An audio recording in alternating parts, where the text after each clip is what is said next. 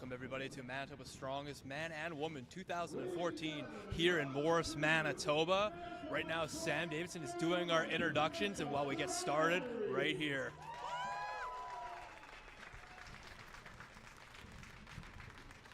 We're going to start off with an introduction of our competitors today. But before I get into that, we just want to thank the many sponsors that we have that make events like this happen. First off, our title contender, Scott Angry. We have another competitor, Good job, sauces and actions over here. So we got some exquisite hot sauces. We have three home installations, two collectibles, the Morris Wellness Center, Red for Siding, and SPD. A really big round of applause for our sponsors that make this event possible. Thank you. Absolutely ecstatic that we have our sponsors here tonight. All right, first we're going to introduce your competitors for Manitoba's Strongest Women.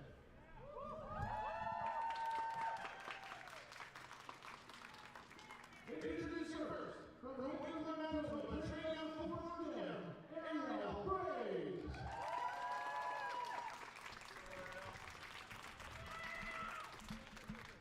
From Michigan, training out of South Side, Mara Rodriguez.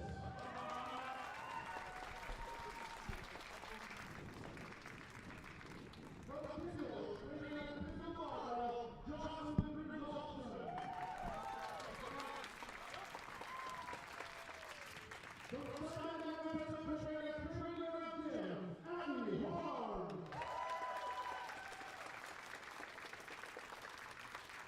From Winnipeg, Manitoba, training out of the Iron Gym, Anna Fung.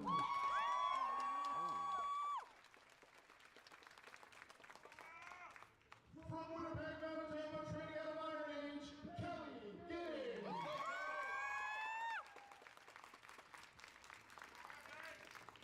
And from Selkirk, Manitoba, training out of Iron Image, Michelle Kamenek. And without defending Manitoba's Strongest Women, one of these competitors will be your new Manitoba's Strongest Women. Give them a big round of applause. Good luck to all our competitors. Stay there, we're gonna get a photo, stay there. Stay there, we're gonna get a photo of her. All right, up next, here are your competitors for Manitoba's Strongest Man. Introducing first, from Selkirk, Manitoba, training out of Iron, Andrew Langelard.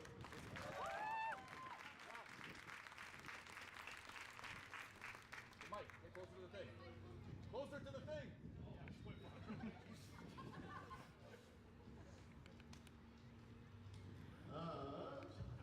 Up next, from Winnipeg, Manitoba, training out of Iron Age, Martin Demirov.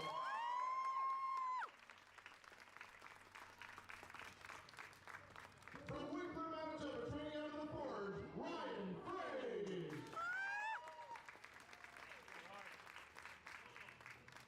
From Dumbbell, Manitoba, training from Training Grounds Gym, Matthew Bouchy.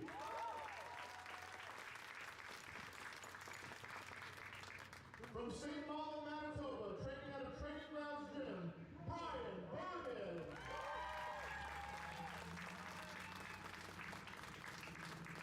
From Winnipeg, Manitoba, training out of the Brick House, Clinton Crab.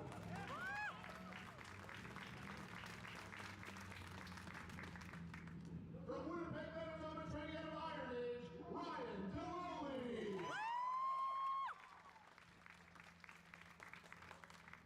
Also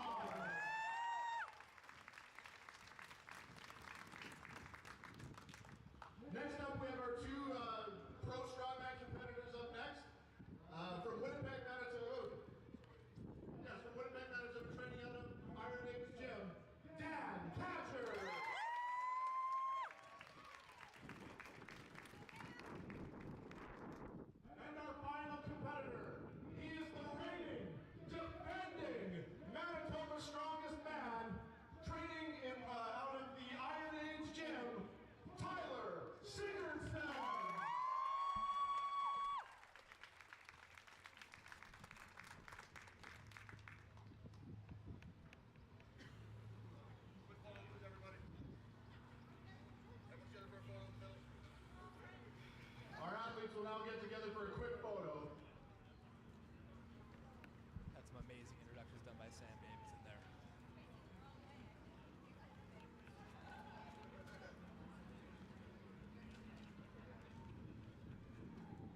We ourselves a great, gorgeous day out here in Morris, Manitoba. Everyone's really looking forward. The crowd is ecstatic. Folks are on their feet, just really looking forward to this.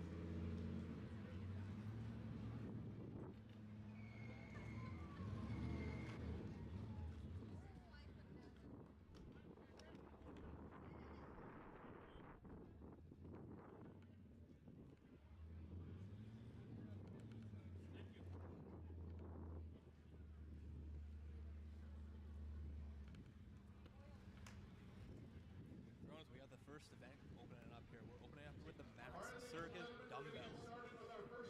Want to explain a little bit about it for us? Yeah, so we can actually throw up the rules for the event. So athletes will be able to lift the dumbbell to their shoulder with both hands. However they want, they can lift it to their shoulder.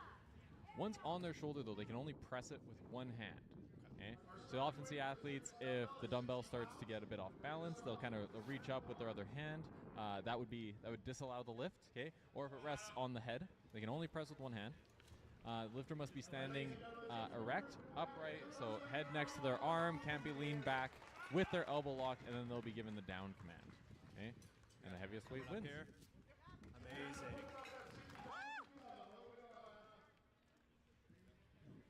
You want to explain that they can skip a weight? Yeah, so the athletes are allowed to skip weights. So that the advantage of that, you get a bit more time to rest. Don't have to exert yourself quite as much. But disadvantage is you can't go back down. So if you skip a weight and then you miss the next weight up, you're going to lose out on a lot of points. I'll also try to switch back and forth between our men and women here, because it looks like they've, just for the efficiency of the competition, they've decided to alternate. Go back and forth. And right now we see the women opening up with 60 pounds. Ariel coming up here. And just making that look easy. We also have the men opening at 130 pounds.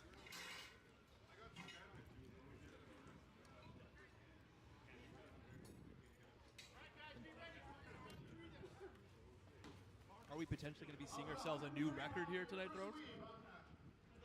Well, we'll certainly see a lot of personal records.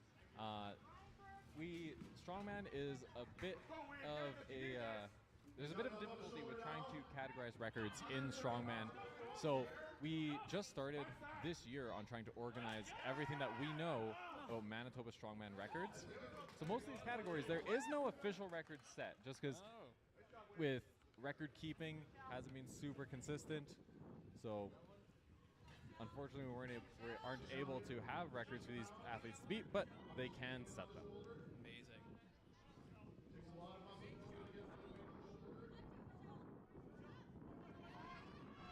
She's strong. I gotta just grind that out. Amazing. Yeah, Michelle is not known for her pressing. She is a deadlift specialist, and usually if you're good at deadlifts, you're generally going to have long arms. Yes. And long arms are not great for pressing. No, absolutely not. And kind of same situation with Ryan here. He's going to regroup himself and dial right back in. He wants this. He wants to hit this. Ryan also stepping up big time as far as weight classes. He competed at Tolstoy in the 120s, and he weighed in under 210. Wow. Oh, sorry, I used kilos and pounds there. Fair. He competed at 264, Yeah. and he weighed in 210. Amazing. That was just a couple weeks ago, so. What's he weighing in at today then? What did he come in at? This is only an open weight show, so there were no weigh-ins. There were no weigh-ins. We have no official weight. He didn't actually tell you personally what he was weighing in at. Ooh. And you see there, it started to get off balance. He reached up with the other hand. Well, exerting all that energy on those first two, especially on that first one, he thought he just almost had it. Amazing. Good lift from Abby. She's one of our newer competitors, so not too sure exactly what her numbers have looked like. Same with Jeremy here. He's he's new on the scene too, and he's just absolutely coming out of nowhere. Next we have Mars coming up. But he's looking really good. Come on, Mara. Focus on Mara's face. Getting that dumbbell up to the shoulder.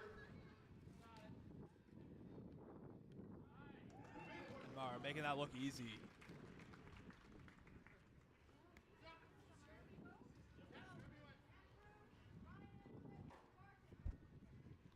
There we go. Now we got the men's and women's weights up. There we go.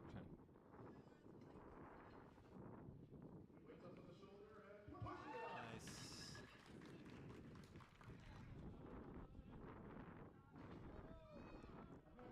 You know, Jocelyn hasn't been posting a lot of her training, but I've heard from the rumor mill that she is very good at Circus dumbbell. Wow.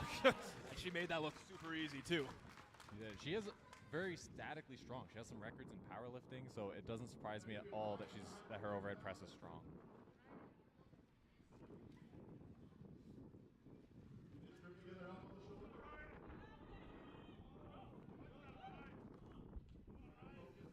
He's really dialing in here, and just got it.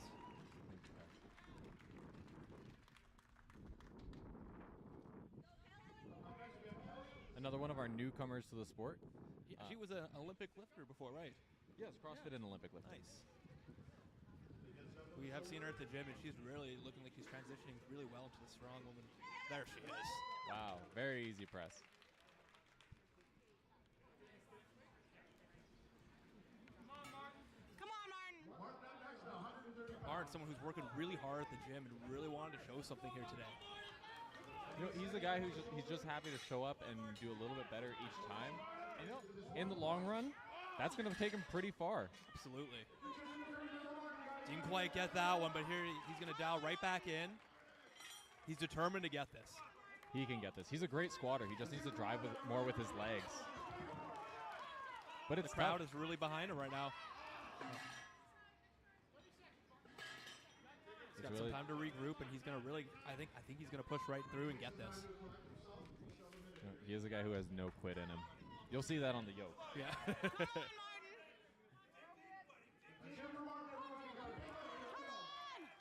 He can get this. He needs to take his hand away for the press to count. Here we go. Just wasn't quite able to get it. All right, up next we have the 70-pound dumbbell now with Anna. So women are now going up to the 70 pounds. Come on, Anna. Moving up to the shoulder, getting herself steady. Nice. Very easy for Anna. You know, she didn't get a ton of training in prep for this competition because just 3 weeks ago she was competing at Canadian Nationals for Olympic weightlifting. Amazing, and those are definitely two different areas of training. Absolutely, what you're trying to dial into. It's very different. Luckily, when it comes to Circus dumbbell, you know, she's very familiar with that dip and drive from Olympic lifting. So there's going to be some transfer there. It's going to be more of the other events that she's going to be less practiced on. Thrones, if you can let me know, Come on, is there a certain arm that you're gonna lean towards? You're gonna lean towards more your stronger arm that you're gonna use going into this? Generally, it's going to be your dominant arm. Yeah. This is a very technical exercise, so it does require a lot of coordination. But we'll see in a little bit when Tyler is taking his turn. Oh, the men are moving up. Would there be maybe some advantage to switching between arms when you're moving up in weight, or that's not something you can do? You would be allowed to do it. That is a strategy that some people use on a 4 reps event, but not so much for max. But sorry, as I was saying before I had to change the weight there, generally you're going to use your dominant arm, but our reigning Manitoba strongest man, Tyler Sigurdsson, he is left-handed, but he presses with his right. Next for the 140 pounds, we have Clint.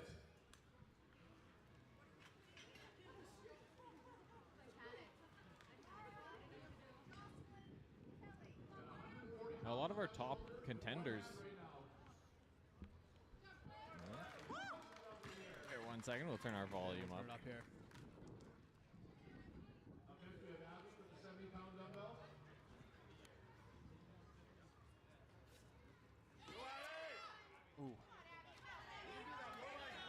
Abby almost just had it here. These are 70 pounds. She's throwing up on her shoulder. Almost get there. It is. Oh, no. that didn't get the Oh. down command. Thank you for your feedback, Simon. If there are any issues with the audio, please let us know so we can make adjustments as soon as possible. She almost had it there. She almost got it on the first one. If she could have just controlled it a bit better. She has the strength. We heard Devin, our official here, say that she was moving, and that's why the down command did not come out. Oh. She got 5 seconds to really put it in and drive right through. Here we go. Come on, Abby. The crowd is behind you. Oh. With that much fatigue, it's going to be tough to come back from that.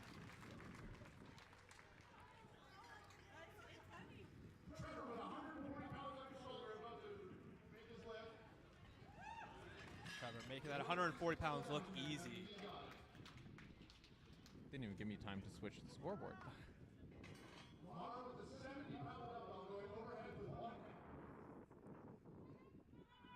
Come on, Mara.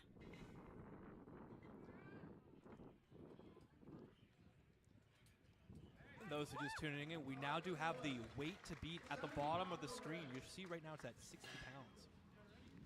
It'll bounce back between the men's weight as well. The sheet may be a bit misleading on this max event because it will show just the highest out of any finalized scores. Fair enough. So as you see, some of the men they zeroed it. No, but since we're only on the second weight, nobody has successfully lifted 130 yet while missing 140, and then that'll change to that being the weight to beat. Obviously, we have a lot of competitors still left in the That we competition, do. so expect those numbers to climb quite a bit.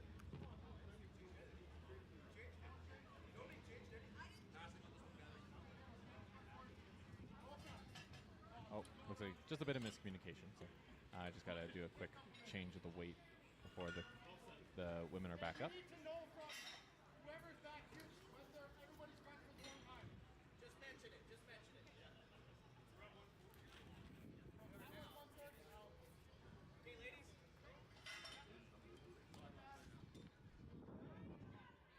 How much of a jump are we looking at getting it here? I'm not sure exactly what they added to the dumbbell. Imagine this is probably... Wow, Jocelyn. Oh, actually, this would still be 70, I think. Still 70? Yeah. I think they thought they were starting a new weight, but they weren't. Ah. Because you can see Jocelyn and Kelly are the two last competitors to take each weight. And yeah, we just seen Mara, so that would have been 70.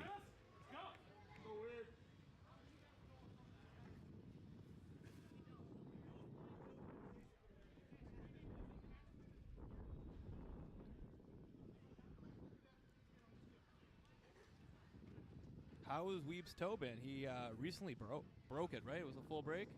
As far as I know. I mean, Yeah. that would shock me if it was not... the picture was pretty bad. It was for anyone who doesn't know, Weeb, just I think 4 weeks ago, dropped a 280-pound keg on his toe.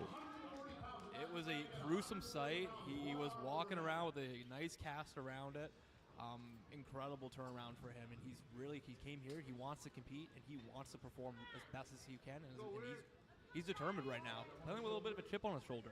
Yeah, and you don't want to see the picture, trust me. No, no, you do not.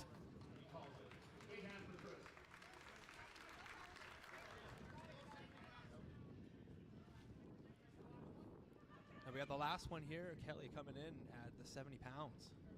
I think this will be easy for her, based on the 60. This one shouldn't be a problem, I don't think. Although, I will say, dumbbells can throw you off. Some of them, the sleeves are a bit longer, so they sit a bit differently on your shoulder. I mean, that wasn't an issue for her. That was at not for all. her. No, she made that look easy. But this is, I just bring that up because this is not like the dumbbell that she's been practicing on. What would be the difference that's between this dumbbell and the one that she's been practicing with? Biggest difference is the sleeve length. So the one that she's been practicing on, she's able to rest it more straight on top of her shoulder, whereas this one, because it's longer, it has to sit more behind her head. And is there a difference between the grip, like where you're wrapping your hands around? Is this one a little bit thicker, a little bit lighter? Is there a specific like size that it needs to be as a circus dumbbell? There are differences in the dumbbells. So this dumbbell, I did get a chance to use it. The one that the women are using has a smaller handle than the one that the men are using, which is very nice for the women. They do tend to have smaller hands, so it's proportionally probably about the same. But for a lot of these women who have been training on dumbbells with thicker handles, this is probably going to be more comfortable. And our first one up with 80 pounds. I expect it's still looking easy. Still looking it easy.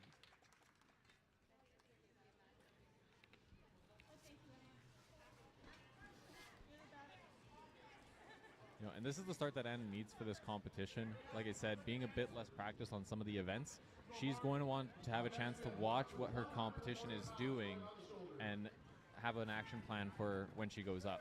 For anyone who doesn't know or isn't familiar with strongman competition, the order of each event is based on the placing in the previous event. The better you do, the later you get to go, which means you get a chance to watch your competition and see what you have to beat. I'd say that's definitely to an advantage for you too. You get to see kind of how everything is going with it, seeing what weights are being hit, and that's where you can kind of position and get yourself kind of ready to go in that sense. And save your energy.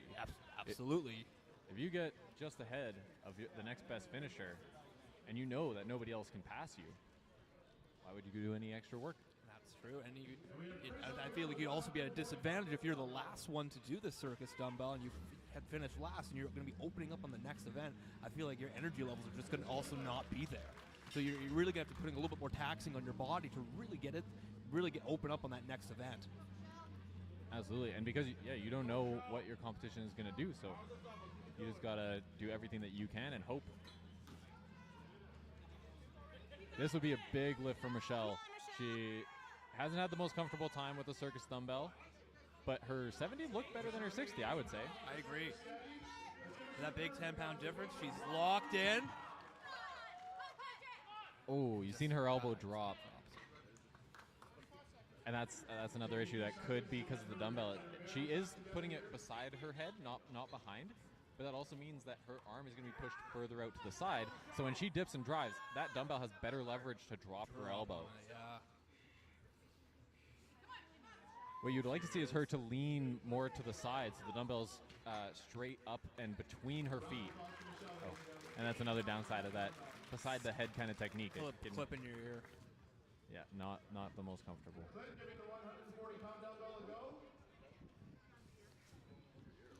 What are we looking to see for some personal bests tonight?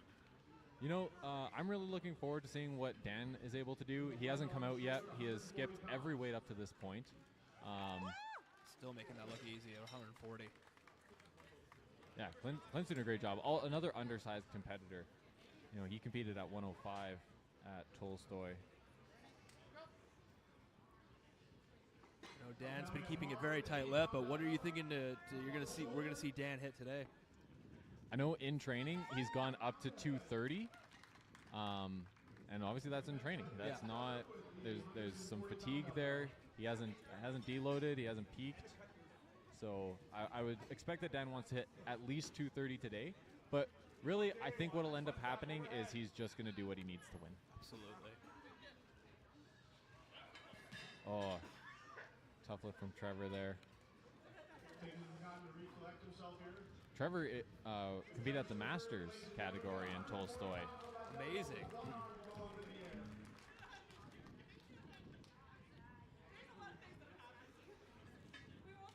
on, Trevor. Come on. You're kind of seeing the same thing that we've seen with Michelle, where that beside the head technique, if you're not able to really control the dumbbell, it's going to throw you out of position and it's going to make the press really hard. You're really starting to see that dip happen too.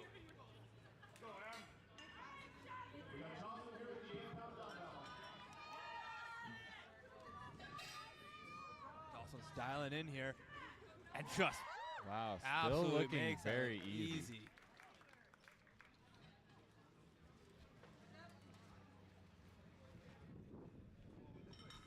Looks like we're getting a little bit of a weight change here. So the men's have just moved up to 150 pounds.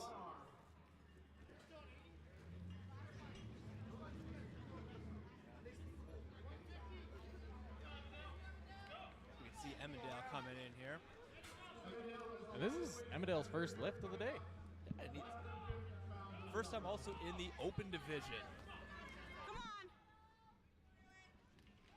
Oh, look, and making that look easy. Yeah, very easy lift for Emmendale.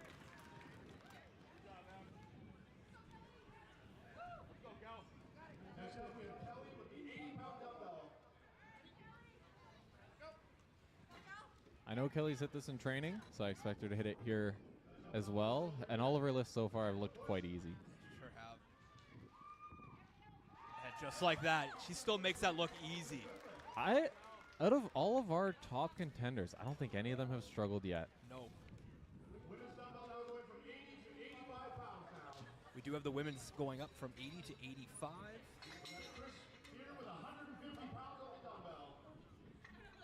Another one of our Masters competitors, Chris Blakely. Still making that look easy. You won the Masters division at Tolstoy. And very strong presser. He has a bench press, I believe, in competition. I think he hit this at the World Police and Fire Games last year of 452 pounds. Wow. These are some impressive weights that they're throwing around. Oh, looks like we're sticking with the men.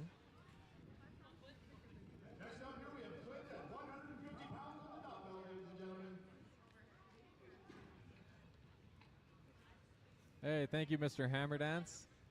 Making sure everybody hits the like button and subscribes. We do love when people hit that like and subscribe button.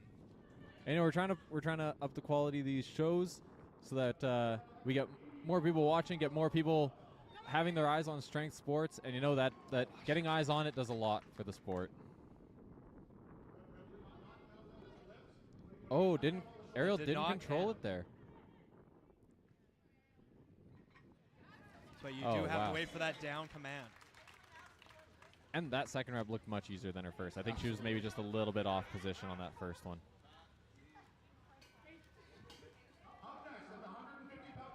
Oh, the first time we're seeing Pat, hometown hero, Pat Gregoire from Morris. He's Manitoba's U105 champion, and he had a fantastic showing at the Arnold's. Yeah, he finished 7th in the world in the 105s at the Arnold's. And you know what? We don't, like I said, Strongman doesn't have the greatest record keeping, but I think it's pretty indisputable at this point. Pat is the best 105 competitor to ever come out of Manitoba. I agree. Interesting strategy we're seeing from some of our strong women. Anna had come out and done every dumbbell up until this 85-pound weight, and then she is skipping this one, saving herself for 90. I'd say that's probably a smart strategy. Would you, with it being a 5-pound jump, would it not make sense for her to actually just wait if she feels comfortable going right into from 80 to 90? Yeah, this is buying her some extra rest while her competition, they seem to just be wanting to get every pound that they can. Shows that she's confident. Absolutely.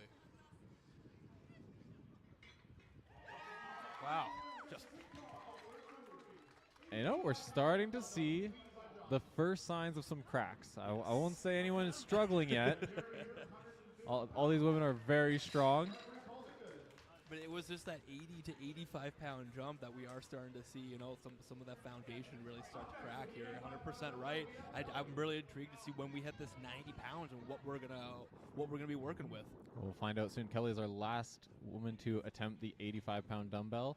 I anticipate this will look just as easy as all of her other ones. I'm assuming so. She is glided by, and she is doing fine.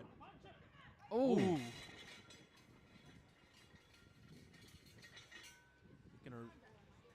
I think that just got out to the side. If she needs to drive it up in a straight line. Oh. She had to walk off from that. Maybe something with the bounce back from it.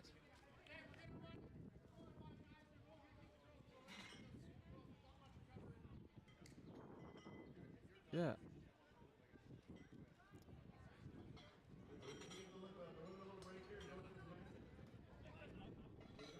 sounds like Kelly might have had a slight injury. She's behind us telling the other competitors about it. We're listening in. But it sounds like she's okay.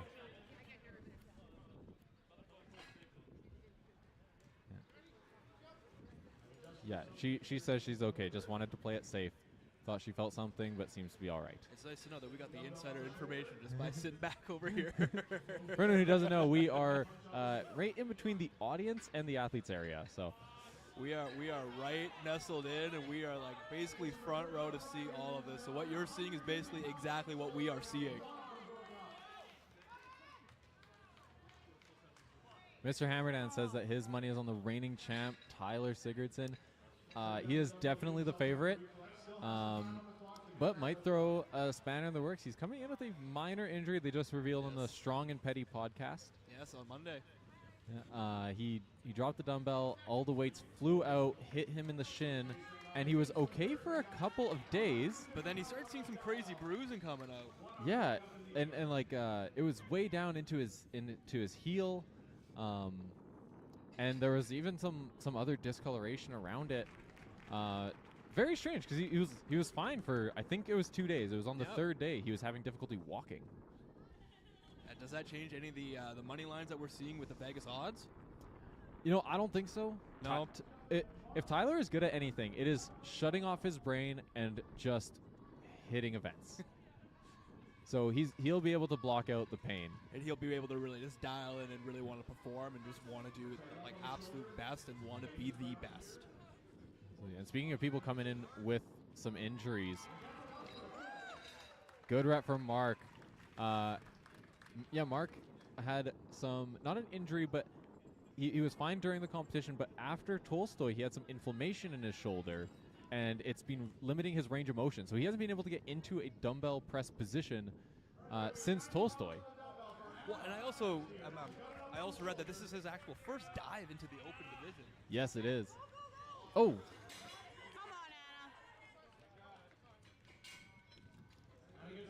on, Anna. And I gotta adjust the weight here because this is now 90 pounds. Anna's really feeling the energy of the crowd behind her. No, not quite. Oh, no. She's got time. She just needs to stabilize it overhead. That's the only thing that's limiting her right now. She's regrouping, getting a little back of that composure. The crowd's getting up, getting loud, and getting right behind her. She is dialed in. She wants to hit this. She wants to do this. There. Oh, no. That is not the result that Anna wanted on the dumbbell. Impressive effort, but it just was not there.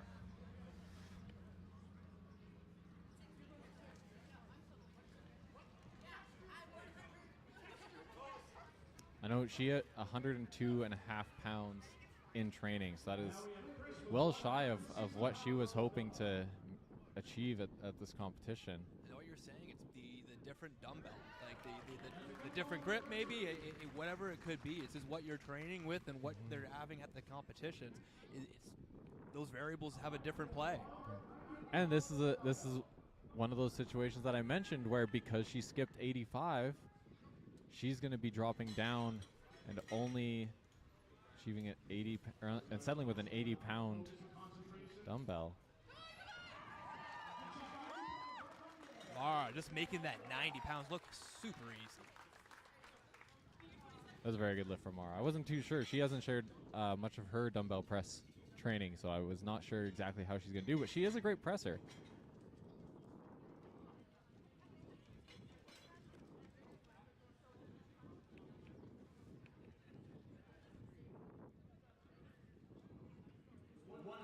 Clint.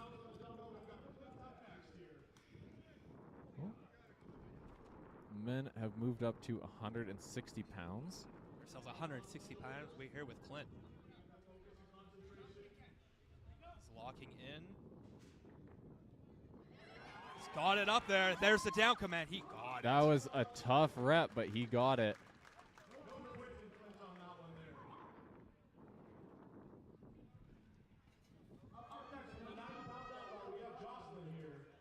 Jocelyn Really moving on with the momentum. She is feeling dialed in. She's really feeling laser focused here. 90 pounds right up on her shoulder. Oh, veteran The move hand there, comes bringing the off. chalk out to the dumbbell.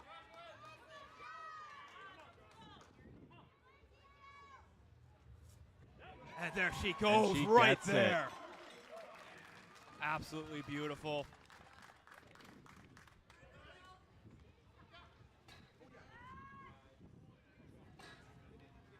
So up next, Matt Bushi.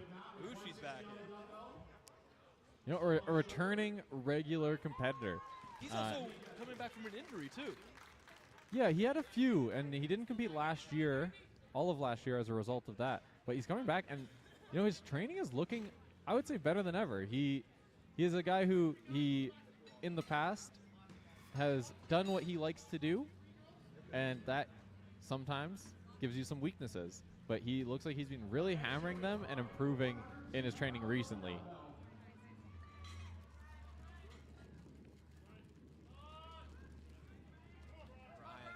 Another one of our newcomers, Brian Bergen.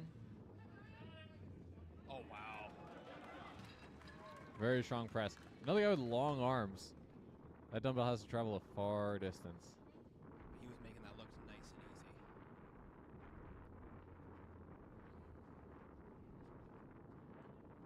Tyler showing up here for our first time here at 160 pounds.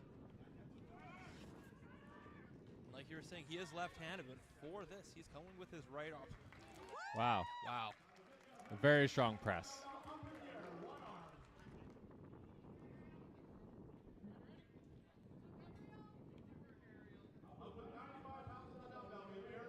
We're at 95 pounds now for the women. And amazing. Wow, very strong press from Ariel. You know, she won the dumbbell at Tolstoy, and so I was expecting her to do good on this event. But for reps, doesn't always translate perfectly to a max effort attempt. So you never know. She is looking quite dominant right now at 95 pounds. Wow. Wow, that was a good rep from Jeremy. I know dumbbell is not his favorite press, but that is looking strong. Jeremy is someone who is always at the gym working and busting his butt as hard as he can there. He is here to prove something, that he is a force to be reckoned with in Manitoba's strongest man.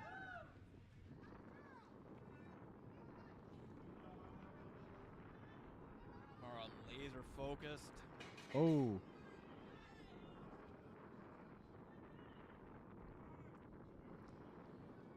Mars is quickly regrouping, catching her breath.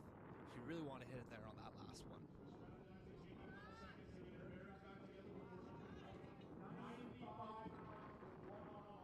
Back up. She's got a really solid position. Catching her breath here. Oh, just barely. unsteady. She pressed it, but she just couldn't control it. And that's the big thing, is just waiting for that down command. You know, and for some of our lifters, and you know, Mara is another person who could be competing as a Masters. Obviously, there is no Masters division here. This is just open. Open to everybody. But you know, the mobility issues can really give you trouble with the lockout. I think that's the first time we've seen Andrew. Sorry, I was distracted. I was trying to remember if he had come out yet, or if that was the first time. He hit the 150 pounds. Oh, okay. Jocelyn has a good opportunity to separate herself from Mara. They're both front runners for the podium, so this is a very valuable point if she can hit this. Jocelyn made that 90 pounds look easy, so here she goes, coming up with the 95 pounds. The hands moved. Here we go. She's breathing in right there. Oh, her elbow moved. No, She caught it. She didn't Caught waste the herself. energy. Jocelyn, here you go. She's dialed right in, ready to press this. No, she's just having trouble controlling it on the Trying to get dip. that control back on. The crowd's behind her. The energy's electric right now. There she goes. Not. Oh. She will Almost finish had in a that. tie with Mara, and that means that Ariel won our dumbbell. She did. She doesn't. She did. She doesn't have to do any more, but maybe she wants the record. There is no women's record There right is now. no women's record as well.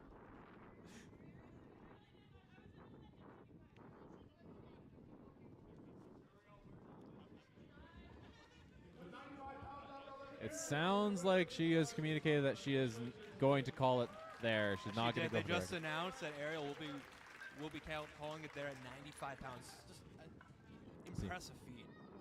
It would be awesome to see a woman press 100 pounds overhead today. I agree. Hopefully she changes her mind. Maybe she'll Real Mark. change her mind and want to just You maybe can just do it. I will say you can see with Mark that mobility is not there right now. Ideally, you want that dumbbell stacked right over and in line with your arm, but he has to have it at an angle. I don't think he's able to get it quite into the position that he wants. And would this be just a comfort, or why? What's the difference between the two? I think this might be because of his injury. Ah, He had it in a better position there, but maybe fatigued himself trying to control it in that first clean. for those watching, it's 160 pounds right now for the men's weight. Just impressive stuff. Take a second here to adjust the weight so we bump up. Oh, looks like they're loading up another dumbbell. Are they gonna be running two competitors? So right now we are increasing to 170 pounds for the men. Wonderful pan of the audience. You can see how many people are in the crowd here today in Morris. It's really amazing to see the amount of energy, the amount of people that want to come out and watch strongman. It's such a growing sport right now, and it's amazing to see the energy and the electricity behind it. A lot of it's word of mouth right now. People want to be there and want to come watch strongman events. And I think having a hometown hero in the competition, Pat Gregoire is a threat to be on the podium. I think he will for sure be top 5, and the lightest by a wide margin out of anybody in contention for that podium spot.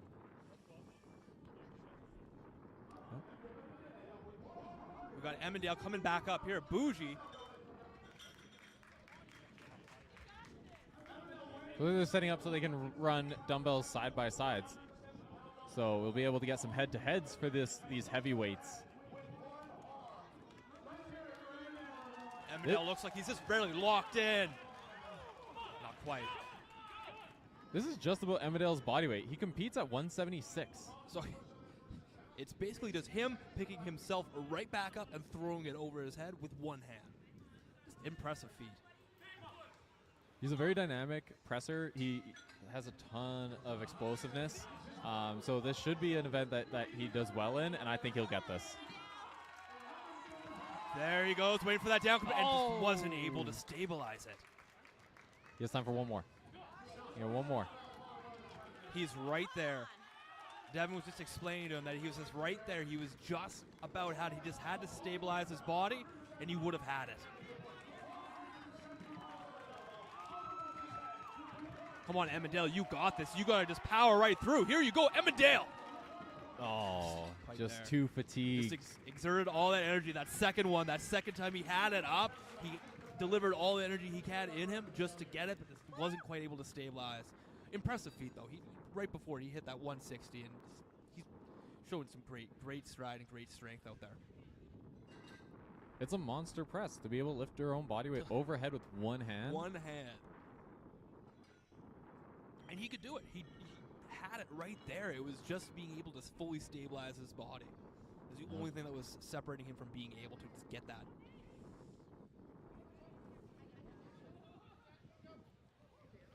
There's Blakely, one of our tallest competitors of the competition. Oh, how tall is he? Is he at? I believe he is 6'4" or 6'5". Oh boy. Second tallest. I think Andrew's the tallest. But Does that give you any advantage in this, or that just means you get the longer arms are associated with being taller?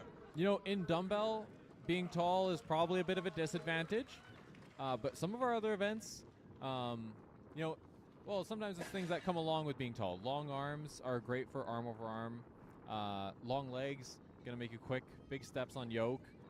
But particularly where height is going to be a difference maker is going to be on our last event, the stone load. Stone load, yes.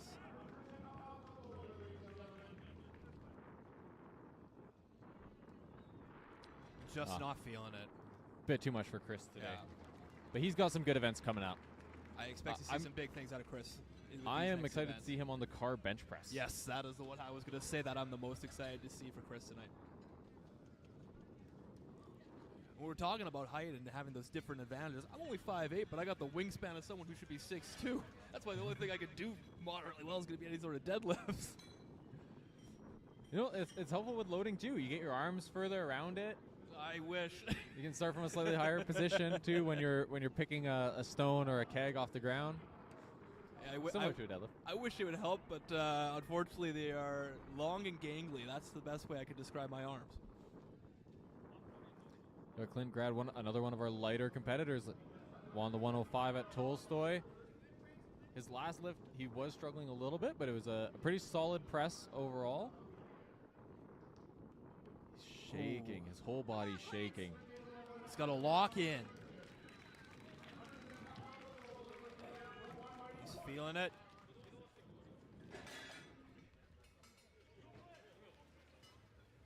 But Clint isn't going to give it. He's going to get this one more try. He's going to just catch his breath.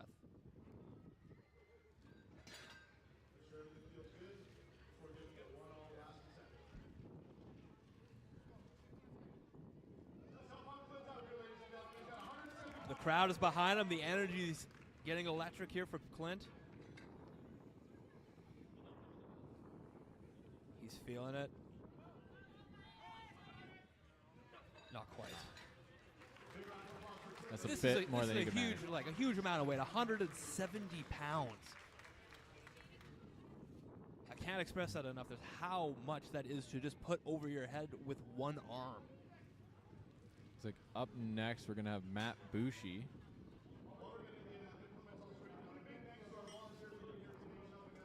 I will say, Matt Bushi, he could potentially skip this.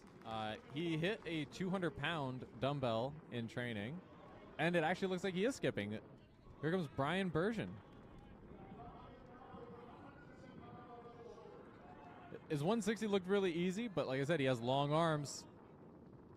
Oh, he still made that look easy. You know, he gets a ton out of his legs on that press. It doesn't look like he's actually pressing at all. He's jumping and catching. Jumping and catching. Hometown hero, Pat Gregoire. This is Morris's own. Wow. That was a very easy press.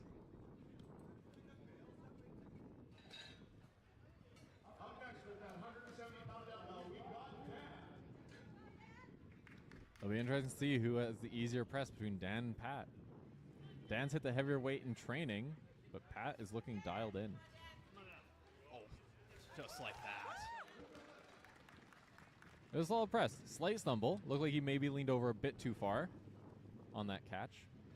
I feel like Dan is going to be someone that's good. The further the competition keeps going on in this, he's going to feel more and more confident going in.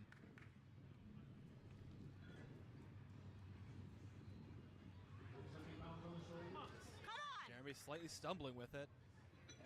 Oh, he wants to refocus. Was there an advantage to maybe putting the shades back on? You know, I think that's why he put it down. He realized he wasn't looking cool enough. Pictures wouldn't be good enough. He wants a nice photo out of this. Oh, and just like that, maybe it was the sunglasses that helped with it. You know, you got to put on a show sometimes.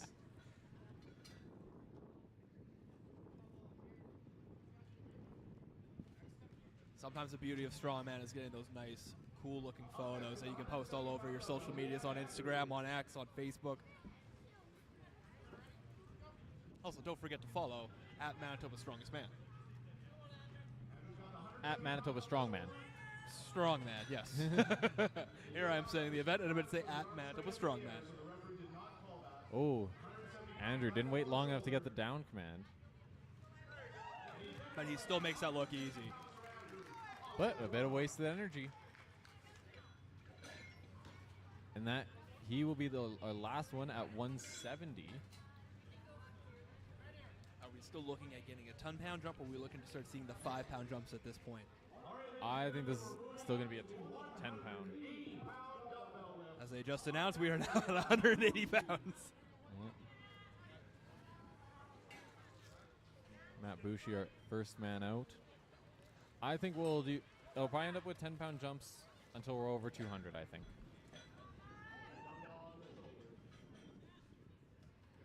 And just making that look easy. Wow, that was a very easy press to start off our round of 180 pounds.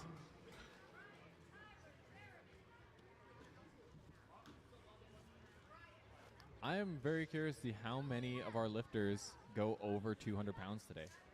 That'll be probably where we're going to start seeing most people start dialing out. Is going to be around that 190 to 200 pounds, I think.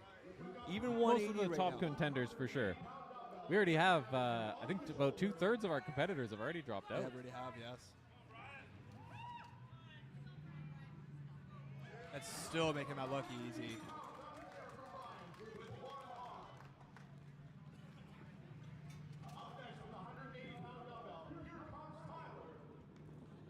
A reigning Manitoba strongest man. It looks like he's been taking every other dumbbell. And that's definitely what you're saying. Just saving some of your energy, but also still making sure you're gradually increasing. Using all that extra energy to good use. That did not look like it bothered him at all. I don't think we'll see him again until 200. I don't think so either. I think he'll skip the 190.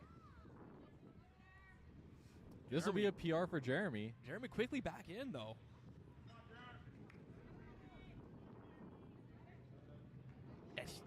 Oh, just wasn't quite able to stabilize. He got it. He got it. They count it.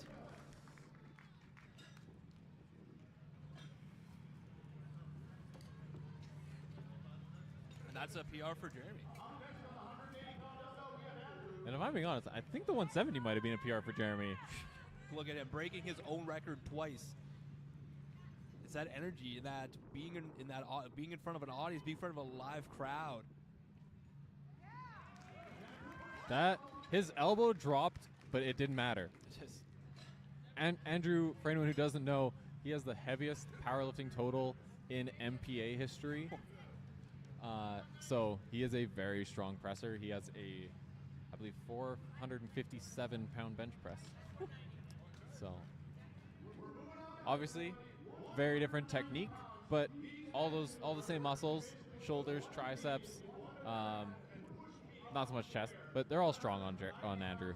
And he has held 4 national records and 13 provincial records as well, right?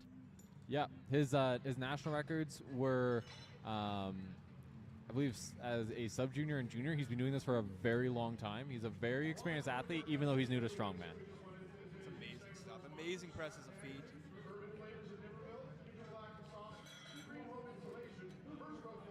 Look, we had a lot of skips on that 180. That we did. But that's what you were saying. You don't want to exert too much energy. That's what we saw just with Jeremy there. He hit the 170 and then was quickly back in to have to do that 180. Mm-hmm.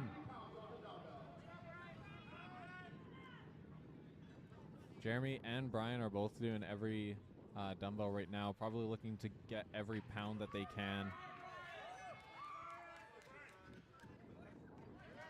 Got it.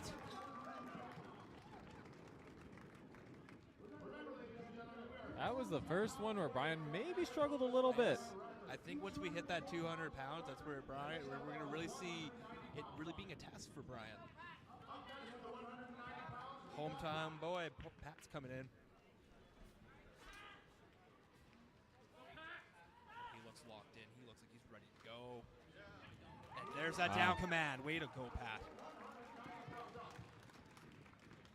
Solid press from Pat. There is going to be a huge gap in the scores here because our last competitors who dropped out were at 160. Wow.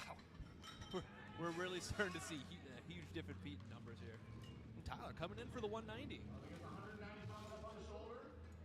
It just still makes that look easy. Yeah, I'm surprised he did come out for that. We just got your comment. We will turn ourselves up a little bit here. Up next to that 190-pound dumbbell, we've got Dan up next.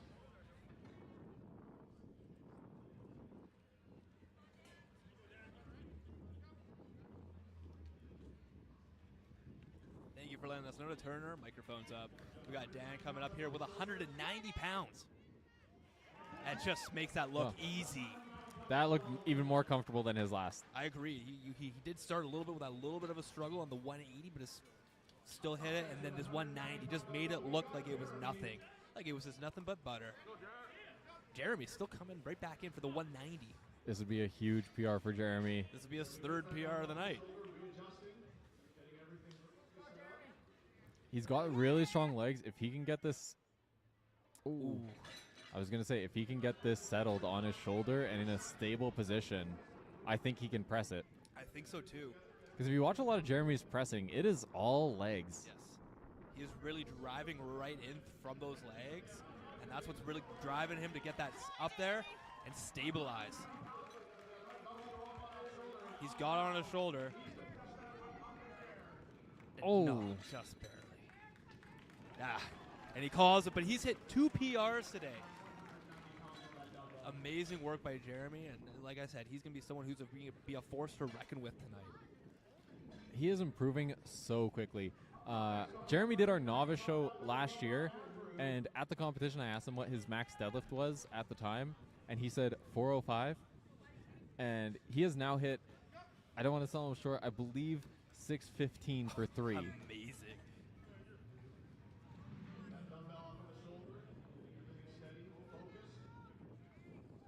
Wow. It was a strong press from Andrew. He looked a bit unsteady at the top. And that's what we were saying, around this 190 to 200 is where we're really going to start seeing the struggles. And Andrew, not as used to overhead pressing, he might be a bit more limited by mobility. Powerlifters, not necessarily known for their overhead mobility.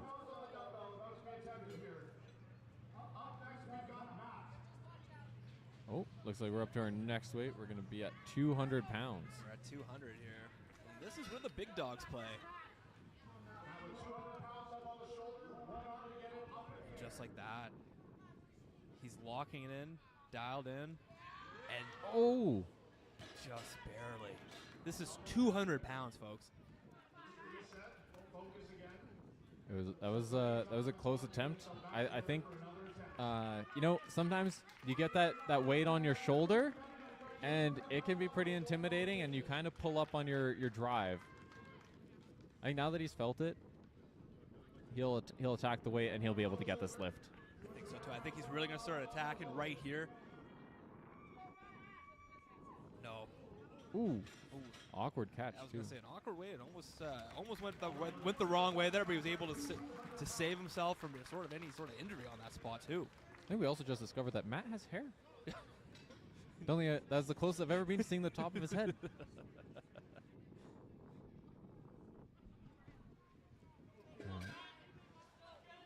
Up next, looks like it's going to be Brian Bergen.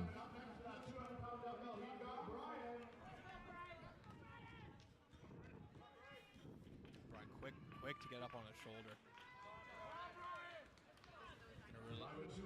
He's also drives a lot with his legs, so if he can get it in a solid position. And there it is. 200. No. He did not get the down command, and he didn't even notice that he didn't get the down command. Devin did not call that. Brian has to do it one more time here. I feel like he could do it.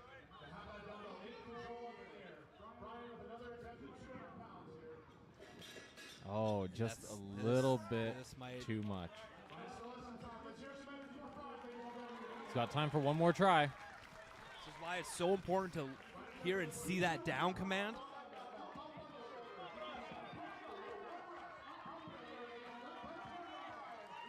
Brian's locking in here. Oh, tough press for Brian. Amazing efforts there by Brian, though. Like, really, he nearly just had it. And that's what we were saying. We're now at that 200-pound point that we're going to start seeing people really start dropping off here. Speaking of people dropping off, we're down to 4 competitors left. 4 left. And all of them are podium contenders. Absolutely. Pat coming in hot here.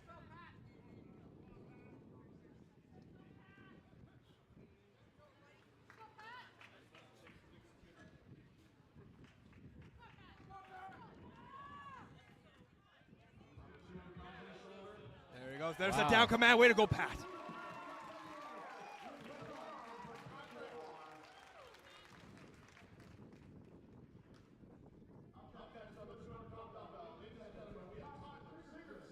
We got Tyler now coming in.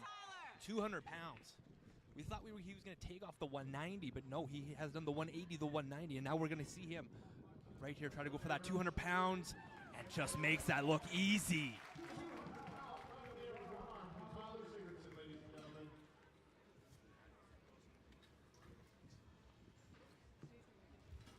Crew adjusting the dumbbell, making sure everything all set up.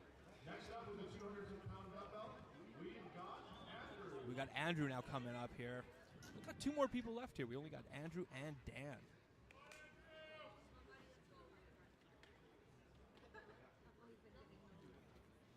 Andrew's looking to lock in here. Andrew, you're putting 200 pounds. Right up onto his shoulder. He's got his arm taken off. He is ready to go. There. And he gets that command.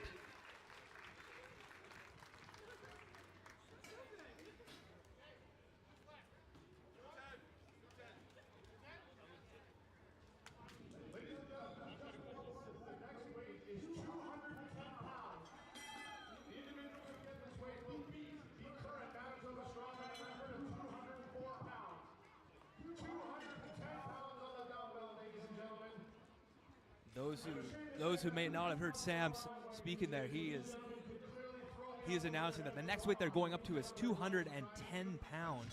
He's talking about the new a new record because it's being held at 204 pounds. Anyone that's going to be hitting this at 210 is now looking to set a new record.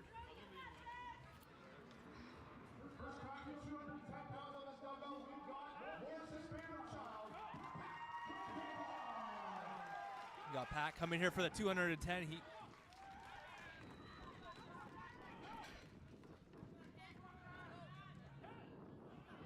just looking to drive that out. He's got his arm released, driving hard. No, he just didn't release that grip. He's got still up on his shoulder. Pat has got the crowd right behind him. He is feeling this energy of the crowd, the electricity. He wants to hit this.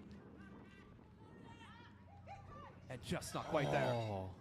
And what a difference that makes from 200 to 210 pounds. You know, like I said, with Pat's another very explosive athlete, gets a lot out of his legs, and when that's the case, if that dumbbell isn't stable on your shoulder, it just feels impossible. You could tell you could barely get that up from there, but still, what an impressive performance from Pat. And you know, I'll say Dan and Tyler, both known as better dumbbell pressers than Pat. I think this is about as good as he could have hoped for, or sorry, as good as he could have expected. He obviously hoped to do his to win. You always hope to win. Always wanting to win. Tyler here at 210 pounds. And so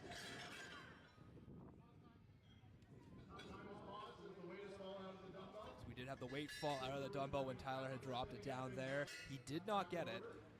You know, when Devin was showing off those collars to me before we started, it's like, feel how solid this grip is. Maybe it's just a huge difference now that it's 210 pounds. Maybe it's just with those, it's just falling right off. A little bit of force, a little bit more of that momentum coming down and hitting those mats. Maybe that's why these collars are falling right off. I know Tyler is absolutely capable of this. So we got the time right back on. Tyler coming in, throwing it right up onto his shoulder.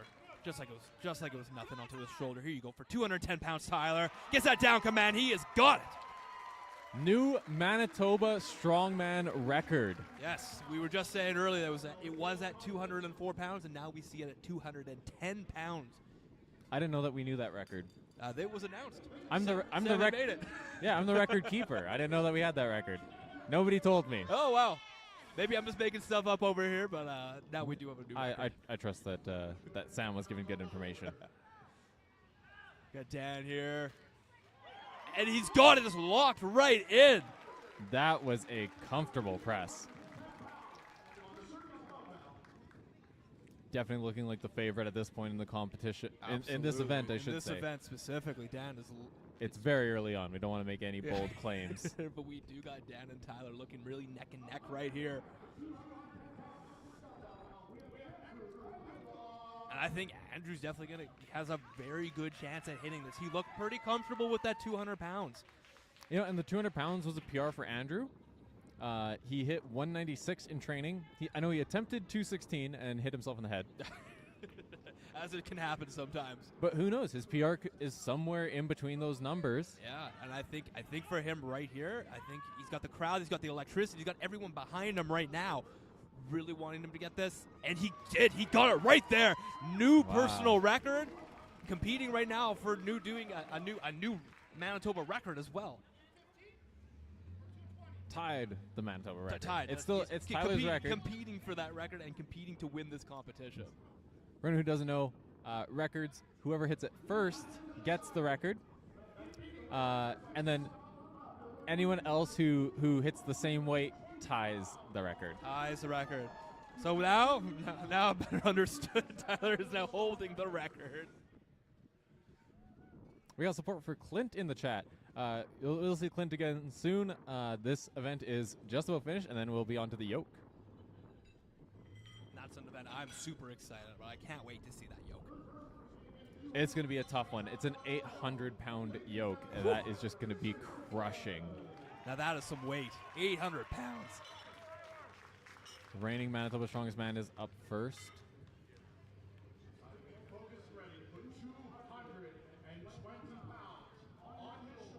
220 pounds. They were kind of discussing if they wanted to do 215 or 220, and they went right up to the 220.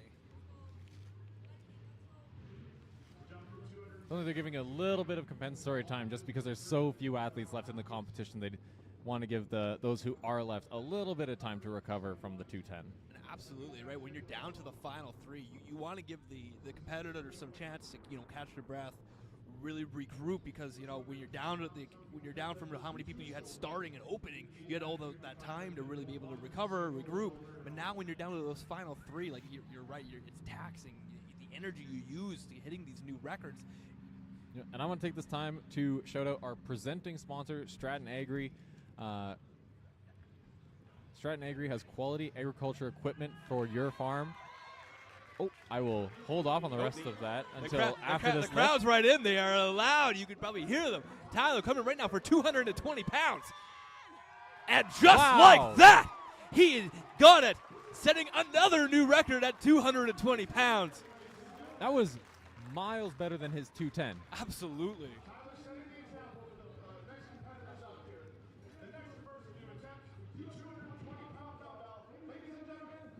Dan is laser focused right now. If there's one thing Dan wants in this entire competition, it is to not lose this event. No, this is his event. He wants this event.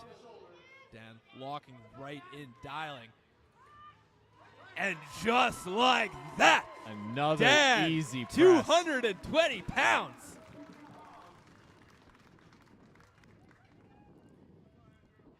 Andrew right here, he still wants to be with them.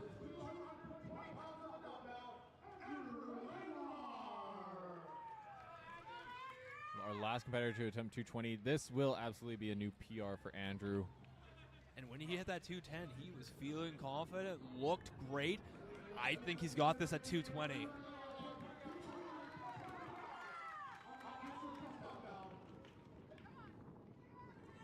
Right up there on the shoulder. He's got to release that arm. Driving with his legs. Oh, just an barely. inch away.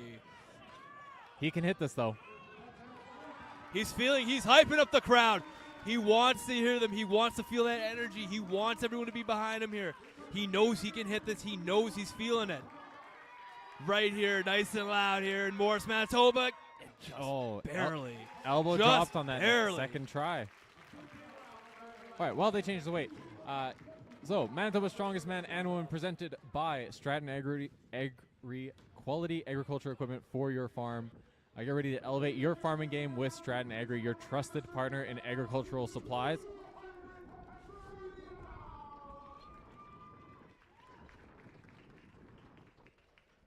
And we even had an endorsement from one of our regular strongman competitors, Garrett Wurstiuk, said on our sponsor post, "If I need anything agriculture related, they are my first call."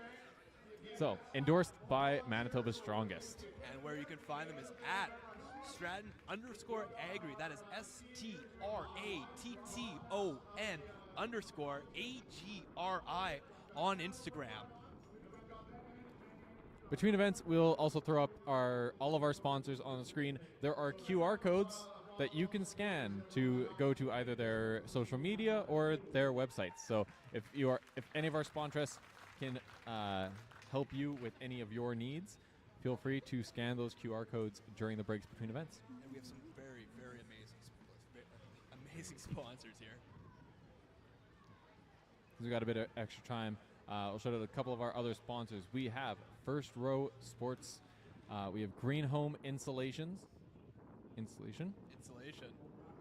No, multiple installations, clearly. Intergalactic Sauces, Morris Wellness Center, Urban Flavors, and Red River Siding.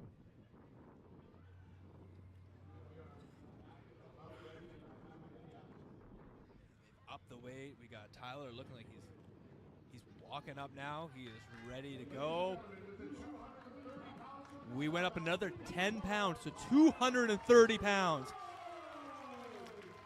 Tyler. This would be a huge lift for Tyler. This would be a new PR, and he just set his PR last week. Just said it last week. Tyler easily up on his shoulder. Release that arm. And he's got it! 230 pounds. The smile on Tyler's face. He is feeling this. He is not letting Dan get away with anything. He is pushing him to his absolute limit. He is absolutely pushing Dan to his limits, putting Dan on right now that Dan needs to do this. Dan has got this. He feels it.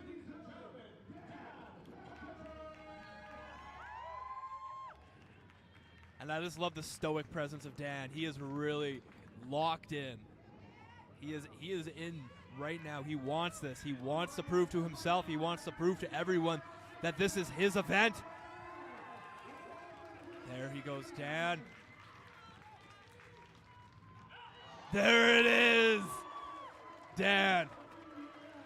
And another tied 30 provincial pounds. record. And him and Tyler just laughing with each other there. They both know they're in very much a competitive spot right now.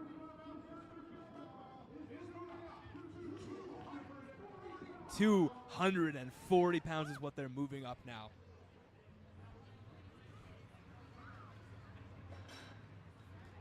This would be a massive lift for both of our competitors who are left in this event.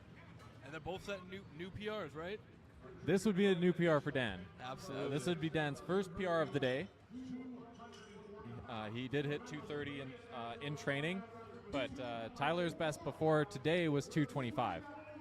That's just these are some amazing numbers. I can't stress this enough. We just saw two men put 230 pounds over their head with one arm. And we're a full 100 pounds heavier than the starting weight. This is some incredible performance of strength. Single arm strength even. As we see a pan, we see more people filling in. This is an electric event. The crowd is ecstatic. They are loud. They are on their feet. 240 pounds on the circus dumbbell going up in the air with one arm. And we now see our competitor, Tyler. We got Tyler coming out.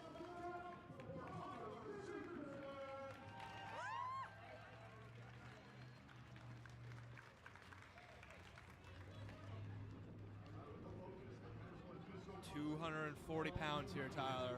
This would be a huge lift for Tyler to get this, but the 230 did not look like it was his limit. He's catching his breath, really getting into it. Just like that, quickly up onto his shoulder.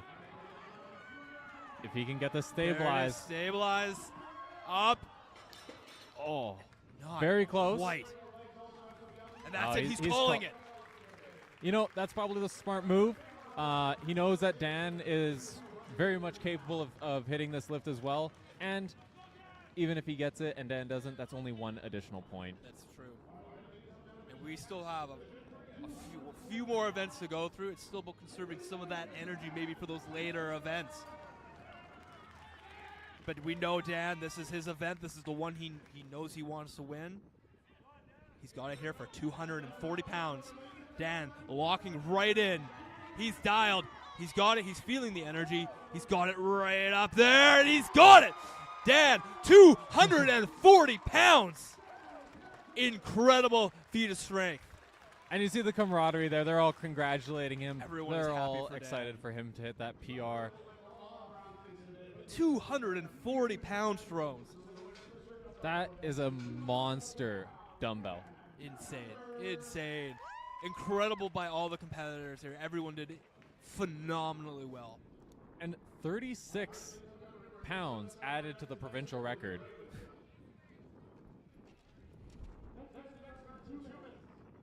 With our next event starting here, we are going to be doing the Yoke.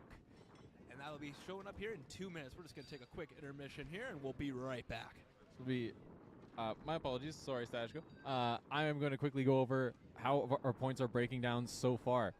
So, in the women's side, quite a few ties have led to things being a bit closer than I think the discrepancy in weight would have indicated.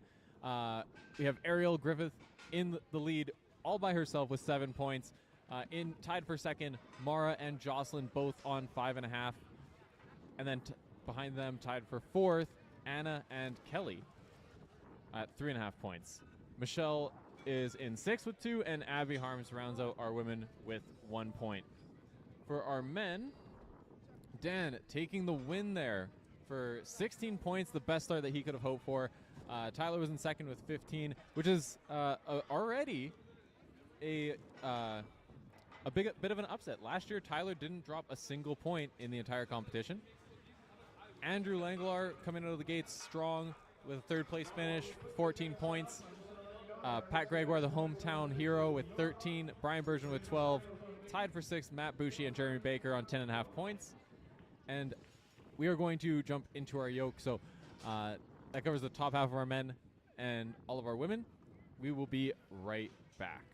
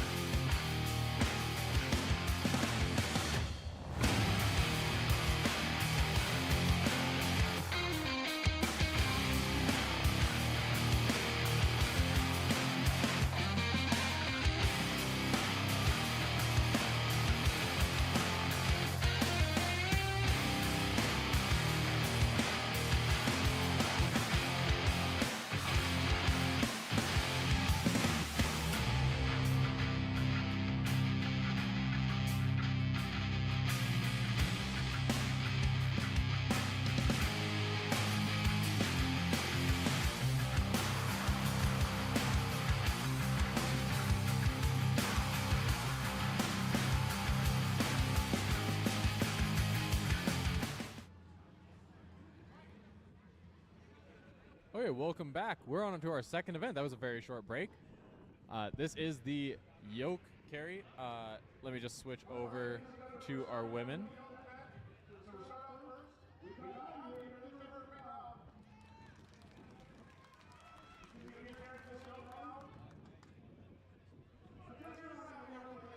Abby just flying right now. Wow. This is a heavy weight for such a new competitor to be moving this well. She is moving. She is grinding those legs. And just so everyone knows, you can drop it as much as you want. But you only got a 60-second time limit. The only thing that may be a disadvantage is if there's any sort of excessive sliding. That's the only time you'll see some sort of penalized to the time, but that'll be at the ref's discretion.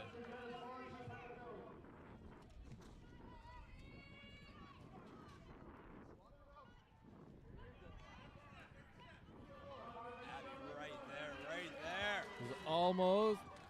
Gotta pick it right back up. She slid across line, so she has to pick it. And there it is.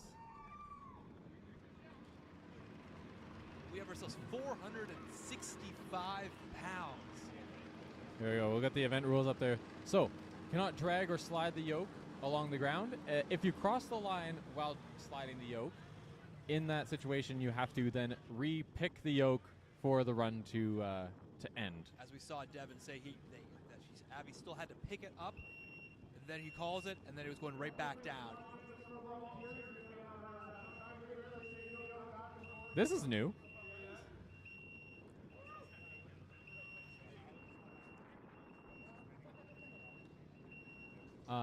Additionally, for the yoke, the time will stop when the front of the implement crosses the line.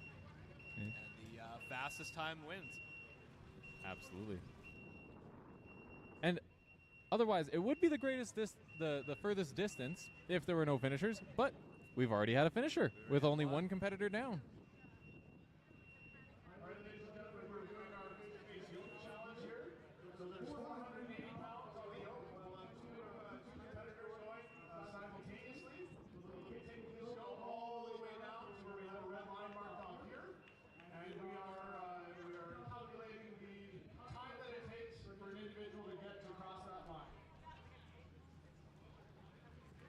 Amazing setup here by Thrones. We get to see both competitors competing. You see both of their names at the bottom left and then at the bottom right, and also what gym they're representing.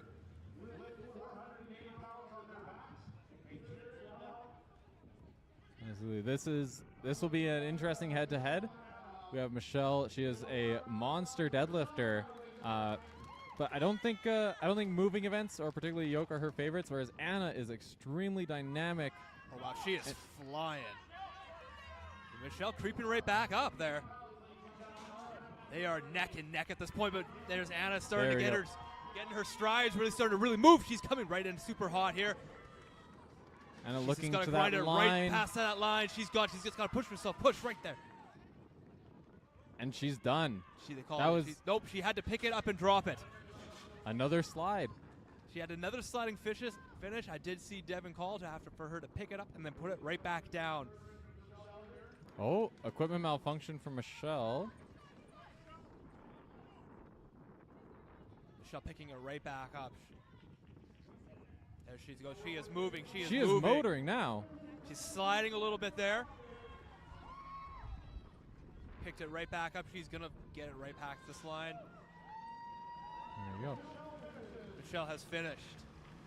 Both carrying, I believe that was 485, what Sam was saying? Yes, they announced it as 485 pounds. Which is different from what was announced before the competition. As you can see on screen, it was announced as 465 pounds. Our mistake with the wrong weight to start, but we are at 485 pounds. Doesn't look like we have any results confirmed yet. Yes, please hit that like button and subscribe. Oh.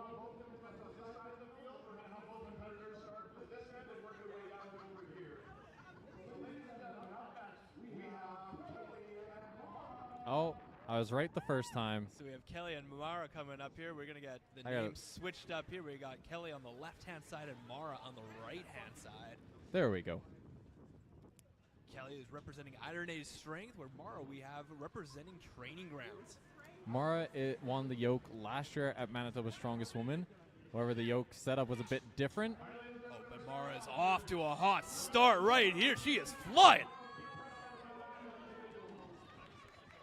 If she can get a clean Just run going. here, she'll She put is- herself she might well just into go the lead. all the way to the end. Mara, there's no stopping in sight. She is right there. Kelly is grinding out right here. She is moving. She is continuously moving those left and right legs.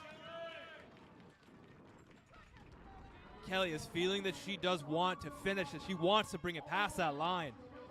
She is dialing right in here. Just one foot in front of the other. Keeps moving. And every inch counts. The further you move it and wherever you finish, that is still going to count towards your total score.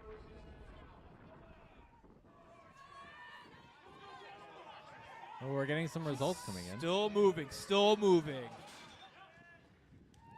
That's And time. that is it. So right now they're taking out the tape measure just to get the exact number of feet that she had taken it to. This will matter.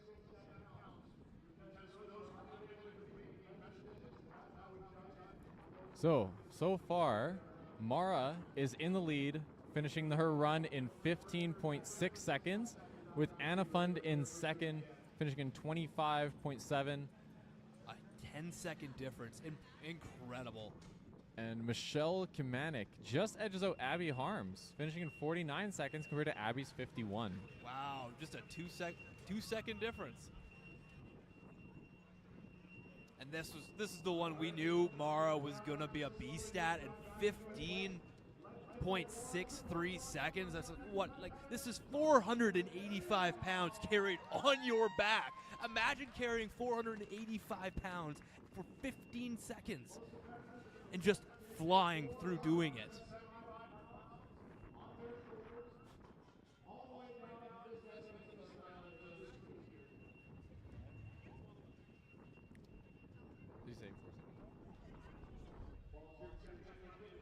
We're getting some conflicting reports on the weight. We have Ariel on the left-hand side representing the Forge, and we have Jocelyn on the right-hand side representing Tyndall Barbell.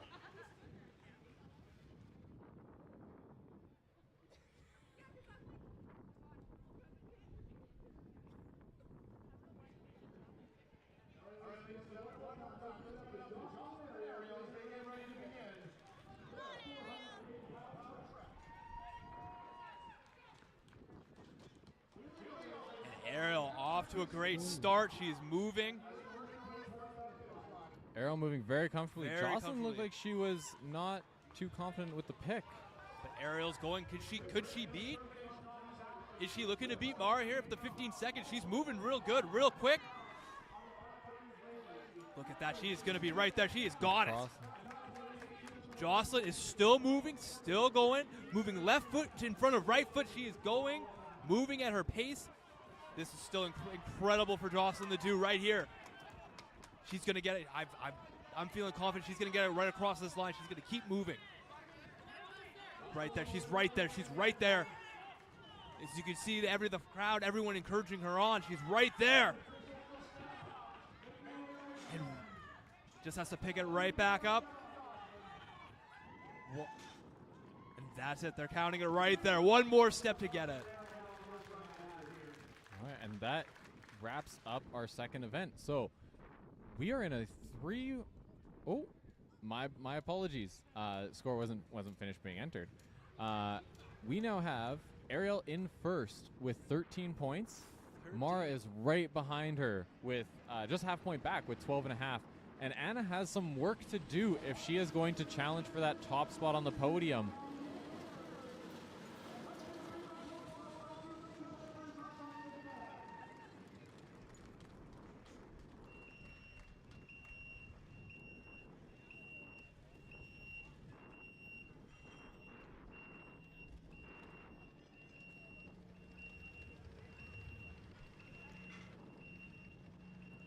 Okay, we are going to have a bit of time while they change the weight for the men's yoke. We'll be bumping the weight up to 800 pounds. Okay. In the meantime, this is the yoke for 80 feet brought to you by Green Home Insulation. Looking to keep your home comfortable and more energy efficient all year round? Look no further than Green Home Insulation. Upgrade your home with Green Home Insulation's top-notch service. Enjoy a cozy living space all year round. Offering the best spray foam insulation in Manitoba, Green Home Insulation is committed to high standards of service, and they proudly stand behind their company. Where you can find them is at Green Home Insulation WPG. That's at Green Home Insulation WPG. And thank you to all of our wonderful sponsors. In addition to Green Home Insulation, we have Stratton Agri, First Row Sports and Collectibles, Intergalactic Sauces, Morris Wellness Center, Urban Flavors, and Red River Siding. If you're looking for any of our sponsors to meet any of your needs, you can follow the QR codes or the links that Sashko is bringing to you. It looks like now we have the 800 pounds loaded on. They're getting it set to the right heights, and now we get to looking at our competitors added in here. We got Martin on the left-hand side representing Iron Age Strength. We got Ryan on the right-hand side representing Iron Age Strength. We're looking to get 800 pounds for 80 feet. They're both moving. They're both going. Ryan feeling comfortable, really moving here. He is starting to get his stride. He is really going. Ryan is Mo's at home during moving events, so Ryan is getting himself regrouping himself, getting that bar back up. Martin is still moving. He's still going. small steps from Martin, but he is going to go for this full 60 seconds, no doubt. He is. Ryan starting to get his second win, get his speed back in him. He's got a great pace. He's really moving well here. Ryan is almost there. He is just feeling it. Martin is still moving here at the back half here. I know we got our screen right on Ryan. Ryan is still going. He's almost right there. He is feeling it. Just got across the line. He's got right across there. that line. There it is.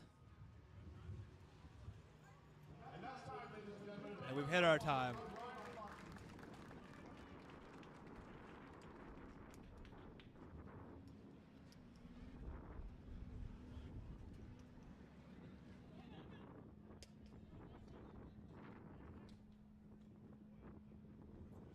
It's nice having this tractor here. Doesn't have to worry about someone going underneath that. You have to move that all the way back. Or have to take off all the weight just to move it, then to add the weight right back on. No, I'm sure our loaders, our volunteers are very, very thankful for the heavy machine doing the heavy lifting. Otherwise, we would have been taking off this weight, putting it onto a dolly, carting it back to only add the weight back on. I mean, that would be a workout in itself for all of our volunteers. You know, sometimes they can fit 2 people under the yoke bar, but that's still 400 pounds. That's still 400 pounds each moving. Oh, or they can slide it. As we were just saying about our volunteers, I guess they wanted to get the workout in.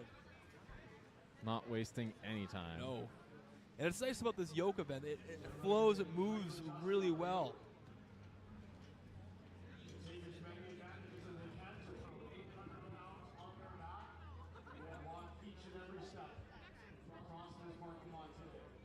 Up next, we have another 2 Iron Age athletes.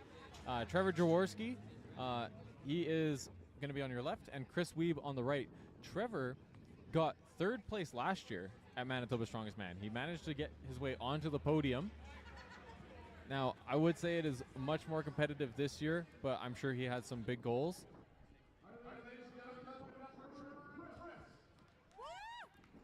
I think this will be a Trevor right underneath. Chris coming in right underneath. And we're off here. We're going. Chris is just trying to get that right underneath his back. We got Trevor really finding it, getting his motion, getting his legs moving. Weeb still just trying to figure out, just get it right where he needs to find it on his shoulders. Oh, Trevor's feeling this. He's got it. He's got his pace going. He's actually looks like he's picking up further pace the further he's moving along here. He you just imagine having 800 pounds on your back while you are walking 80 feet. Constantly just pressing right onto your shoulders, pressing onto your back. 800 pounds. This is incredible stuff. Trevor's really moving. He's almost right there. Just a couple more steps, and there it is. Trevor's got it. That was a good run from Trevor. Chris looks like he's about halfway down the track. Chris is still moving. He's still got it.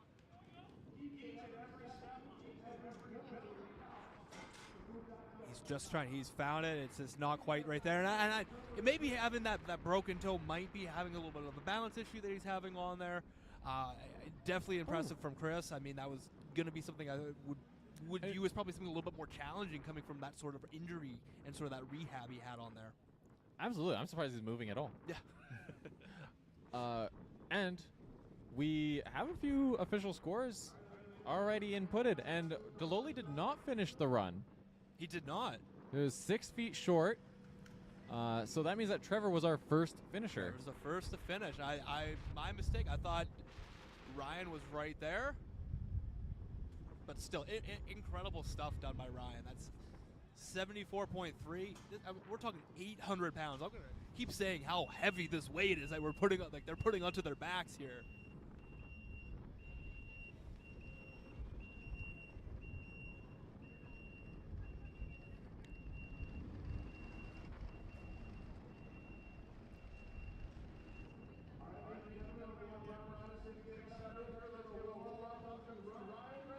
That yoke bar is going to have to move down a pretty far distance. Yeah. We got our smallest competitor of the competition, Emmerdale Miranda, is up against Ryan Fraze. Emmerdale representing Iron Age Strength. He's our 5th Iron Age Strength athlete already out on the yoke. And Ryan Fraze from the Forge. Would you say any height would have an advantage to this event, or you'd say maybe more of it be a disadvantage? You know, it's going to be a small advantage. One thing is, the higher up the bar is on the yoke, the more the weight is concentrated underneath you. So the less it's going to rotate freely. Okay? Now that's going to be pretty small, especially when the bottom of the yoke has 800 pounds loaded on it. Yes. Emmendale, he's still picking it up, moving it inch by inch. But additionally, being tall means bigger steps. Ryan may have hurt himself on this. He doesn't look comfortable. He's not feeling too great, or no, he's back into it.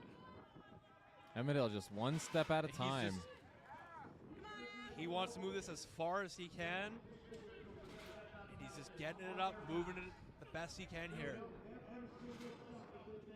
Ryan starting to get some momentum, getting it under his legs here.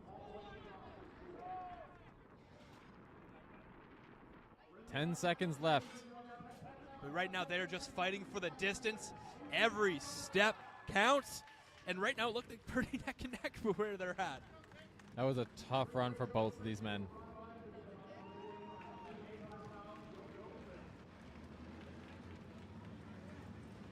Right now they're just getting the measures out for both of them.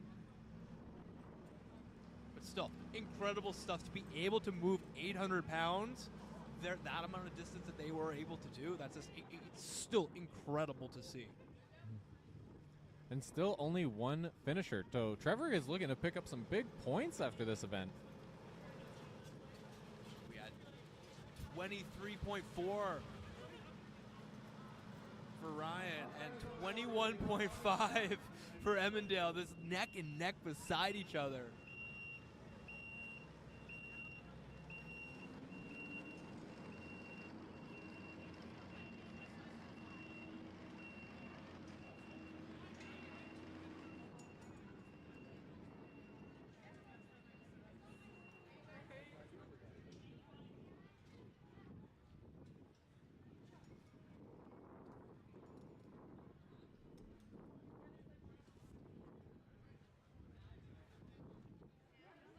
Ready to go. We got Mark on our right-hand side. We got Chris on the left-hand side, both from Iron Age. They're both moving. Chris just getting it under his legs. He's starting to get his rhythm. He is starting to dial in, building that momentum. He's starting to go. He's really starting to get it there. This is where he looks like he's going to be competing for time. Oh, Chris has his first drop of the run. Mark still moving. He's still got this. Chris is now starting to pick it back up. He's starting to move again. He's right there. He's getting so close. Found that second wind to get him in, and it's going to look like he's going to cross it right across the line here. Looks like they're going to get him to pick it up. No, he is good. He's got the line there. This is done. We have our second finisher. Mark is looking to get every foot that he can. Right now, Mark knows he's got to get it for distance, and that was the time. 43.59. We got Chris now being in the leader here by just shy of 2 seconds.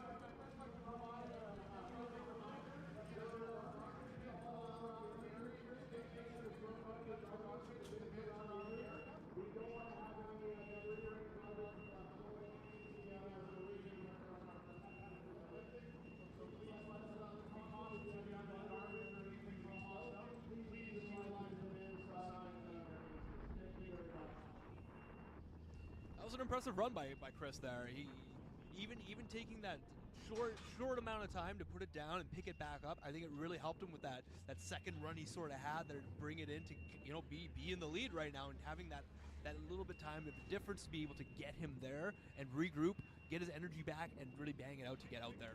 Absolutely. I think a lot of competitors, they can often, they can feel the time crunch, especially when you're expecting yourself to be able to finish the event. But, Chris, he's very cerebral, and he took that time. He made sure that he was catching his breath and getting braced under the yoke so that he was able to finish it in one go. Because if he rushed it and had to put it down again, that probably would have cost him more time than taking that bit to recover. And it might have cost him the time to actually be in the lead at this point. All right, up next we have Matt Bushi and Clinton Grad. Now, Bushi, I know 2 years ago would not have been thrilled about having a yoke event, but he has been working on it. And he came out hot out of the gate there. Look at him now. He's really getting his steps down. He's really moving, getting that rhythm. He might be looking to actually be the one that's leading right now. He's looking like he's going to finish in a good time. Even regrouping right here. Oh, this is going to be close. This is going to be close. I think right there, though, he got it. I think he's definitely got the lead after that.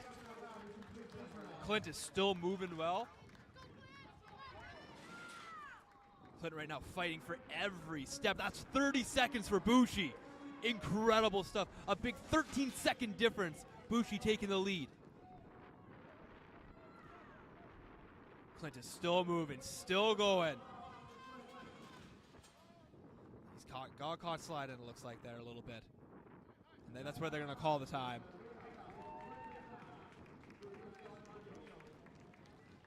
That was just some impressive stuff done by Bushi.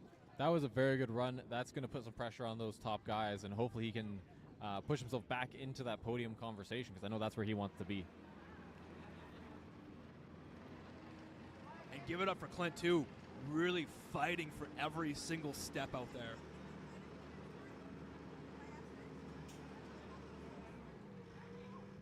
And really, setting himself ahead of the rest of the pack there at 50.11 in terms of distance.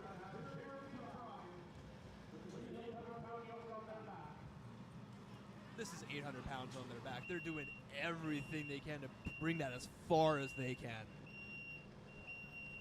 These two guys always seem to be going head to head. Yeah.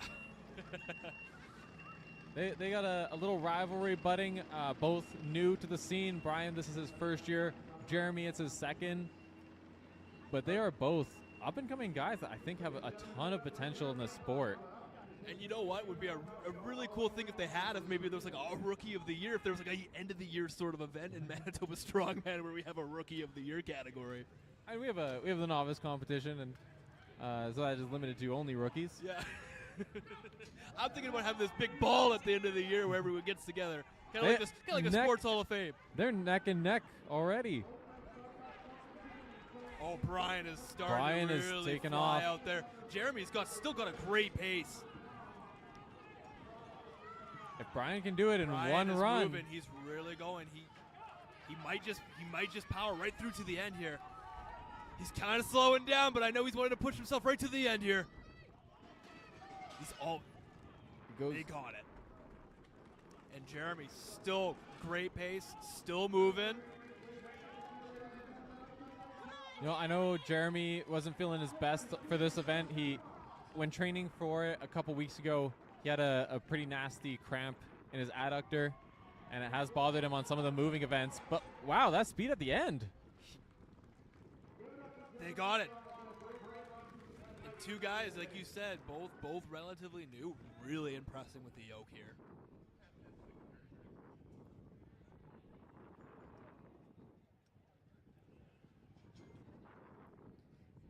And we actually have ourselves a new leader at 28.69. So close, but managed to edge out Bushi. That's incredible stuff, especially for someone who's new to the strongman game.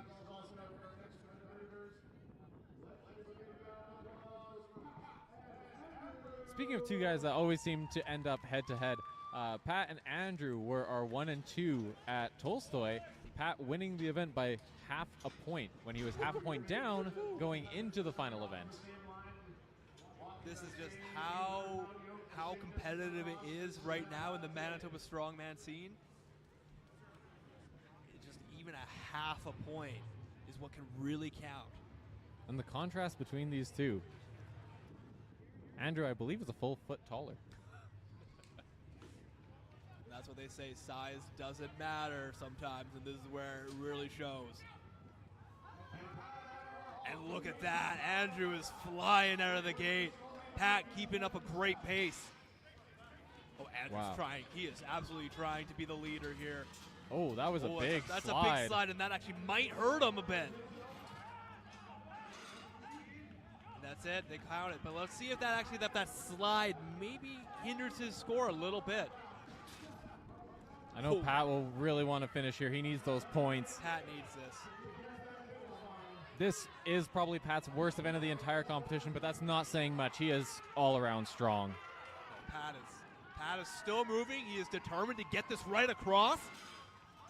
Oh, he is almost there. One more pick. Just got to pick it up and get right there. Come on, Pat, you've got this. The whole hometown's behind you, Pat. You got this, buddy. Right there. He's right there. I think Devin's going to get him to pick it up and put it right back down. There it is. He's got the time. I think that was just under the wire. And it looks like they're going to give Andrew the time at 17.69. Came flying out. 800 pounds. That is going to be tough to beat for Dan or Tyler. That was basically just a straight sprint coming out of there. Was he practicing his 50-meter dash beforehand, trying to get maybe some of that acceleration coming right out of the gate? And maybe that's what was helping to get him to get this time? Well, you know, Andrew has the biggest squat in this entire competition. He's squatted 694, I believe, is his best squat in powerlifting competition. And when you're just used to handling that kind of heavy weight on your back, it's not going to feel like as much of a struggle as some of these other competitors who aren't used to who aren't as experienced on squatting, or maybe haven't had as much time to practice the yoke. It's incredible time, incredible amount of weight that's being on his back. Great stuff from Andrew.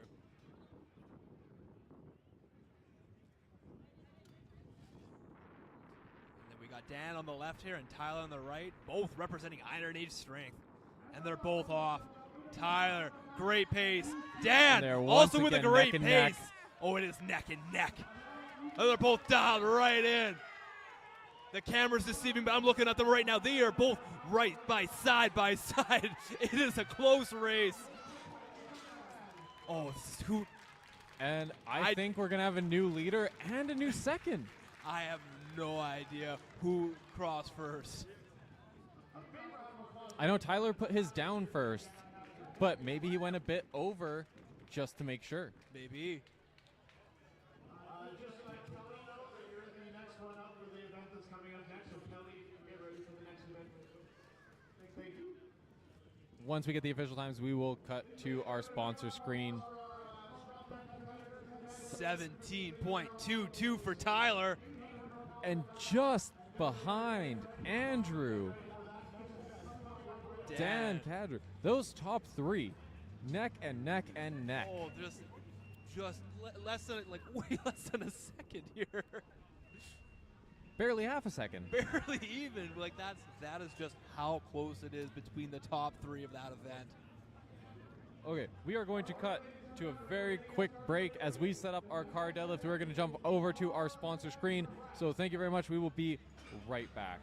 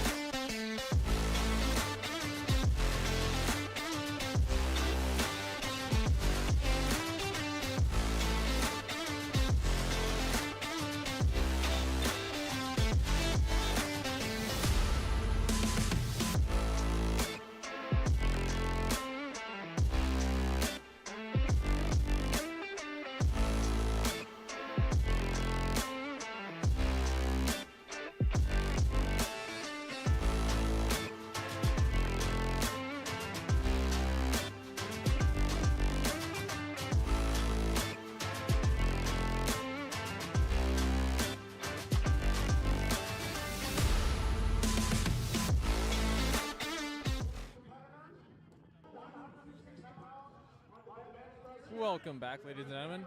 We are on to the car deadlift. Sorry, car bench press. Habit kicked in there.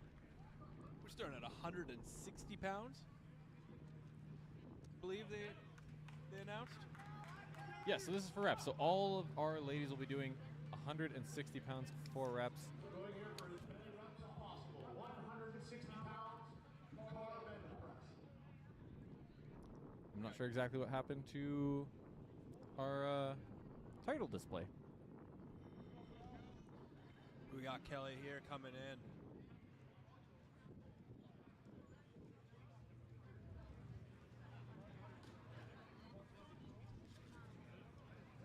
With it, they'll be getting the down command, but I believe they're not going to be doing the up command, right? No, there is no up command. They have to touch their chest. But, sorry, 1 second. I'm just fixing something. First one looked good, but she's coming in for that second one. No. There we go.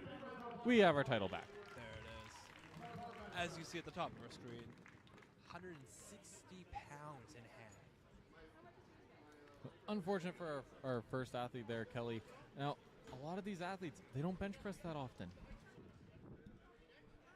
Would you say with the car bench press, it's a little bit different than the traditional just straight bench press? Yeah, so it's on a lever, so you don't get to control your own bar path. Now, for some people, bench in a bit of a straighter path. Some people do a bit more of what we call a J curve. Okay, so the bar is going to curve more on the both on the way down and the way up. Okay? So with this apparatus, your bar path is locked, and if you set up in the wrong position, you can't change it. You're stuck. That makes it a lot more difficult. But now, that being said, Jocelyn here is by I think a pretty wide margin the best bencher out of all of our ladies. She looked to readjust there.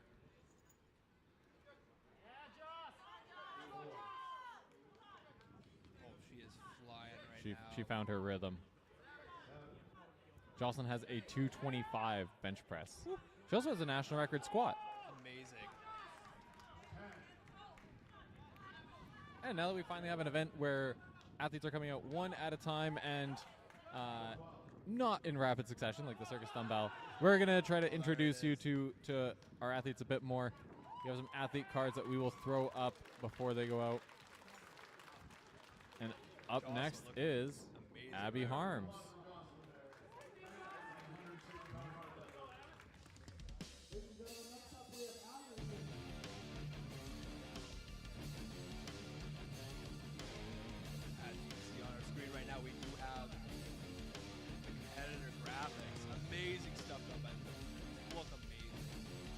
Setting up for the bench press now.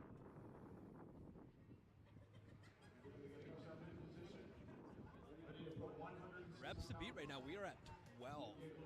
It's a high standard. That was a solid performance from Jocelyn. I think she is the favorite in this event.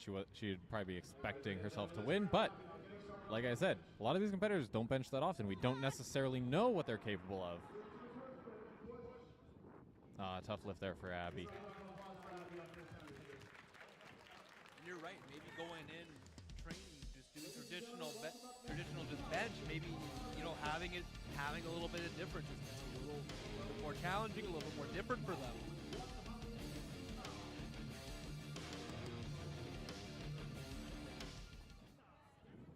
And now Michelle is setting up. Michelle does have a powerlifting background. She's been competing in powerlifting much longer than she has been competing in strongman, though she's very active in both sports. But she is a deadlift specialist. Look at those long arms. This is going to be a tough lift. Oh, yeah. Just no. No, not quite there. And having longer arms, and I fully can attest to, makes this way hard. Any sort of benching so much harder because you have to go so much further up. We have Anna Fund. An Olympic lifter. She isn't used to bench pressing, but she does have a ton of pressing strength. She needs to just get a few reps, really perform on here, because then she's needing to get back in there to get into the podium level.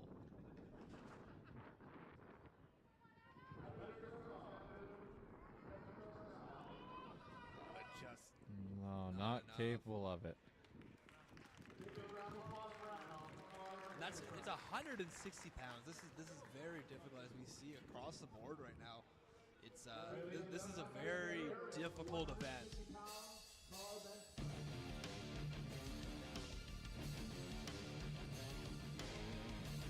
Got Ariel here.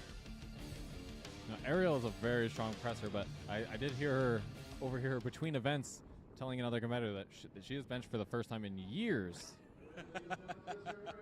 For this competition. She needs just one right now, and she'll be on the scoreboard. And at this point, one rep is big points. It is.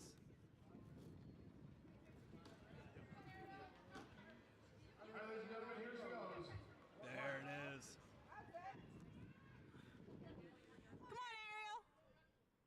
Oh no, Ariel's coming in. She wants to be placed number 1 in this. She wants to get as many points as possible. She is flowing right now. She is dialed She in and may- feeling her groove.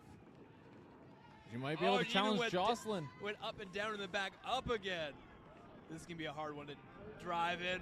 She's going to drive it as hard as she can right here. Oh, not quite. Amazing. Very good performance from Ariel. She was already in the lead overall. That's going to make her very tough to beat. 10, just. We are our last competitor. We have Mara coming in, wrapping up the last for our car bench press here. Mara is the only athlete from Manitoba to compete at OSG before. And one thing I've noticed across these favorite lifts, I don't see many bench press. I don't believe anyone did. No. When I was asking.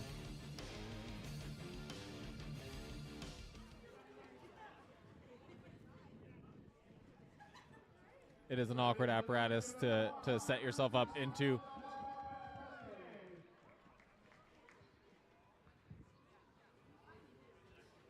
And maybe even, being lower to the ground than a traditional bench too might have its own disadvantages too. The comfort, it's hard to train for this event.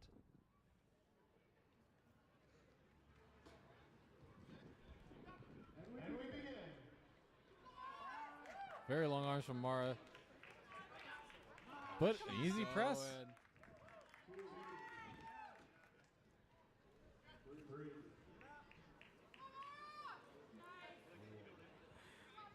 Mara's just moving.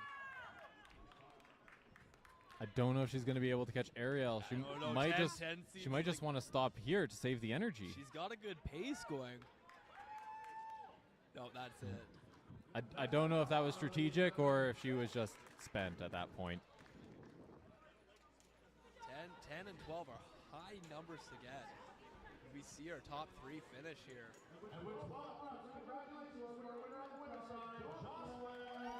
Jocelyn taking home at 12 reps. We knew coming in she was going to be one of the favorites when it came to the car bench press, and she really came out real impressive. All right, we are going to switch over the vehicle that these athletes are pressing, and while we do that, we are going to we're going to credit one of our sponsors. So there we go, got the paper sorted. Intergalactic Sauces, where taste reaches new frontiers. Dive into a universe of flavors with their latest sensation, Grand Peach. Not only delicious, but it also supports resource assistance for youth, making every purchase a step towards a better future. And that's not all. Don't miss out on the Iron Age partnered flavor On the Sauce, a taste explosion that will take your meals to another dimension. Explore the galaxy of flavors with Intergalactic Sauces, where every drop is a journey worth savoring. Where you can find them is at Intergalactic Sauces. That is at INtergalacticSauces.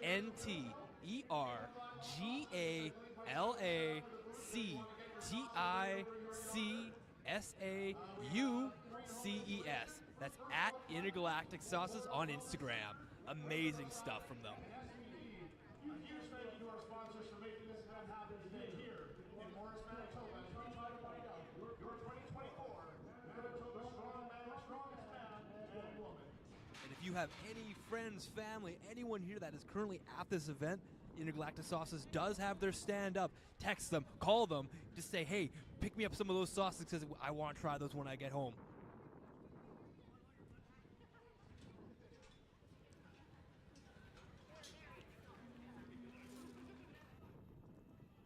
Speaking of our sponsors, we will switch to our sponsor screen while they get this car bench press set up for the men. We will be right back.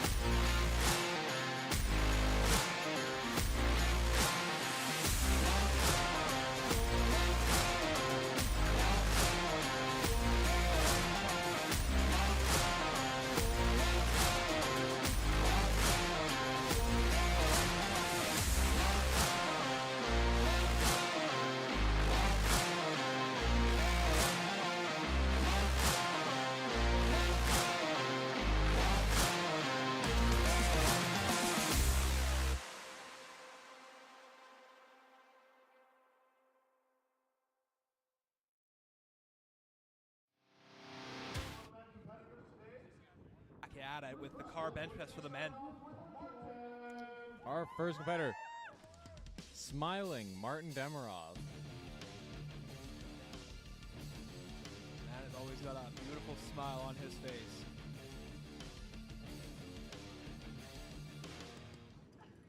I believe we were announced at 315 for the weight.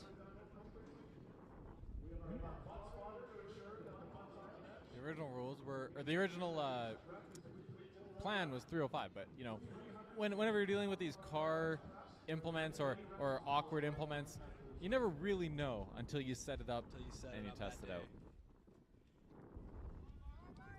Got Barnes coming in here. He's looking to lock right in. Martin does have a powerlifting background, so that should make him more practiced at this event than our other competitors will be. He wasn't able to get it off of the jack. This is 315 pounds. This is a difficult amount of weight.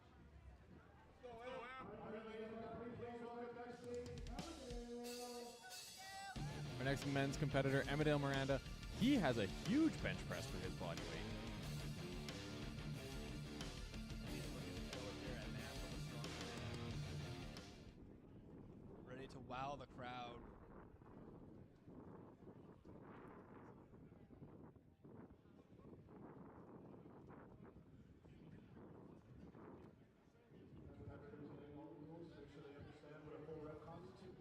He's got lifted off. Oh, and there he goes. Smooth rep for Amadale. This is looking good. There you go. He's going to be fighting for this one here. He's going to be fighting. He's going to be pushing it in.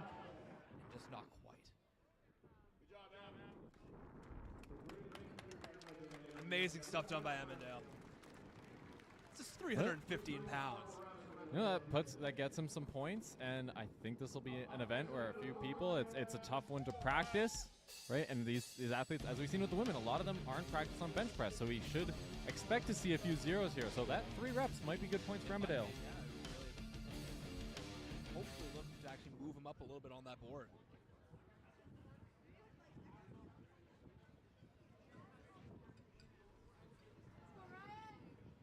Thank you, Mr. Hammerdance, for reminding people to hit the like button so we get more eyes on some local strongman. And always, don't forget to subscribe. Come on, Ryan. Oh, looks like his pec didn't agree with him there. Ryan seems to be dealing with a couple injuries at this point in the competition, but hopefully it's nothing too serious and he's able to continue.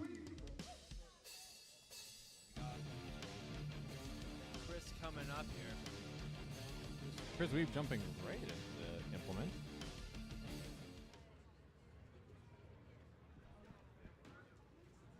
Weeb looking to impress here.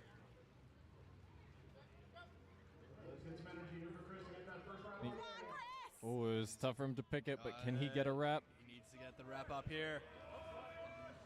No, it looks like it's a Not bit quite. too much.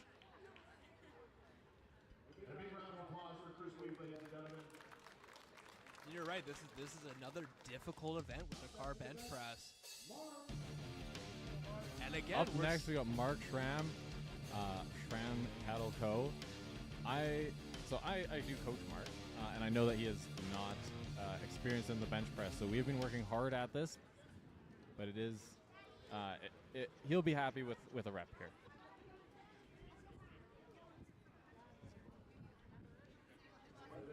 And I discussed earlier, he was having some shoulder issues, so hopefully those haven't been flaring up on bench press. but we will see how it's feeling after already doing the dumbbell. Get in this position and no. You know, and I must say, for our guys, just having bigger frames, being bigger people overall, they're going to have to start the lift from a much lower position. So it's almost doing a rep right off the bat.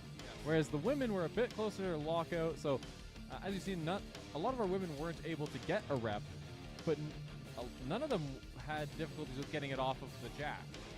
No, and that's a huge difference, right? Having it closer to that lock, and you're not having to exert that energy just to get it off the ground there. Even Clint, one of our smaller men, he's already, you know, only about a third of the way off his chest. Right there, it looks like it's already a rep just to get it up all the way. Moving. Oh. And not quite. And you're right, we are starting to see some of those zeros here. Emmendale looking like actually one of the more impressive ones out there right now.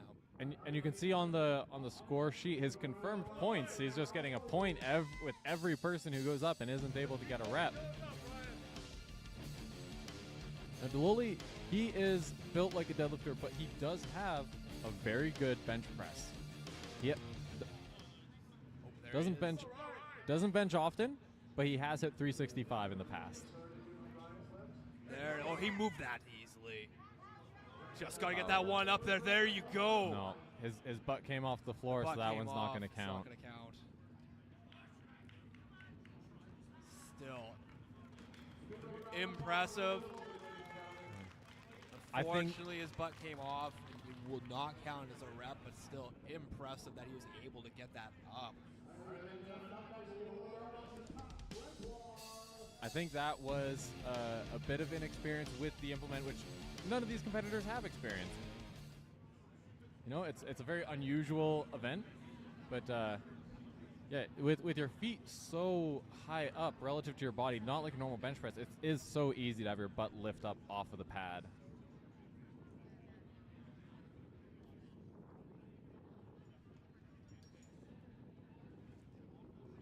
Hometown boy here. And Pat has a monster bench press. He has hit over 400 pounds. I believe 407 in competition. I don't know how his training has gone for this or if he's hit heavier in the gym. That first one looked good. That's getting that second and not quite able to get that third. Pat with some controversy. Some controversy happening there. That is, his butt may have been up. Credited with one rep. They counted only one rep on that butt came off of the bench on that second rep.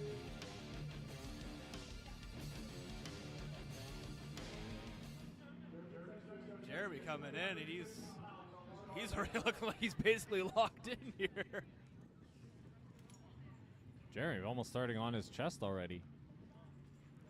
Just like right there. It looked like it was already a rep. And he's fighting for that one, fighting, and he got the one. That's big points already.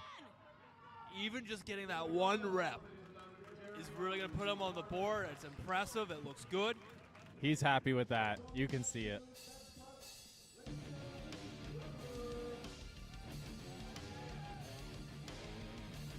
And again, we're looking at the favorite lifter. We're not seeing much bench on here. No, the only people I would expect to have a bench as a favorite lift would be either Andrew or Chris Blakely. And Andrew, I know for a fact he put his as deadlift. There is no deadlift in this competition.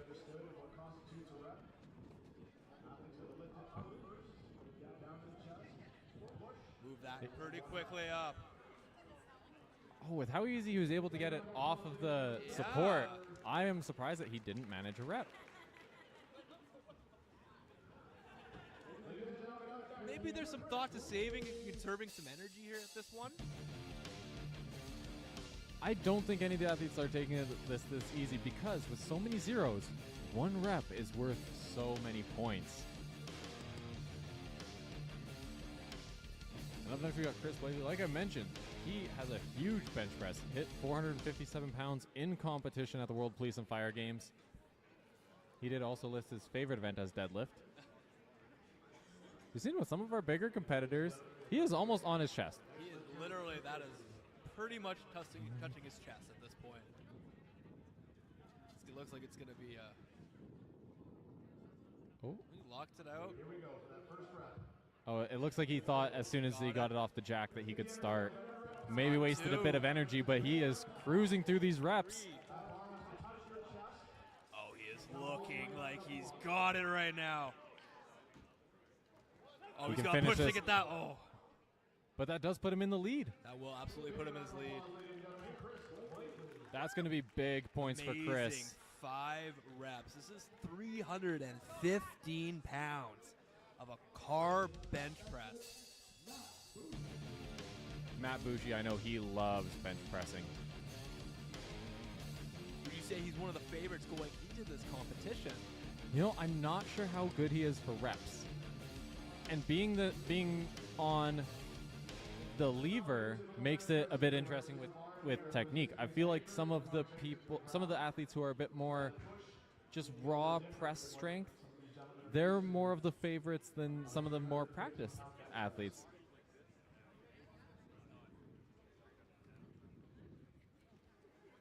Just giving him the rules. It looks like he's locked in and ready to go. Oh, look at that. Oh. These are easy looking reps for Matt. He's flying with this right now.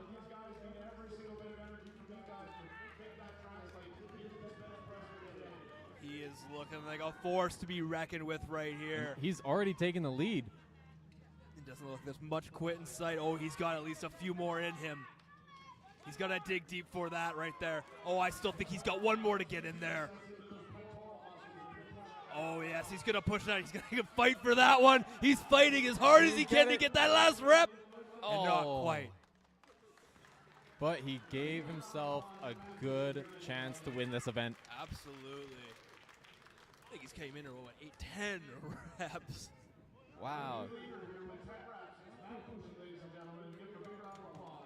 That sets Matt up really well for later events. Brian jumping right in, almost giving us no time to introduce him. Thank you, Nate, for the comments. I do agree. I think you would have been great at this event. Brian came over to Strongman from a bodybuilding background, so he might be more practiced on the bench press than most of our other athletes. So give him a slight advantage, but it's a different technique with this. Smooth first rep. He's moving in.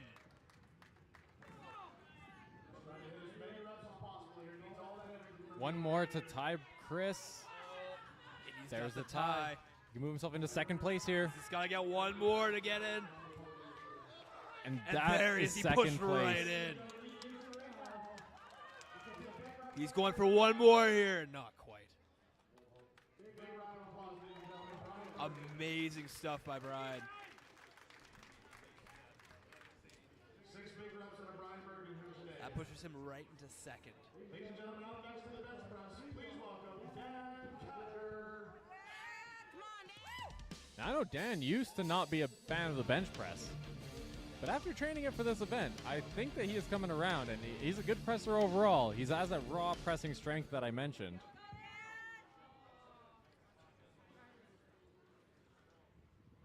Much closer grip than Brian. Yeah. Using those triceps and those front delts. Not so reliant on the chest.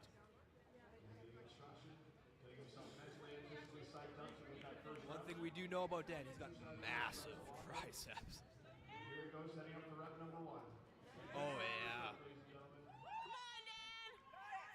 Flying with these reps. He's going to be looking to challenge Blakely and Brian. But he's struggling. Not quite. You know, that's still good points. That puts him in a tie with Emadale. Amazing stuff done by Dan there. And up next, I think, is the favorite for this event, Andrew Langelar.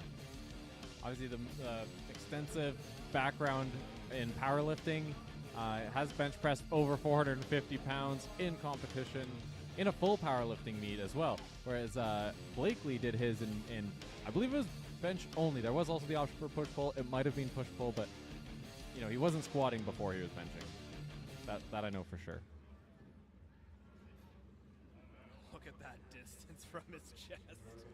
He's a big boy.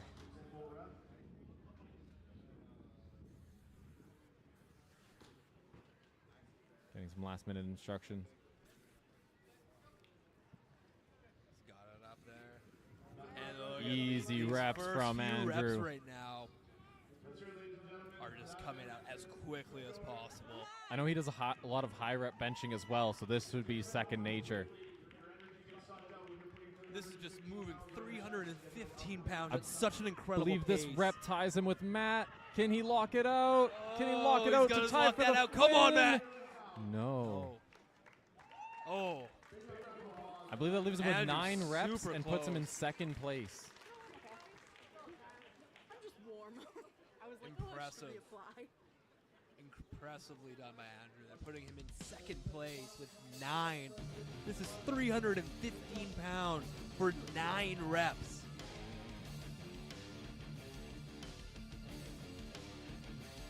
Tyler coming in here now. Our current leader in the competition has only dropped, I believe, 1 point so far. The other thing to take into consideration here today, folks, is that this bar is Now, if I were Tyler, I don't know if I would try to beat Andrew or Bushi. I might go for a nice 7 reps, Yes. lock in third place. Oh, well, with how these reps are moving. Got her moving fast. Oh, He's got his momentum. He's got that his puts pace. him in a tie for third. Oh, he's going for first. That There's ties him no with way. Andrew. And there's Bushi. He just needs And to get that's that the win. 11.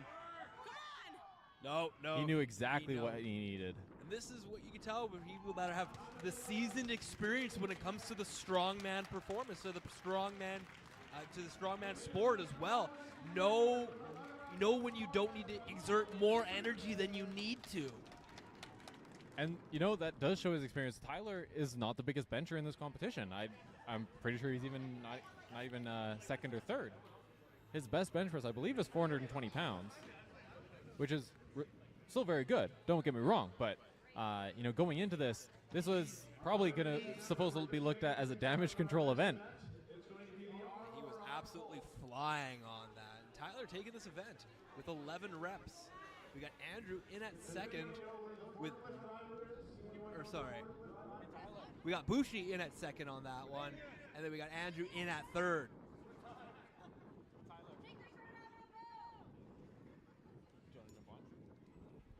So we actually have our event winner with us.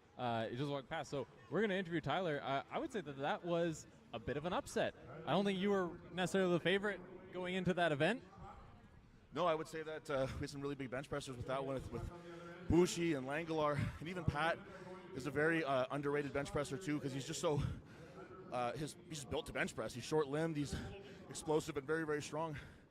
So I'm happy to have taken that one. Honestly, I didn't really expect it to feel as good as it did after watching some of these guys go.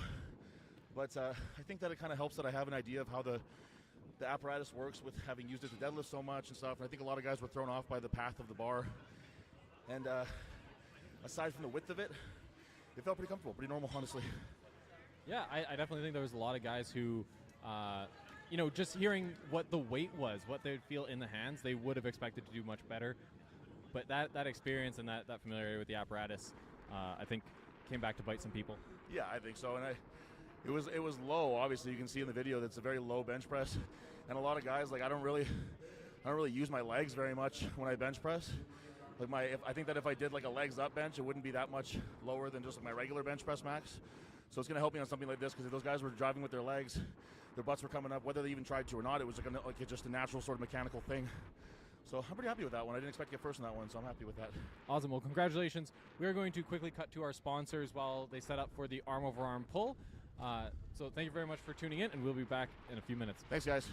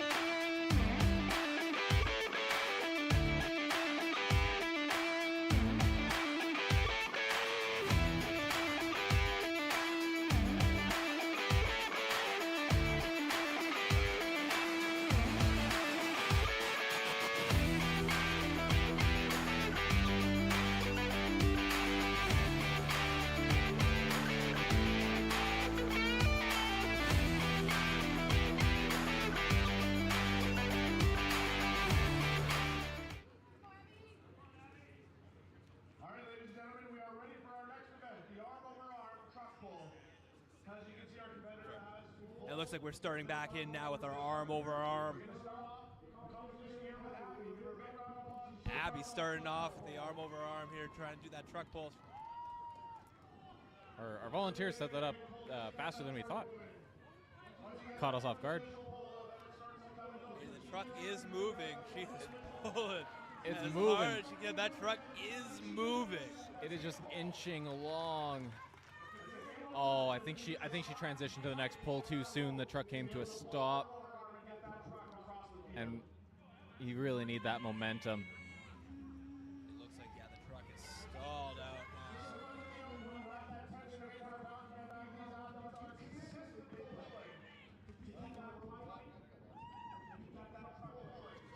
Getting right Smart. back in. That's smart. She's trying to just use her weight to get a couple more inches. Whatever she can to get. But being one of the Get it smaller further. athletes in the competition. I just realized we got to switch over to our women's scoreboard. There we go. Incredible stuff done by Abby.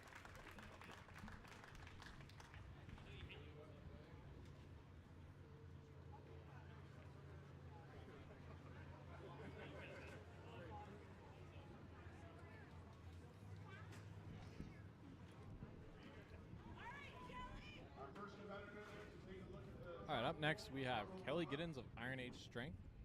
Giddings, sorry.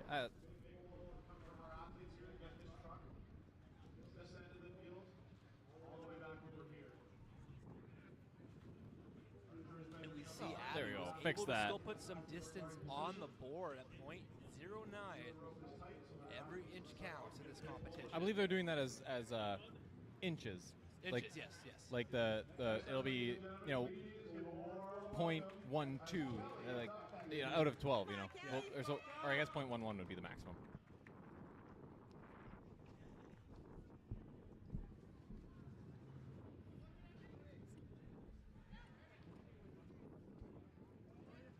Kelly isn't starting from the top. No, but she is moving that truck. It's moving at a very good pace right now. Yeah, she has already passed the mark set by Abby. Oh, she's feeling dialed in. You'll be seeing on the screen right away here. That truck should be showing up right away. Oh, that As contrast. you can see, it is moving. It is going. She's got a great pace going. She just has to keep the momentum. If that truck comes to a stop, it's going to be so hard to get it moving again. And it's still trickling. It's still moving. She's pulling with everything she's got right now. And once you're breathing hard, it's so hard to sit back up into that next pull. And this is one that would be absolutely like to catch your breath. Like you don't have much time to get back to catch that breath because you need to make sure that truck is still moving. Oh, and it's coming It to a has stop. came to a I don't know if she's going to be able to get it going again. She's pulling it. And No. was able to grind her just to like maybe another inch or two there, but incredible that was- performance from Kelly. That was a really good result. She made it just over halfway down the course.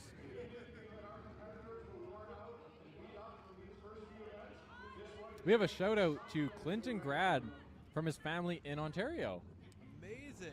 Clinton- Thank you for joining us and watching the live stream here. Clinton now residing in Winnipeg, but originally from Ajax, Ontario.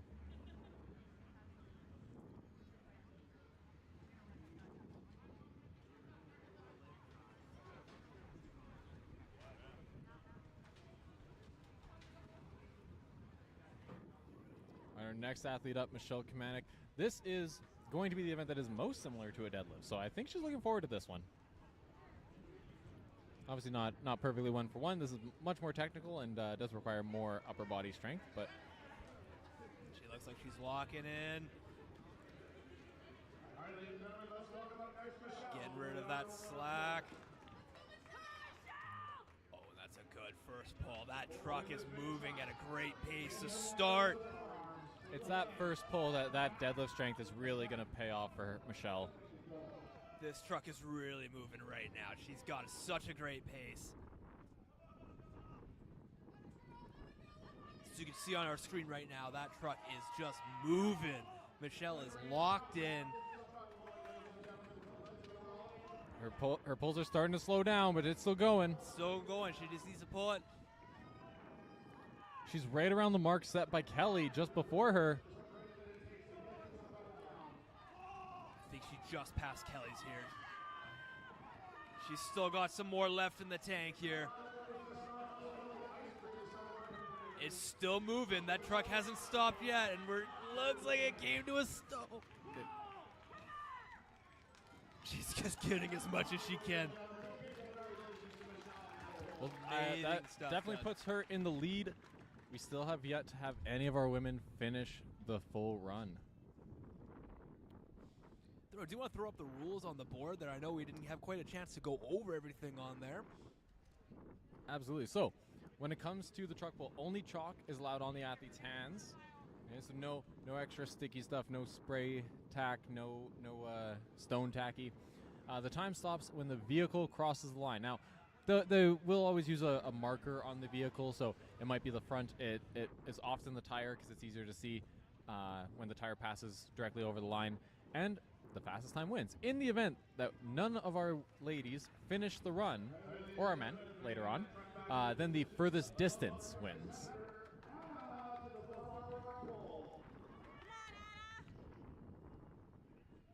We have Anna coming in here. These last two events are going to be that much more important for Anna right now. She's looking to get placed on that podium. Oh, That's a this great truck pace. is moving. She is flying right now. This is probably Anna's best event. Oh my God, you could see the truck right now. Look how quickly she is moving. She is determined to perform phenomenal for this event. And there's no stop in sight. The crowd, the energy is right behind her right now. She's going to be the first one to get it right across. So you can see right there, she's going to have an incredible time. And pulled And right through to the there end. it is. The first woman to finish the entire length, and she is both the smallest woman and I actually had to catch myself. She's the second youngest competitor. Abby Harms is our youngest competitor. Oh, and look at that time. That's so impressive. Ladies and gentlemen, we're resetting this truck back into its starting position. While we get it set up, let's get a Oh, they have there we go. They have the time and the distance backwards, so I wasn't crediting Anna with her correct score. There we go. 80 feet in 38 seconds. Wow. This It'll is be moving a full truck with a person in it. with someone sitting in it too.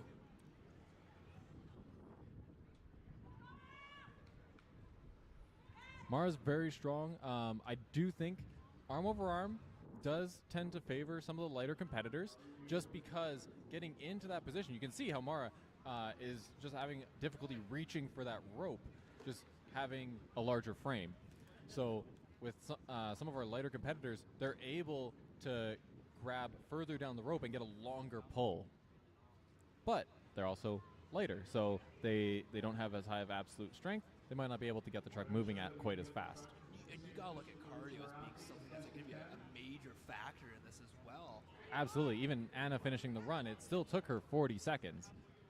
The constant pulling and the amount that the stress is going to be on your lungs. Like, there's a lot going on here, apart from just the strength. Oh, the big first pull, but you can see that her pulls aren't as long as Anna's were. The truck right now, it's moving at a pace, but we're definitely seeing it at a much slower pace here. Mara also seems a bit less practiced on this. She has been changing up her technique on each pull a little bit, sometimes only re-grabbing with one hand, or with each hand once, and sometimes doing a second re-grab. And you've seen Anna's, hers were just rhythmic and doing the exact same thing on every single transition. And Mara has no quit in her. She wants to pull this as far as she can. She wants to finish this. She can move the truck easy. She just can't get it up to speed. She is fighting for all this distance, every single pull. If she had unlimited time, she would for sure finish this run. Push in it, yeah. And the time being a factor at this point. I don't. That puts her somewhere in the same range as Kelly and Michelle. It'll be interesting to see where exactly she falls. What her official distance will be. We also had a 49, so that puts her in between Kelly and Michelle. Great performance from Mara there.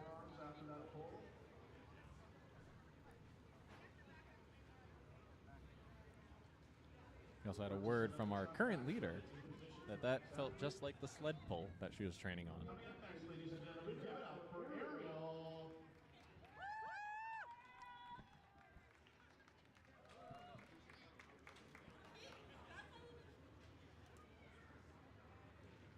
Oh, Ariel could take it better advantage of using her body weight as leverage by standing on the top of the platform. I think she's getting some coaching there. Ariel looks like she's going to be locked in and ready to go. It's a nice first. That was a very long pull, very long pull. But again, you can see she's having difficulty grabbing a lot of rope on each of these pulls, which means Yes. she's not going to get the truck moving quite as fast. And yeah, the truck is moving. It does have a pace going to it, but same thing, we're seeing the problem here. The truck is already slowing down. This isn't great for Ariel. She does have a good point lead. Right now, it looks like she's just trying to get every single inch she can. The truck came to a stall. This is going to be real hard to get back. And you know, one thing that we haven't mentioned yet is the grip factor. You know, Ariel being a bit stockier, her hands aren't quite as large, which means that grip is going to be harder. And that looks to be what's limiting her now. Especially on that rope, when you're feeling that rope just tear away at your hand too. That grip strength is a huge major factor in this. So still only one woman finished the entire course. And we only have one left to try. Current leader. Nope. She just won the bench press. Sorry, I meant currently. Last because she did so well on the bench.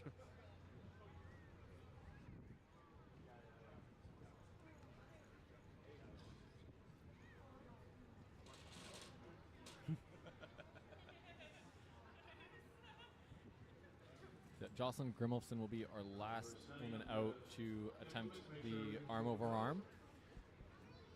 I'm not too sure exactly how good Jocelyn is on this. She does keep a fair bit of her training pretty secret. I know she has had opportunities to practice on this exact setup, so I'm sure that she will do well. I just don't know where she'll stack up against the rest of our field. Set up there. Oh, that truck is starting at a better pace this time here. She's really starting to move.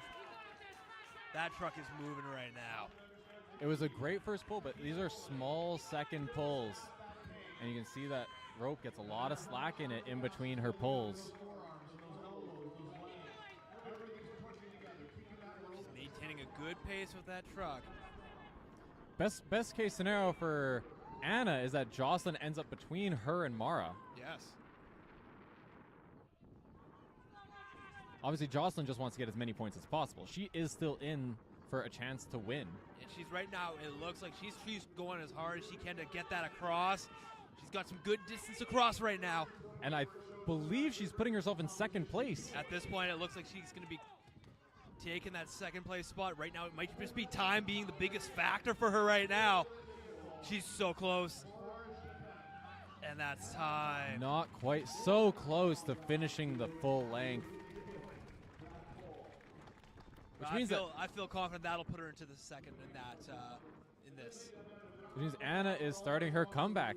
The competition did not start the way that she wanted it to, but she was the only woman to finish the full length of the truck, the arm of arm. And an impressive 37.97 seconds. This currently leaves Anna 6 points behind Mara, and our podium is just neck and neck. Mara is still in the lead with 21.5 points. Aerial rape. I shouldn't say still in the lead. I believe she just overtook the lead. Overtook the lead. So she is now in first with 21.5 points. Ariel in second with 21, and then Jocelyn in third with 20.5. Only 1 point separating first to third. We'll switch over to our Incredible men's stuff. leaderboard. Now we're just going to take a quick second. The men are coming up next. So what we're doing, how I'm going to have this, we're actually going to attach the vehicle behind it. That's what we're going to do here. Arm over arm, from this side of the ladder, so we keep tension on that rope. Every ounce of strength and grit in your body, pulling these vehicles all the way back up here. It's important for everyone to know, for those that can when you get the vehicle back again, we measure out the distance to help us gauge the points to allow some places to this event. So that's why it's important to keep the energy up, because literally every single inch back when it comes to pulling this truck all the way back as far as these gentlemen can. Got to make a quick correction to the weight listed here. It is not 2 pickups. It is a pickup plus a side-by-side.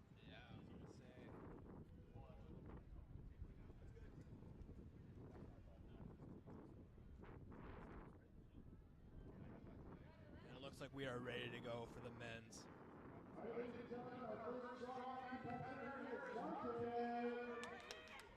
All right, first up we have smiling Martin Demirov. Martin might have dropped down a bit too soon. He didn't quite get the trucks up to speed. The truck is moving. It is moving, but he got it moving on his second pull. Yeah. Didn't take full advantage of his body weight there. Definitely making this a lot more difficult for him. But he does, as you can see, he does have that pace going.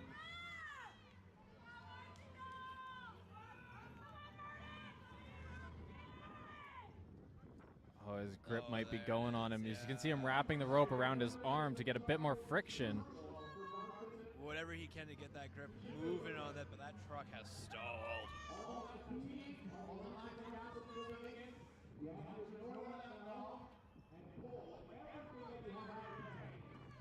Martin, no quit in him. He's gonna fight right till the end. Looks like he might have torn a callus. He's checking his hands. Yeah. You never look during the event. You just keep pulling. You keep grinding and then look after.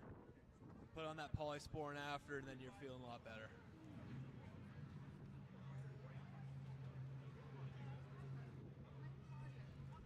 Up next is Ryan Deloli. I think this is going to be a good event for Ryan. He has a phenomenal grip. He is the under 105 kilo farmer carry world record holder for max weight for 50 feet. Incredible stuff. So Deloli has carried 377 pounds per hand for 50 feet. Now, that it takes a phenomenal grip. He is great at just these dynamic moving events. He does actually have to outrun his grip in a farmer's carry despite having such a strong grip. You're seeing some really good dance moves in the background.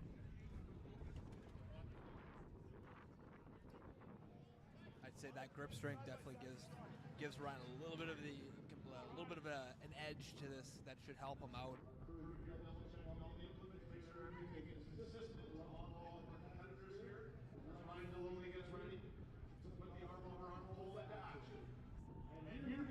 That's a great start. That Big truck pull. is moving. Tons of speed off the first pull. That's exactly what you want to see. And Ryan is making these quick transitions, and he's keeping this very rhythmic. He's going to get that truck moving really quickly and keep momentum going. As you can see here, that truck is on a very good pace right now. Ryan looking comfortable, feeling comfortable. Just starting to slow down between his pulls, but he can finish this run. That momentum that the truck has right now, as long as Ryan maintains this pace. You see it's having to regrip more and more. That just gives the truck more time to slow down. He's just got to fully dial in for these last full big pulls here. That truck is still moving. Oh, it's come and to a the car stop. came to a stop. And that's But- just the taxing part about it, too. It's a good mark to beat, though. Absolutely. Impressive stuff done there by Ryan. Now we have the other Ryan coming up next.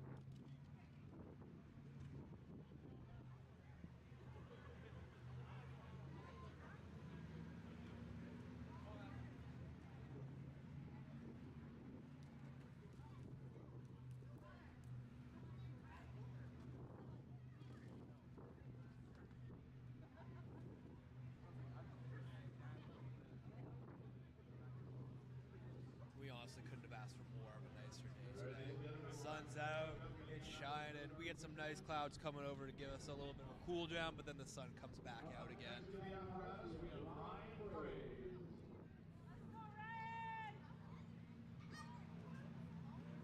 Ryan Fraser representing the Forge Gym in Winkler. If you're in southern Manitoba, if you're in the Winkler area, check out their facility. It's your only place to train for strength in and around Winkler. That's a good start from Ryan. Truck is moving at a decent pace right now. You know, Ryan is not a guy that I think has had a lot of opportunities to practice on this. I think he got that good first pull technique from watching the other competitors, and he just implemented it perfectly. That truck now is just coming out to a very snail pace. It looks like we just found, yeah, it just stalled right there. Ryan is not going to quit, though. He's going to try to get any more inches he can off this. And the truck is still moving just slightly right now. As you can see, slowly. It's going. It's He's still got a second moving. wind.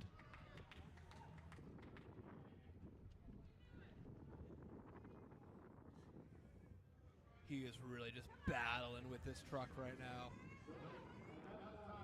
Now we've hit our time there. While they reset the trucks, I quickly want to shout out one of our sponsors, Morris Wellness Center, your ultimate destination for health and performance. This gym has over 35 pieces of equipment, multiple freeway areas, and a studio area. The Morris Wellness Center is run by a group of individuals who volunteer their time to promote a healthy lifestyle for the residents of Morris and area. Train like a champion at the Morris Wellness Center. And you can find them at Morris Wellness Center. That is at the Morris Wellness Center. Up next, we have Chris Weeb from Iron Age Strength.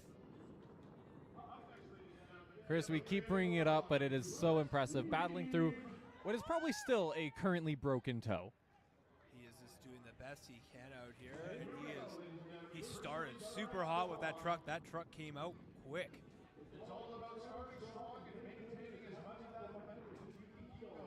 Come on, Chris. Chris has this truck moving at a very fast pace. He is really moving right now. If he can keep those quick transitions, he might give himself a good shot at overtaking Ryan for first place. The truck is moving. You can see on the screen right now, he's really starting to move it. Definitely some of that fatigue is starting to come in, but he's still got that truck moving at a solid pace. He needs to make sure he doesn't let it slow down in between his pulls. That's what's really going to fatigue you. This is where the fatigue really sets in, and now that truck seemed to have stalled. Pulling as much as he can to get as much distance as he can with that truck.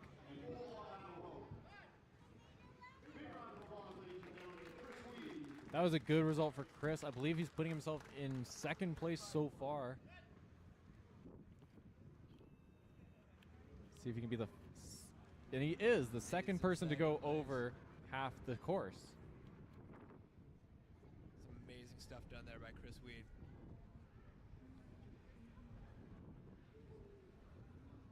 Up next is Mark Schramm of Schramm Cattle Co., training out of the Bulk Barn, but representing Iron Age Strength.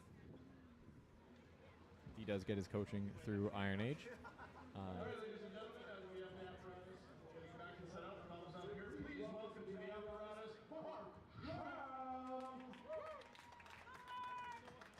This will be an event that Mark is looking forward to. These kind of dynamic, moving events, not They don't rely quite as much on static strength. These are right up his alleys, and he has that truck moving fast. Oh, that is such a good pace he's got coming right now. He has If such he a can keep up this momentum, this thing's going to be flying. and he has such a long frame. He's getting a good distance on every single one of these pulls. You can see it showing up on the screen shortly here. There's that truck right now. You can see he's really moving. And I believe he's already over halfway down the course. He could overtake Ryan. I think he's got a good shot right now. He's just got to keep up this momentum, keep up where he's going with it. And he has a very good grip, so I don't expect that to start limiting him down the stretch. I think he might have a good chance of finishing right here. Might be our first one. I don't see much. I don't see the fatigue really there yet. He's still pulling, putting everything he can to do. He's right there. Gonna come down to the wire. He is gassed out. Oh, no, and it came to a stop just before the line. Barely.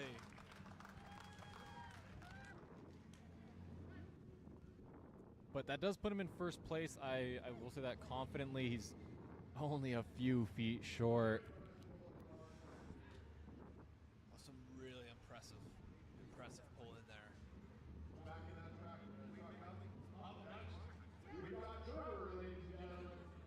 Up next, we got last year's third place finisher, Trevor Jaworski. I know he's going to be looking to improve his current standings and work his way back into that top contender status. I don't know if the podium is within reach at this point, but Trevor's looking to show that despite being a Masters age competitor, he can still hang with all the new young blood that we have in Manitoba Strongman.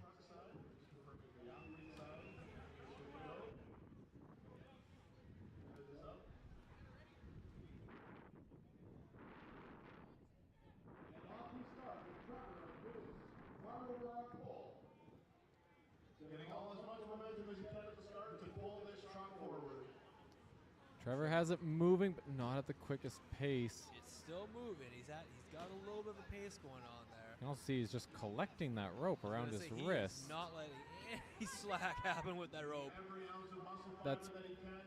And that's where it's going to bite him. That's going to hurt him right now. That truck was at least moving, and now it's stalled completely. He has to completely restart its momentum.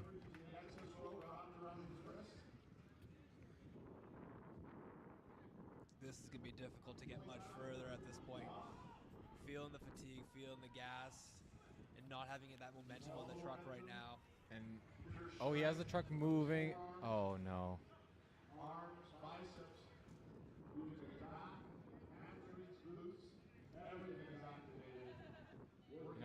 I think that strategy he had off the start really came back to bite him. I don't think that showed what Trevor was capable on this event. That's something I think that really bit him, where he was just wrapping the rope around his arm, and unfortunately didn't quite get the results he was looking for on this one. And having to take all that time to unwind it, because it was just going to keep bunching up, and eventually it would have impeded his movement for him to be able to re-grab. And so he had to unwind it, and then the truck just completely stopped. That was not what Trevor would like to showcase here today. We got cheers for Clint. Clint is hanging really well, despite being one of our smaller competitors.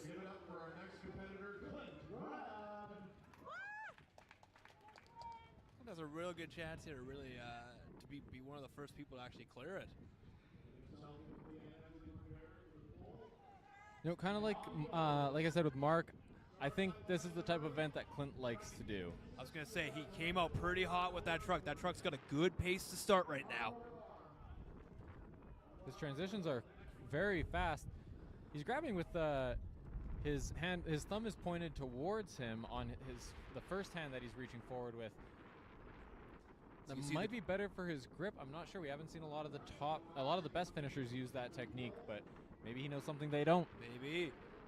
You can see with the truck right now, it's came to a little bit slower of a pace. It's still moving. He's still gaining some points here. See him getting his quads involved really well, leading right back and sliding along. If I were to guess, I would say that Clint probably has a better squat relative to his deadlift. I agree. Like, look at that. He's still got that truck moving. He's putting everything he can into this right now. Every ounce of strength, every ounce of muscle is getting put in to try to move that truck as far as he can. Good effort from Clint. Absolutely great effort from Clint there. It's going to put him right in the middle of the pack.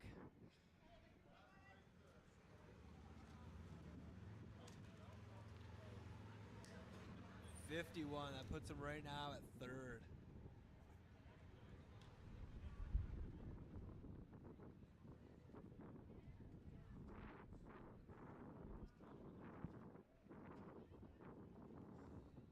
Ladies and gentlemen, getting that truck backed up and coming into position, let's give a warm welcome up next to Jeremy. Jeremy being absolutely impressive today.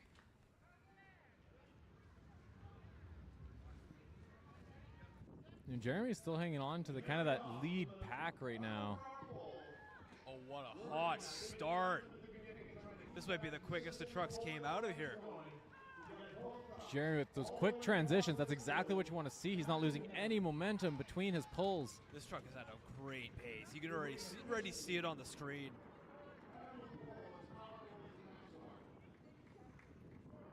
If his grip can hold on, I know he has struggled with grip in the past, but he did a lot of work this off season. See, that truck's still moving at a very good pace. Oh, we're just almost there. Jeremy pushing it right through. He finishes and put himself into the lead, and this will be This a is good gonna time. I think he's got the great time. He's got this right here. Just one more big pull. That is the first one to complete. Amazing stuff from Jeremy. And throwing down the gauntlet to our top athletes so far.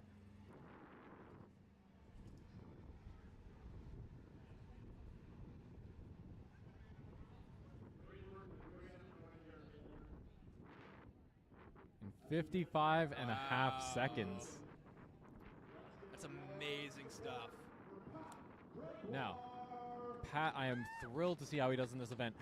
Pat, he didn't finish the arm over arm at Manitoba's 2 years ago, but he was also at the time competing as a U90, so he was even smaller. He's still one of our smaller competitors, but he was even smaller back then.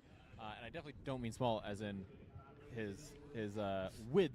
No, He has a ton of muscle on him. But then last year at the Magnus qualifier, he got second, and you can see these super quick transitions. Pat has got that truck moving great right now. He's basically just using his back. Doesn't need his legs at all. Yeah, I was going to say, phenomenal transitions. Legs just slow him down. And you can see that truck, is- that rope is barely touching the ground. That's how much tension he's keeping on it at all times. Oh, he is going to definitely have a great pace here. I definitely think he's going to be able to get across there. He's definitely going to be setting our new record time right now. Absolutely. You just got to pull all the way through to the end. There it is. Oh, with that last big pull.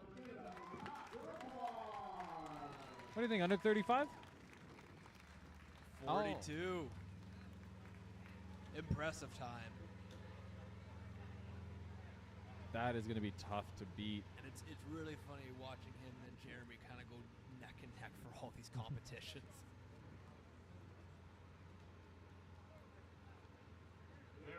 The first two to finish. All the way to the end at 42 seconds.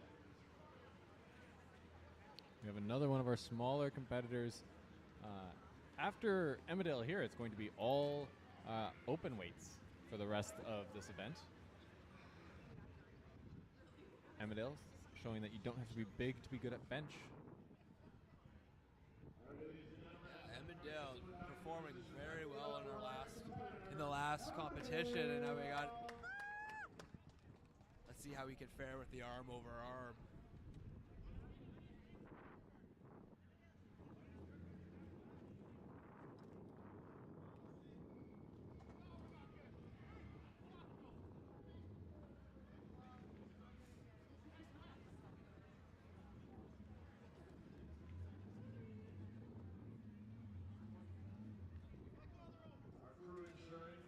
Consistent quality, consistent starting positions to make sure that no competitor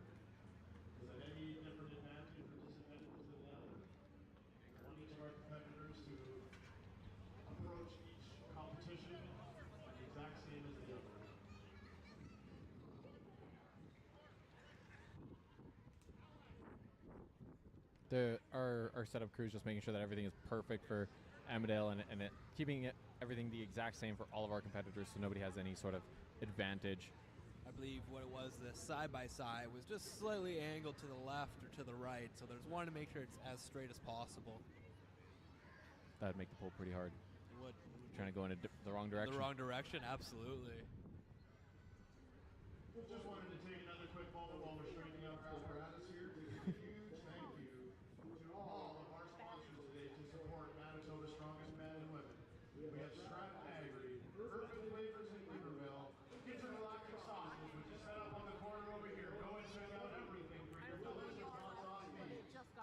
Green Home Insulation, First Row Collectibles, Morris Wellness Center, Red River Siding, and SPD. A huge thank you to our sponsors to make Manitoba strong man and woman possible here today.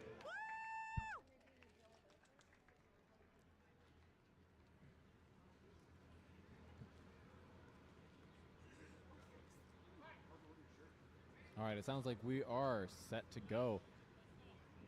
Amidale not using the strategy of standing on the top of the platform.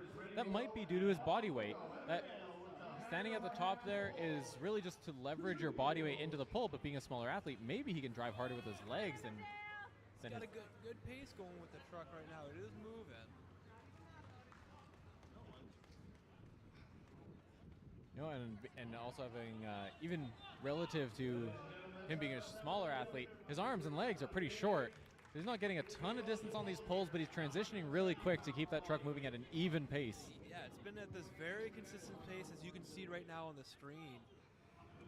Looks like now it's coming to a little bit more of a snail pace, but he's still moving it. It's still going. It hasn't come to a stop yet, but it is slowing down there. Now we've came right to a stop. It's going to be really tough for Amidale to get this going again. I think he knows. I think he knows that was it.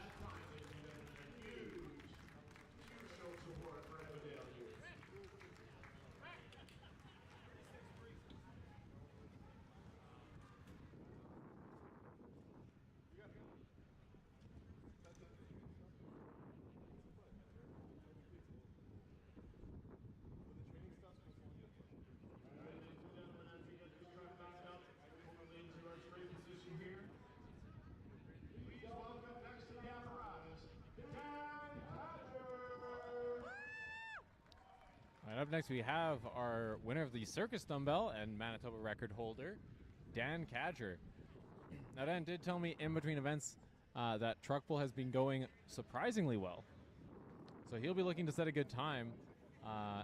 Right now, the time to beat was Pat Gregoire, finishing the entire course in 42 seconds. I know they have a good rivalry, so I know Dan won't want to lose to Pat. Dan is definitely going to want to be able to perform. Probably being one of the wants to really want to be the best in this competition here, and he's really started off with a great pace. That truck is moving fast right now. You know, Dan might have to take a page out of Pat's book here. He has the truck moving so fast that he's almost not able to keep up with using his legs. He might have to switch to his back.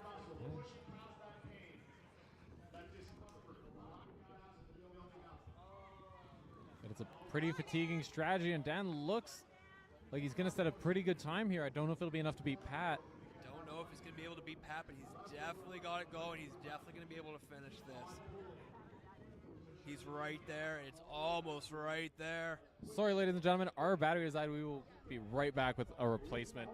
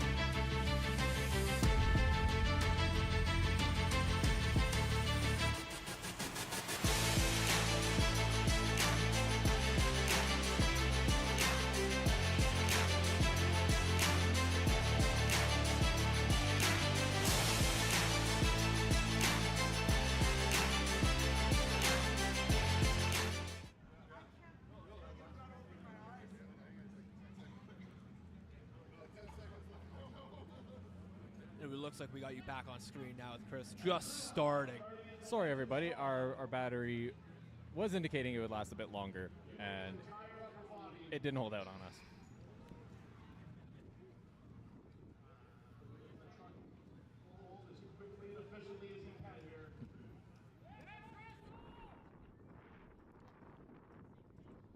Chris Blakely had this truck moving at a very quick pace.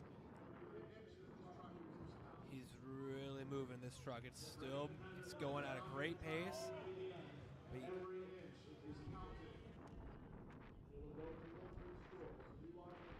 this is where it really comes down to the crunch time here. That truck stops right there. Oh no.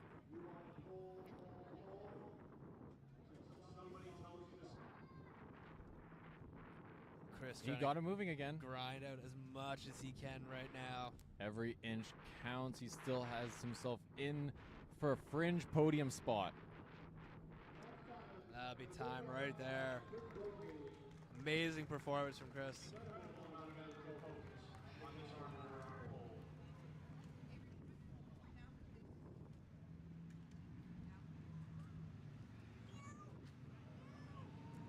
Also, it appears that Dan Cadger actually did not finish the run. No. 74 feet, so only 6 feet short of the full run.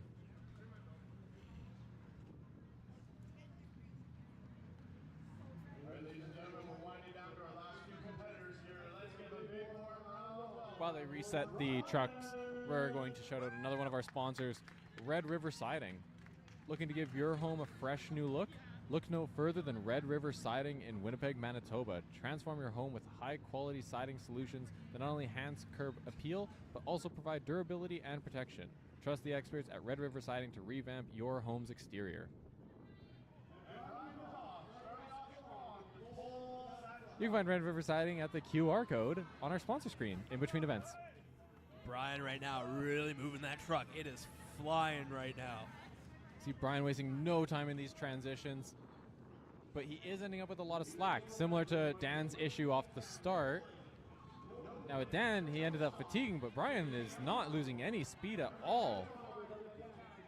Brian really trying to set the example right now. I definitely think he's got a great chance of being our leader right now. He's right there. He's so close. That is the time. I'd be hard pressed to think that he's not our leader at this point. That was a phenomenal performance. And just our third finisher of the event. This was a good weight selection for this competition. Absolutely. It's been a challenging weight, but everyone's been able to at least move it to a certain position. 43 seconds. Only 1 second short of overtaking Pat for the lead.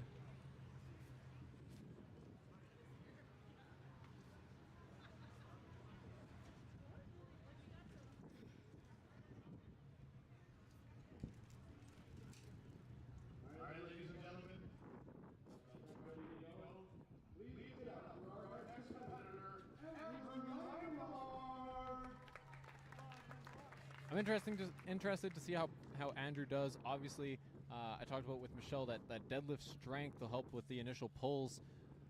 But being new to the sport, I don't know how practiced he is on this event. So he's locking in, and there's a call to go. Really using his body weight to his advantage. He has that truck moving quick. Truck is flying right now. Great pace he's got maintaining. Really using his legs. Driving with each pull. It's moving at a consistent pace. Not quite as fast as it was off the start, but He's still moving. He's still got a good pace going with it.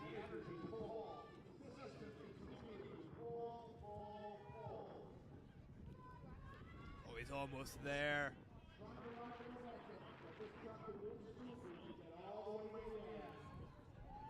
He's pretty much there. That's it. he has managed to finish, but I don't think that'll put him ahead of Pat or Brian. I think so. I think we're looking probably at that 50-second mark.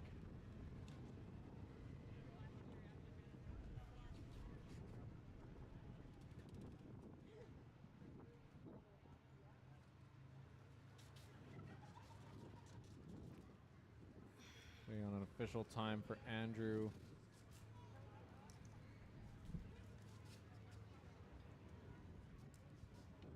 .45.5 seconds, so not quite ahead of Pat and Brian, but just behind them.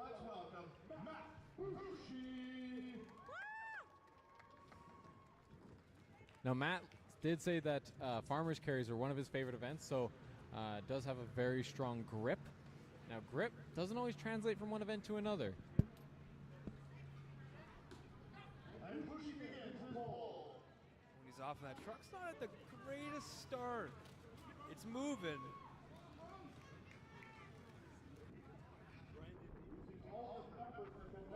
And now it's starting to pick up some momentum. Now, Matt he has these big pulls, but he's also getting a lot of slack. You can see that rope touching the ground between every pull. So a lot of his pull is just wasted energy, taking the tension out of the rope.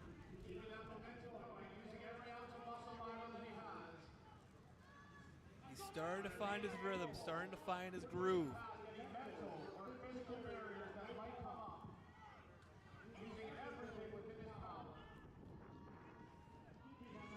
Looks like he's going to finish. Close. But I don't think he's putting himself in that conversation with Pat and Brian and Andrew. Oh, he is almost there. Come on, Bushi, you've got it. You're so close. It's looking... That's the time. Just short of the full distance.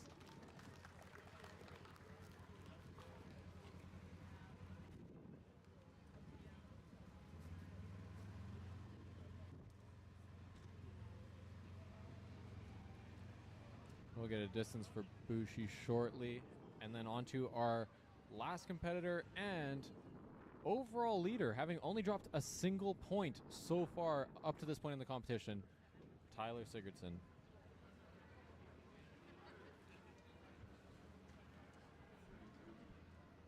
We've had a ton of great runs from all of our male strongman competitors. Bushi just so close. The closest to not finish. Yeah.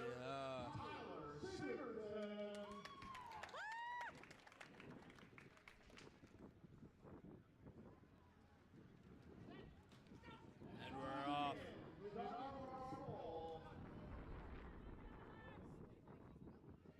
Truck's off to a decent pace. It's starting to build up that momentum. Now, if there's anything that's going to limit Tyler here, it's going to be his grip. But he has Truck that. should be coming up on the screen right there. It's slowing down, but he's keeping him moving. Come on, Tyler! This is a taxing event, as you can tell. All the competitors.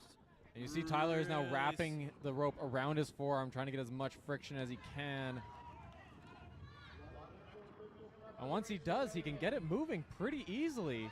He just can't hold on to the rope between pulls. He's got to get every inch. At this Every point, inch he Tyler's just can. doing damage control. Just trying to get it as far as he can, yeah. We definitely hit the time there. Seems to be the first hole in Tyler's entire competition.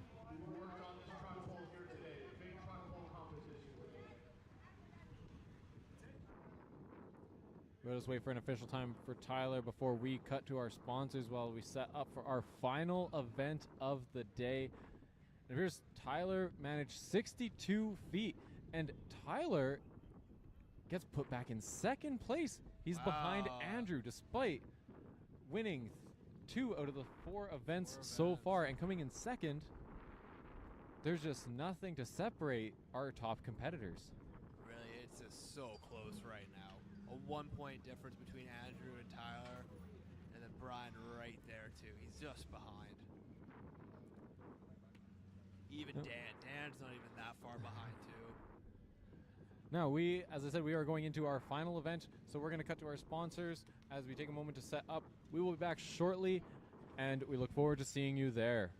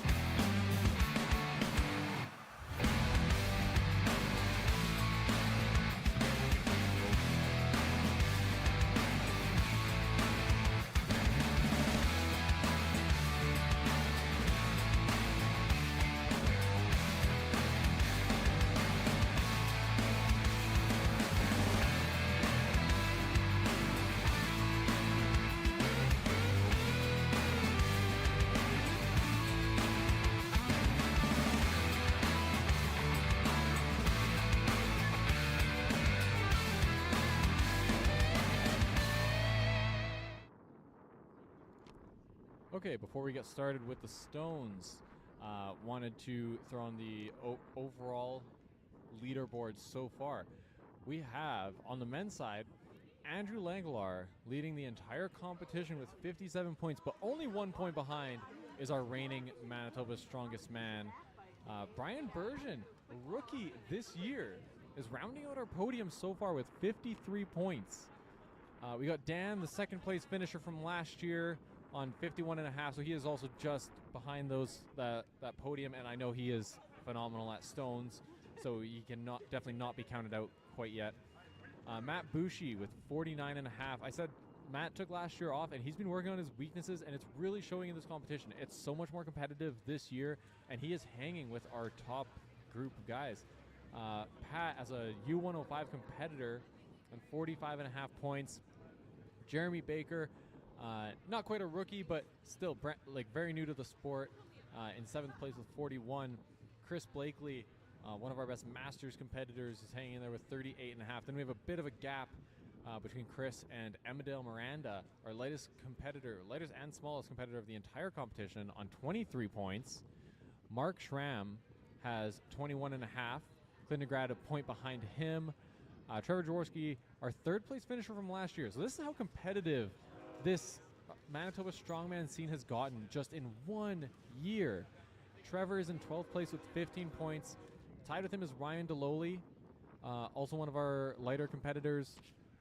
Then Chris Weeb in 14th with 13 points.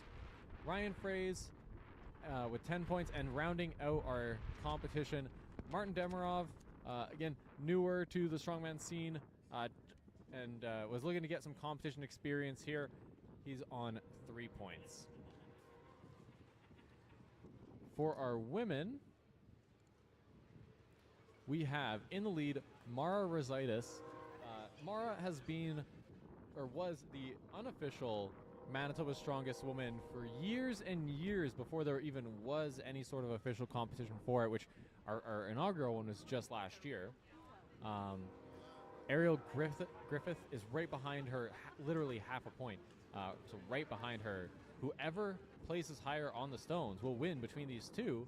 But then right behind both of them is Jocelyn Grimmelson. And I don't know exactly how the tiebreaker scenarios break down, but she did win the bench press, and the tiebreaker is count back. So whoever has the most first place finishes would win in a tiebreaker scenario. If there's a tie on number of first place finishers, then it's second place, and so on down the list.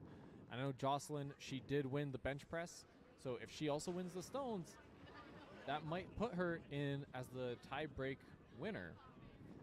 Anna Fund, our second place finisher from last year, she didn't have the best start to the competition, but she is storming back. She was the only woman to finish the arm over arm, and I know that she is great at loading events, so she will be looking to work her way back onto the podium. Michelle Kamanik is in 5th place with 11 points, followed by Kelly Giddings, one of our two rookies in this competition. Kelly has 7.5 points. And lastly, Abby Harms, another one of our rookies and the youngest competitor in the, I think, entire competition. I think she was also younger than any of the men competing as well, and she is sitting on 5 points. We only have one event to go. You can see that our volunteers are hard at work making sure that we have all the right heights and the right stone order for our competitors. We should be back in just a couple more minutes as we finalize that setup. So we'll flip back to our wonderful sponsors and welcome you back soon.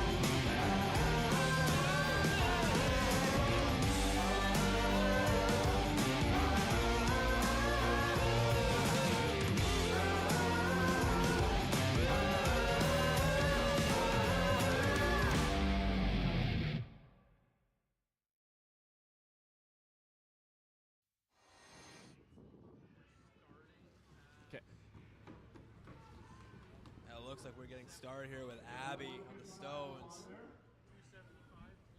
They like to catch us off guard and not let us know when they're starting. It was a nice surprise.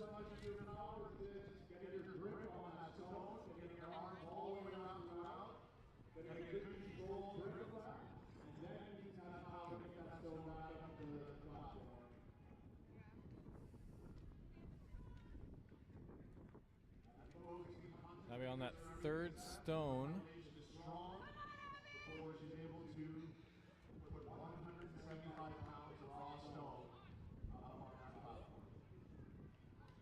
Just wasn't quite able to get that third stone. Impressive stuff from Abby today.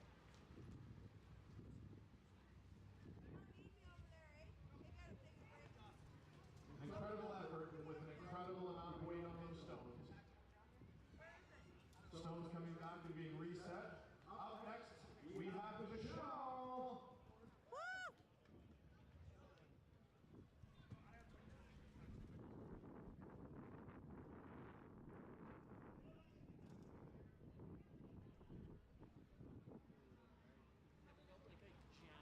Just so everyone knows, so weights aren't appearing at the top there, but the stones are in order: 145, 155, 175, 215, and 250 pounds.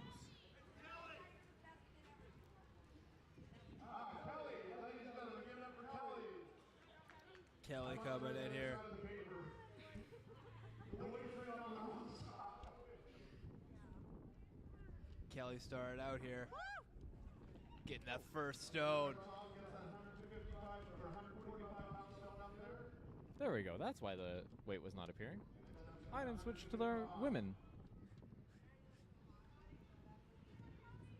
There They're doing she a is. good job loading the Just getting that second 155. stone. Underneath that stone to get it up on that platform. It might be nice to have Kelly being a rookie and having just competed in Tolstoy, she didn't get a ton of time to practice the stones just due to how close all of our competitions are together. Oh, but she picks that stone easily. Easily up. Just getting it up on that apparatus. That's not the right number of seconds. There it is.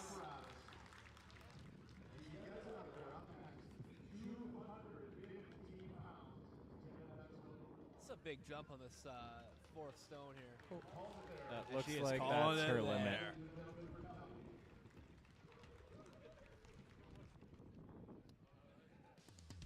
Up next is Michelle. So we're going to be introducing all of our competitors for their final appearance today. Michelle does have stones listed as one of her favorite events. While they get everything loaded up here, Throne, you want to go through the rules on stones? Yeah, so stones is a very simple event. Put the stone on the platform. That is pretty straightforward. Come on, Michelle. And throw the rules up on screen. But yeah, stones must be lifted lightest to heaviest, and then the fastest time wins. So you can't cheat and jump to the heaviest stone when you're the freshest. Gotta That work has your happened. way up between each weight. That actually happened at World's Strongest Man. Really? Someone jumped the gun, went for the heaviest first? It was, I believe, Magnus for Magnuson lifted the lightest stone, I guess as a test the waters, and then ran up to the heaviest stone and lifted that one next. There you go. Michelle has the second stone loaded. It looked like she was mostly struggling with the height, despite not being one of our shorter competitors. But now with a descending platform height, Was able to get this 175-pound stone up. it looked easier than That the looked 155. much easier than the last one. Michelle now makes her way to the 215-pound stone. And what a jump that is. Going up to 215 pounds. Looks like That's a bit too definitely much what for she's Michelle got. today. Michelle, ladies and gentlemen, a big round of applause. Incredible performance from Michelle today. And up next, we have Anna Fund. Now, like I mentioned, she is great at loading events. particularly extension. If anything's going to limit Anna here, it's going to be her ability to pick the stone off the ground.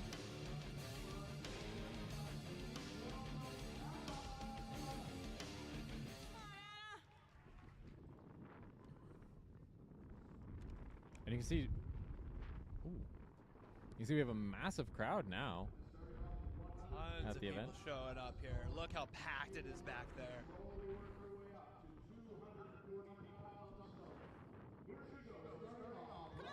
Oh, just flying through that first stone.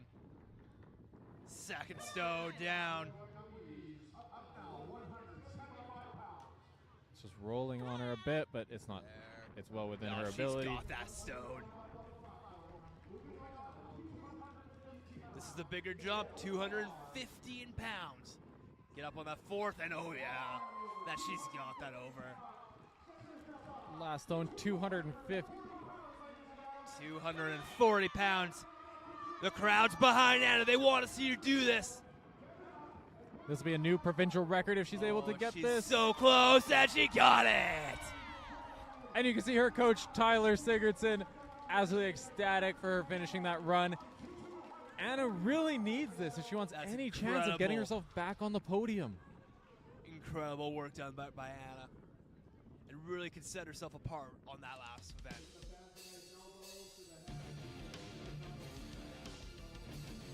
Our next competitor is Jocelyn Joss Grimolfsson. Jocelyn is very statically strong. And last year, for all the competitions she did, she was competing that had stones. She was competing as a Masters. So the stone back in those competitions was quite light for her. Now competing as an Open, we'll see how she stacks up.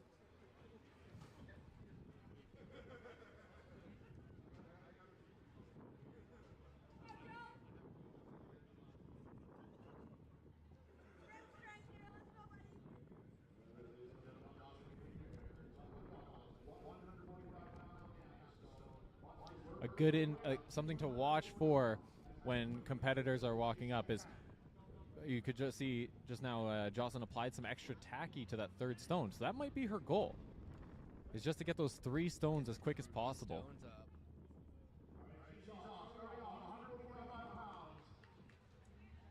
And she's got that first stone.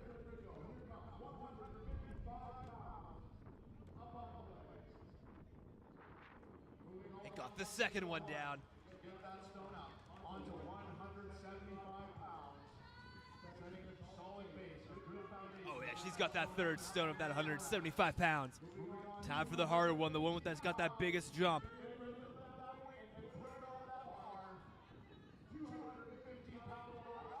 Oh yeah, she's got that over. Onto the last stone now. We're at 240 pounds on this one. If she gets this, she ties Anna's provincial record for max stone. No, not there she's today. calling it quits there. Incredible performance from Jocelyn today. Really showed up and really showed what she had. I do think that Jocelyn is putting pressure on Mara and Ariel. Absolutely. Ariel last year got 2 reps with the 215 stone, but who knows how she's going to feel after the 3 previous stones this year.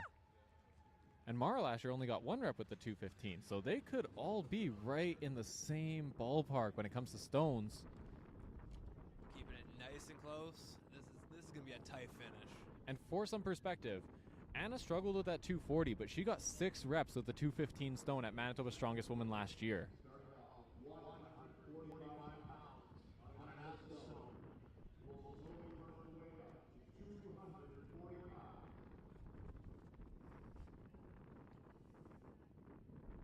Ariel looks eager. She looks like she's setting up, and our volunteers are still getting the stones in place.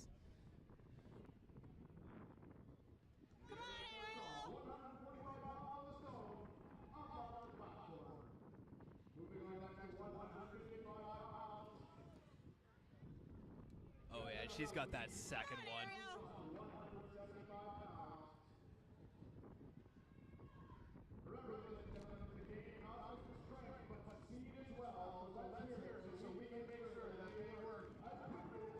She's got that third stone. Now onto the 215. This, like I said, she lifted this twice last year. This one's the hardest one. This is the biggest jump. Part of the struggle is you lose tacky. So for anyone who doesn't know, the lifters are able to use a substance called tacky. It is basically a refined tree sap that's super sticky. But as they transition from stone to stone, they leave a little bit behind each time. And with Ariel not getting that fourth stone, that puts Jocelyn above her on the podium. So the only thing we have yet to see is, will Mara put herself ahead of Jocelyn, or will Jocelyn be Manitoba's strongest woman? We got our last Mara competitor. We got Mara coming up. She's coming into this event in the lead, so this is her competition to lose. Like I said, she only got 1 rep with the 215 last year, and Ariel did 2, but Ariel wasn't able to get that 4th stone.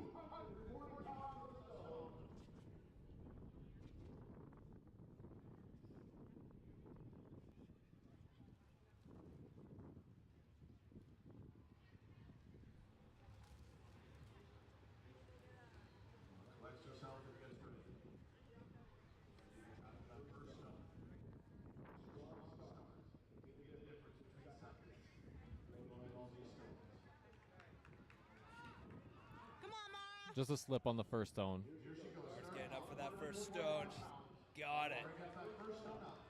You know, she's moving slowly, but I think this is just measured. She knows what she needs to do. She doesn't need to rush. She doesn't need the best time. She just needs the most stones.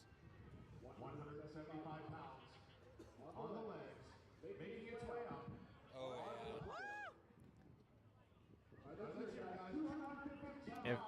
If she gets this stone, this might secure her the title, Manitoba's strongest woman. And she's got it. Now, Firing up the crowd for this last stone. if Mara can get this, she makes it for certain. If she misses, she is on a tie with Jocelyn, and it'll go to count back.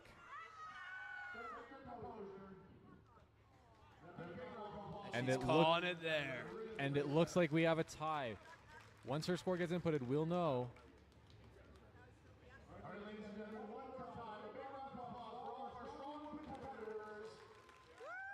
We need the time to know for sure what the final score is. And Jocelyn wins on countback. Jocelyn Grimmelson is Manitoba's strongest woman 2024. Tied with Mara Rosaitis and won on countback. Amazing. Incredible performance. Real nail biter right till the end. Jocelyn won the bench press. Mara won the yoke, so they each had 1 win. They tied for second on the Circus dumbbell, but Jocelyn got second on the stone run and the arm over arm, and that was the difference maker. Jocelyn with 3 second-place finishes compared to Mara's 1 second-place finish. Neck and neck right down to the end of the competition. And this was an extremely close competition for all of our top 4.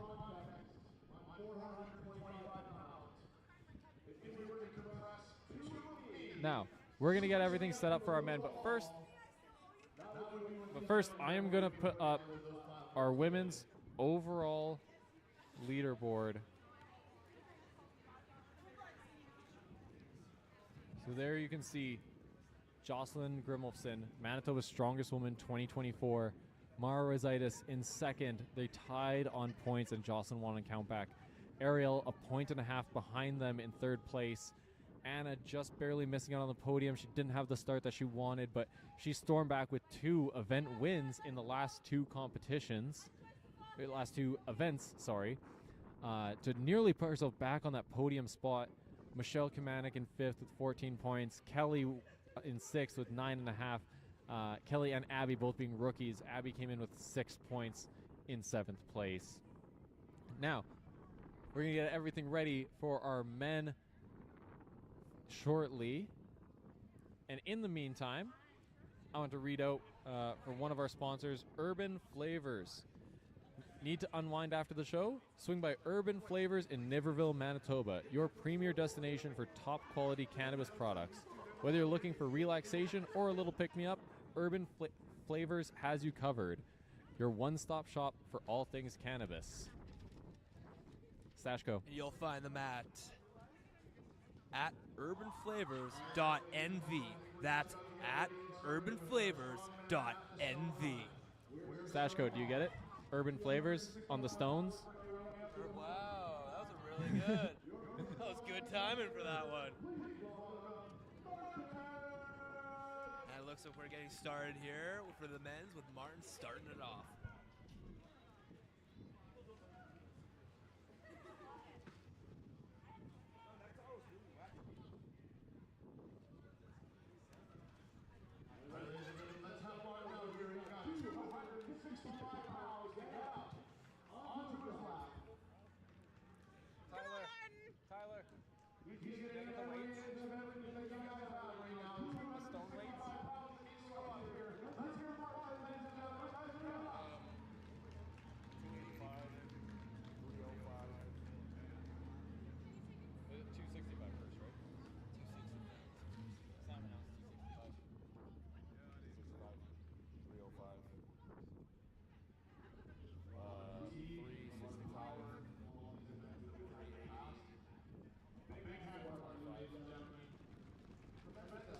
Martin's really coming in, putting in all he could.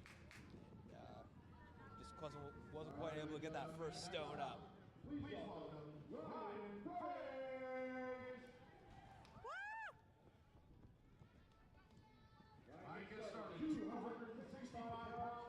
Ryan jumping right in. Doesn't even give me an opportunity to throw up his athlete card. No, he does not. He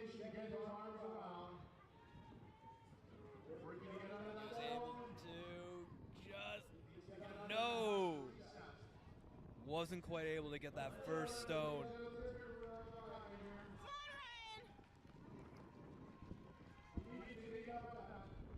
Ryan get this first stone. It's some good points. You know, I'm sure he doesn't want to be where he is on the table. I'm sure he'd like to move up and put himself more around mid-pack. He needs this stone to do that.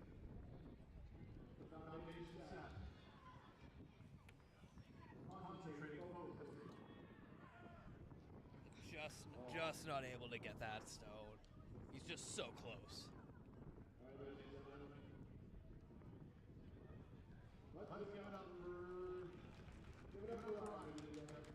No stones for Ryan. Up next, we have Chris Wobbles Weeb.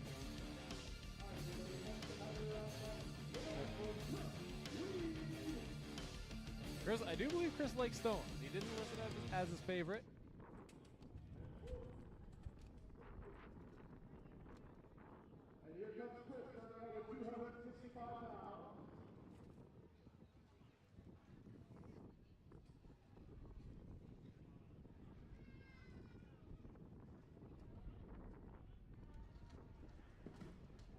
Oh, not quite able to get under that one. It's hard to tell exactly what happened there. Yeah.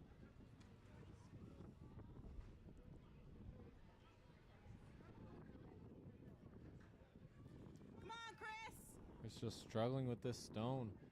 You know, I don't think he's really been able to train this, especially trying to get it up onto that platform. He might have to go up on his toes. Yeah. Oh, no. Almost had that. Oh, you can see him is not comfortable. Great effort, great determination he put in there, but it just wasn't quite able to get up there. Up next we have Trevor Jaworski. He was jumping right into that.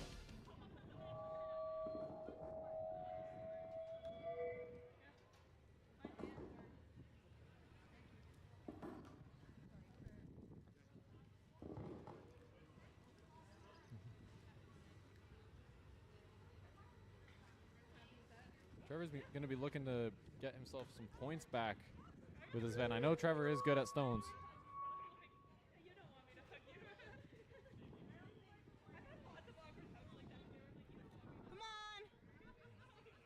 started on that first stone. And he was Easy able to load. Get that one. That's some good points for Trevor.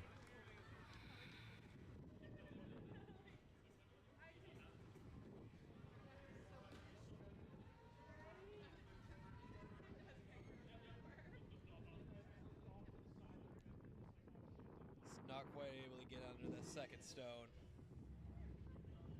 I know Trevor loaded the stone last year at Manitoba's Strongest Man. And that was a better pick. Oh, but he just fell forward. He's calling it there. You know, he was better on his second than he was on his first attempt, and so I would have liked to see him try again. He still had time. Up next, we have Ryan Dadloli Deloli. Favorite lift is farmer carries. If I had a world record in any lift, that would be my favorite as well. But I know that I know stones aren't his favorite. That's for sure. Just tend to have some bicep issues that stones just don't agree with. But stones are definitely not for the faint of heart. First stone weighing in at 265 pounds. Slowly working his way up. 425 pounds. The rubber gauntlet with the Picasso stone.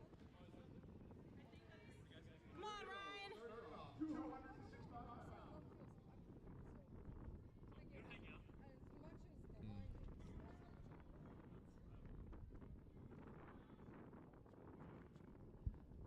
Ryan fighting for that first stone. oh, he has to overhead press that. Just not quite able to get it there.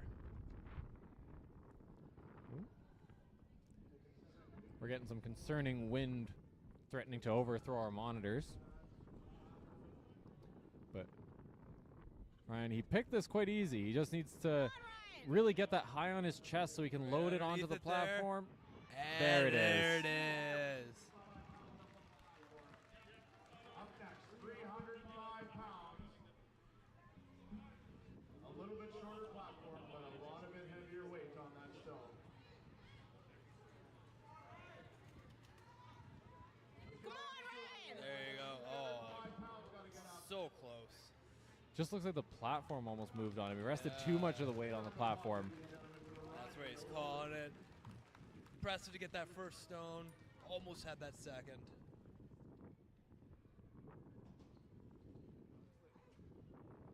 Up next,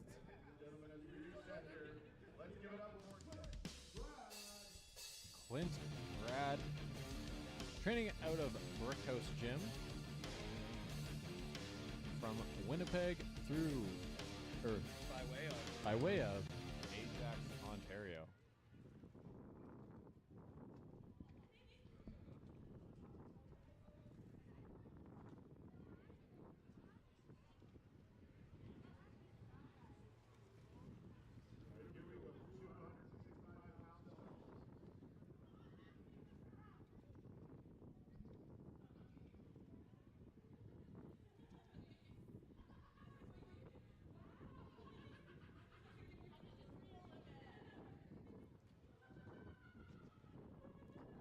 Clint looking to get his grip onto this stone.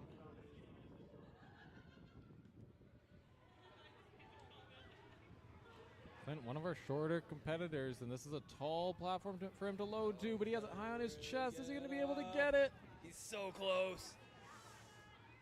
Can he load it? It's so close. It's as high up on his chest as it can go. He has to press he's it. Struggling. He's fighting. He has to press it the rest of the way. Oh no!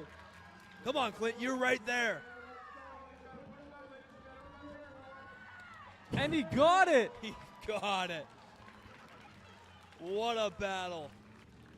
And he's going to call And it he'll there. call it right there, and that's very fair. He fought with that stone. That was probably 20 seconds of that stone pressing on his chest. That was impressive. Absolutely impressive. Great performance from Clint.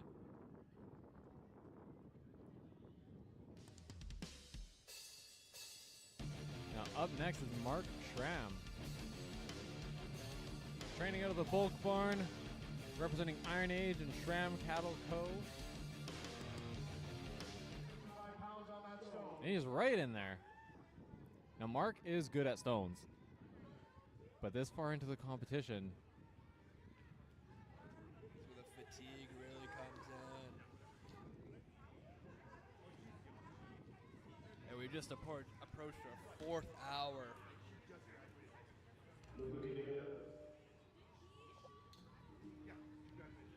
Mark, I think maybe he has a malfunction with his tacky. Tacky is weather specific, so if you're using something that's meant for a bit of colder temperature, it's going to become really liquidy and slippery. Oh, but he laps it. Now Mark's been working his front squat so he can extend and reach that stone up Oh, there tall. he goes. Gets right underneath it. No, it Just not slips quite- out. yeah.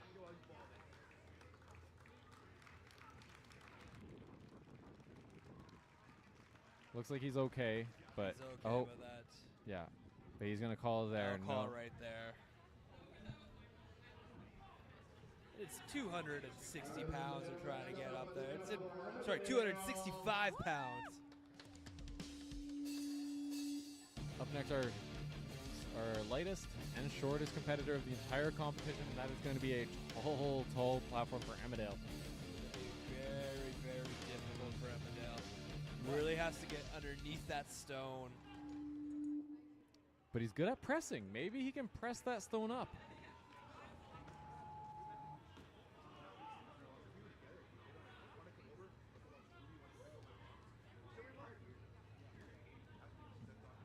Looks to be struggling with the pick a little bit.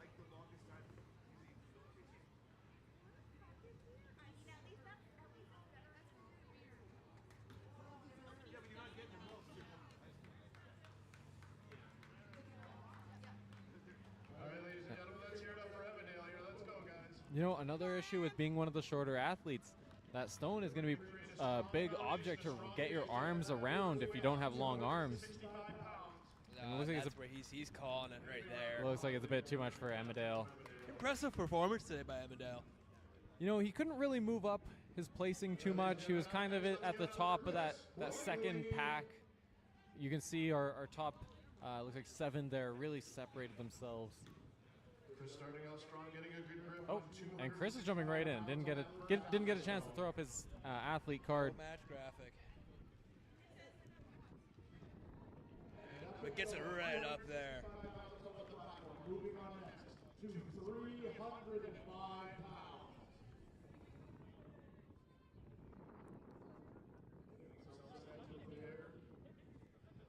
No, Chris is always going to be very methodical. He won't move the fastest between implements, but he is strong. Oh, there he goes. Got that second one. Approaching 365 here. Chris is going to be looking to make a statement at Masters Nationals later this year, and you know we have two Masters champions in the province with our new Manitoba strongest woman. She is the Masters champion for the women, and her husband Gord is the Masters lightweight champion from last year. So Chris will be looking to throw his name in with that kind of caliber of athlete later this year. Great performance from Chris.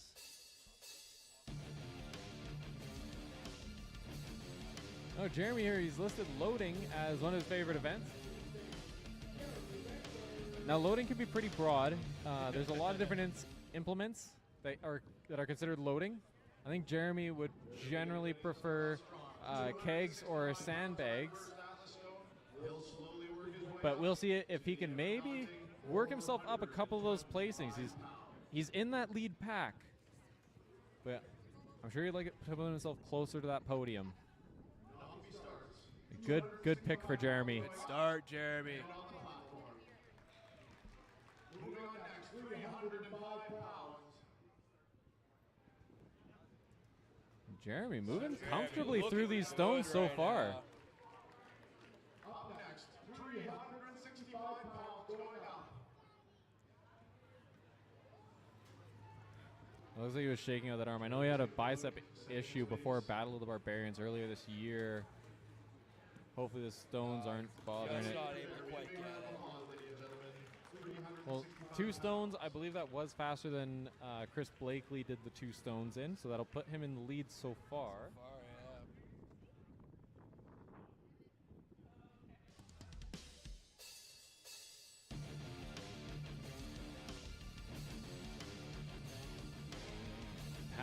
despite being our second shortest competitor in the entire competition, I know he loves stones.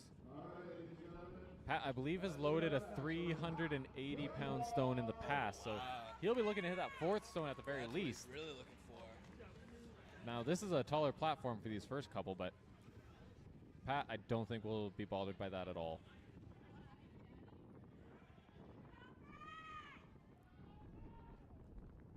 Oh, no. I think I jinxed him. I really think that this first stone is going to be the more difficult one due to the height of the platform.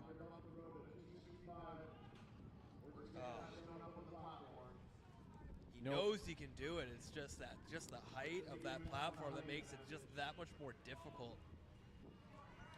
I feel like Pat might be best to just shoulder this stone. No, that's where he's calling No. it. It's unfortunate because once he got past, if he was able to get past that first one, I really think the next few he would have been able to really fly through. I think so too.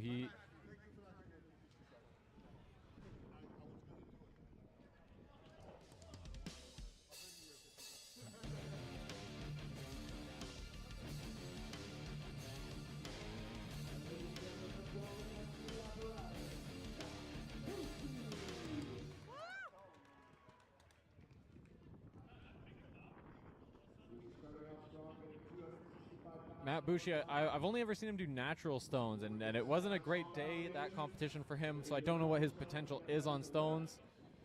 He's able to get that first stone.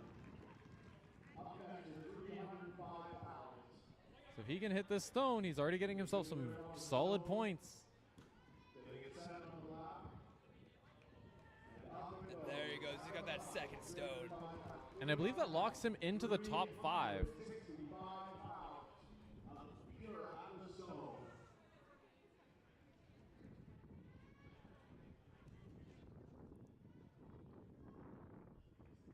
He's got the 365 off the floor. Oh, but just not able to quite get that. He's going to try one more time. And no, he's calling it right there. and you know these events may not seem all that similar, but I think the arm over arm might just be taking its toll on our athletes on the stones. Being able to squeeze your hands in, your lats, your pecs wouldn't be fatigued from the arm over arm, but it's your lats, your biceps, plus picking it off the ground, all that hip extension on the arm over arm. Yeah, it's where you're really starting to see the effects show into this event right now. You're also in the stones. You're trying to dig your fingers in, and that's going to take require some grip strength and your forearms. Grip strength right there. Very easy pick from Dan. Oh, just like nothing. And that, see, he nearly shouldered it. That's probably the technique that Pat should have used on that first stone. Yes. An easy pick with that 365. Is he going to load it? Gets a bit closer. Just needs to get underneath it here. There you go, And Dan. he loads it. Hitting up now the 380. I know Dan has loaded a heavier stone than this before. And it's only a 15-pound jump at this point. But he already has that fatigue from that 365. He picks it easily. Yeah, picked it up easily. Just getting right underneath it there. Oh, And he my loads God. it. One more stone, 425 One more stone pounds. for Dan. This might be the heaviest stone ever loaded by a Manitoban strongman. Oh. Just couldn't quite extend. Couldn't quite get it. But that's going to give Dan some good points to work himself Absolutely. back onto the podium. He's definitely now be creeping right in there.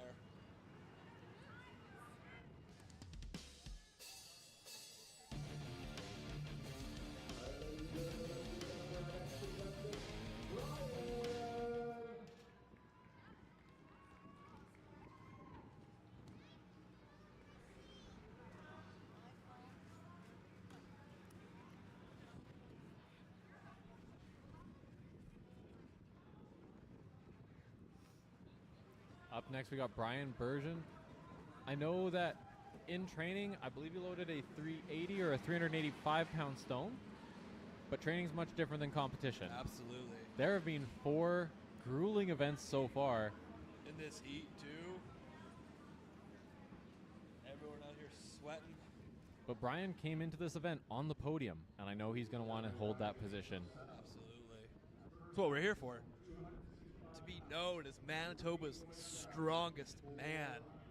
You know, he only needs 3 stones to keep himself ahead of Dan for now. For now. If anyone comes in between them, then Dan takes his spot. Here we go, ladies and gentlemen. 265 pounds. Get the stone. Oh, Just struggling with this first stone. it's slipping on him. This might be a tacky issue, and you never want to see that. You always want people to really display what they're capable of. Absolutely. Oh, he got it. He got it up. But now he has. There he goes. He got that But- first one. He's behind on time, so now he'll need to load more stones to make sure he gets the points that he needs, because he's not going to have the fastest time.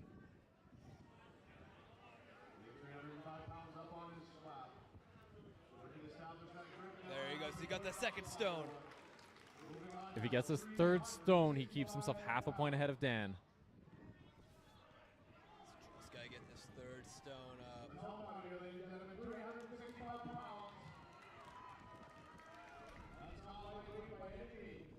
Doesn't look like it's there today. He's calling it right there. Real impressive effort. Now, for your reigning Manitoba's strongest man, this is his last chance to put himself ahead of Andrew Langelar and retain his title. These final 2 right here are going to see who's going to determine who's going to be Manitoba's strongest man. Tyler really looking to retain his championship.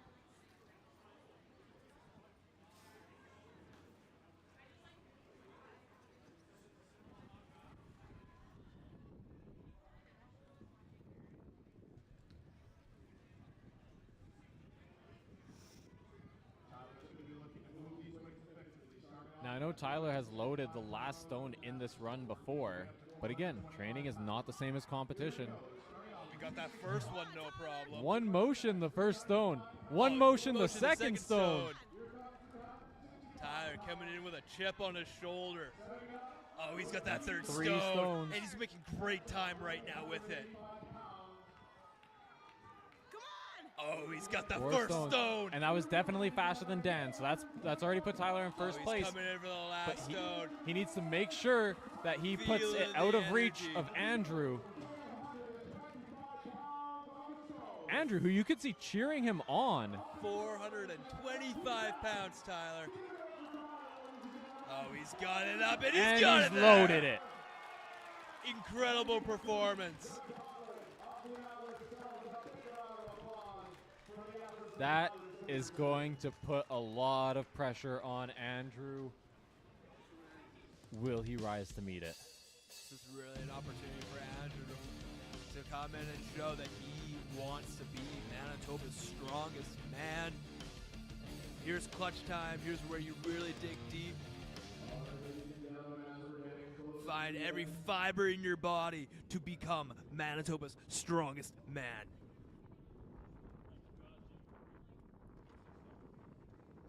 Now, Andrew has every bit of potential to be good at the stones. I just don't know how much experience he's gotten with them. He's tall. He has a very strong deadlift, very strong squat, very strong pecs and back. Although at Tolstoy, we did see that potentially grip could be an issue. If he has any weakness in the stones, any weak link, that might be what holds him back. What a great event to finish on. Oh, good fluid motion on that first stone. He's got that Loads second of second. stone.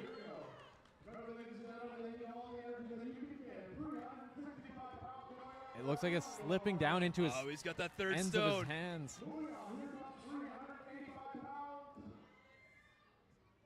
he's down, set. He's got that fourth stone. Coming in for that last stone here, that 425 pounds. He's lapped it. He's lapped it. He's got it. And he He's just needs to fighting get it. it over the bar. And there it is. But was it faster than Tyler? It's really going to come down to time here. If Tyler loaded the 5th stone faster, then it's going to go to count back, and Tyler will win because he won 3 of the 5 events. And Andrew wins. Manitoba's strongest man is Andrew Langelaar, 1 second ahead of Tyler Sigurdsson. Just squeaked it out by 1 second. Incredible performance. That Way to go. Congratulations to Andrew Langelaar. That is a massive, massive upset. Tyler, it all hinged on the arm over arm. It really did. He only dropped points in one event. He came second in the dumbbell, but that's not really. He wasn't even second to Andrew. No, that was to Dan. That was to Dan. It was just the arm over arm let him down. Incredible performance from all of our competitors today.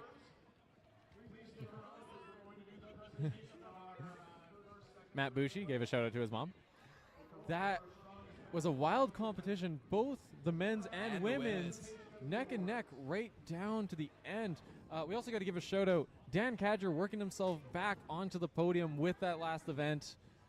So he rounds out our Manitoba Strongest Man podium.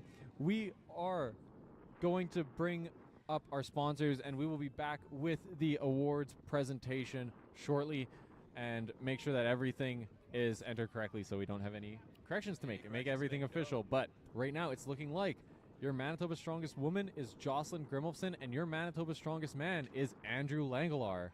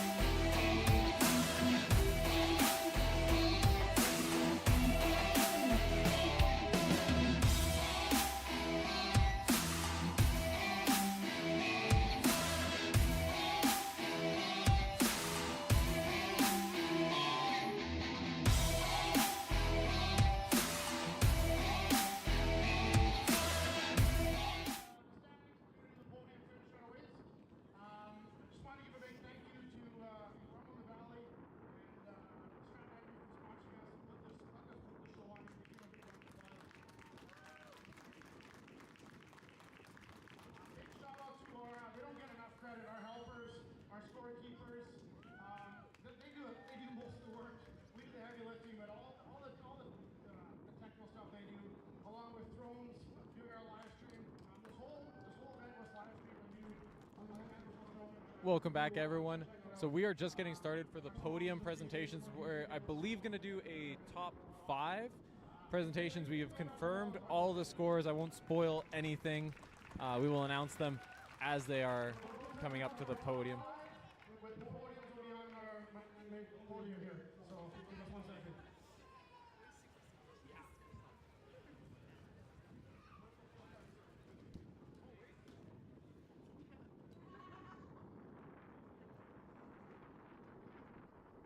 Just some last-minute adjustments to our very fancy podium.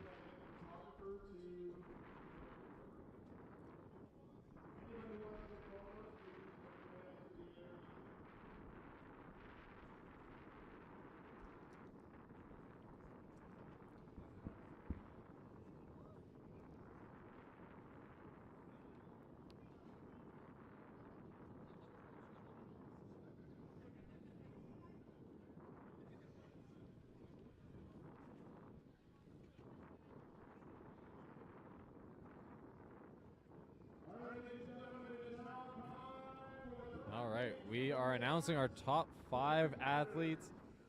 Starting off with the Manitoba women. We're starting off with the women. When we get card for STD, please congratulate Michelle Picard. Our Michelle 5th. coming in 5th. Amazing performance.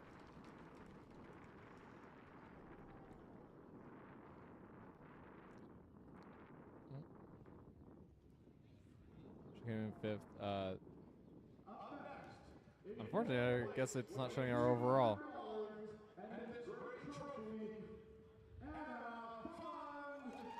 Anna coming in 4th. Oh. Really came back on those past 2 events, finishing 1st in the 4th and the 5th event. Yeah, Anna did not have the start that she wanted. That 3rd event, I think, threw a lot of people off guard. So there was about as much as she could have expected there. Being an Olympic lifter, she doesn't have a bench press background. But yeah, she came back really well, and she won herself $200 Amazing. for coming in 4th place. That's a good win. Moving on to our podium. As they get things sorted out.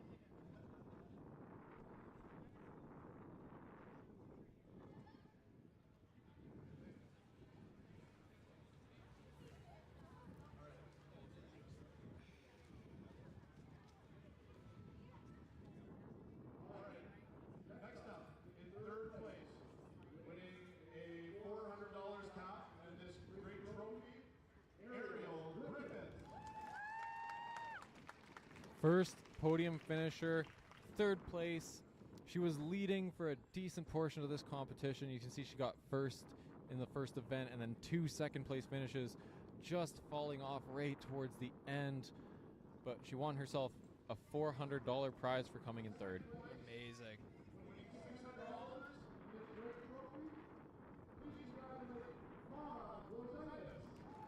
Laura having a phenomenal showing today, finishing 2nd in the 1st event, 1st in her 2nd event, 3rd in the 3rd event, and 4th and 3rd in the last 2 events, putting her at 2nd. Great performance from Mara today. You know, this really shows the importance of consistency. She only had 1 win, but she was between 2nd and 4th on every other event, and she still managed to be in a tie with our eventual winner. Yeah, it really came down to that last one there.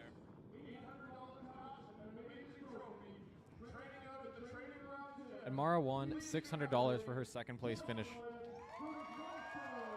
a huge reaction for Jocelyn. Amazing performance. Really winning that 3rd event, basically coming 2nd in every other event except for event number 2. Really pushed her ahead to be in 1st and to be crowned as the Manitoba's strongest woman. And you know, after the yoke, I wasn't really paying that much attention to Jocelyn, and she just stormed back.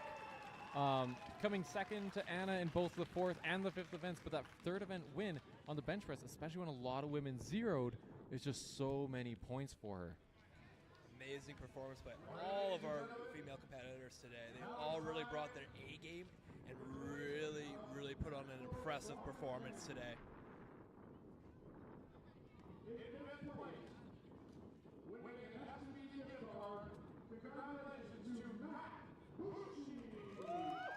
Moving on to our men in 5th place.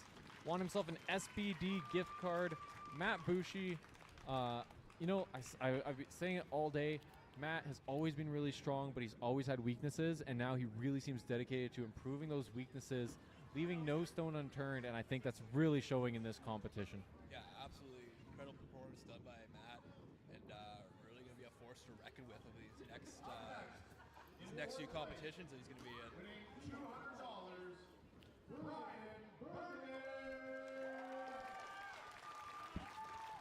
Fourth place finisher Brian Bergen. He is a rookie this year. He just did the novice competition. Now he's been training for a long time. He's just new to strongman, but you know, in strongman competition experience, it matters a lot. So for him to come out and finish with a 4th place in the heaviest show in Manitoba is just a great start to his strongman career. Really big, only bigger and better things on the horizon for Brian.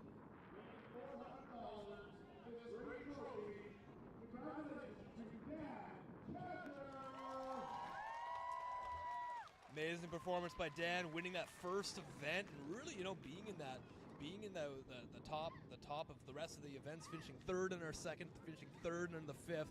You're teetering off in event 3 and 4, put him into 6. I mean, incredible performance to really bring him back in to be finishing 3rd. But when you have a field of 16 athletes, 6th is not a bad finish by any means. Absolutely not. But when you're talking about the top guys, like,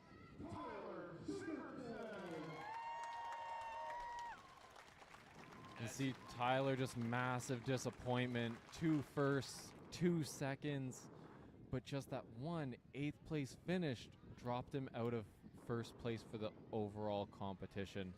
Yeah, this is going to really be hindering on Tyler, and he's really going to be thinking back until next year when he wants to come back to reclaim his throne, I think. And you know, they're going to have a chance, him and Andrew, to run it back on July 1st when they do Western Canada's Strongest Man. Absolutely.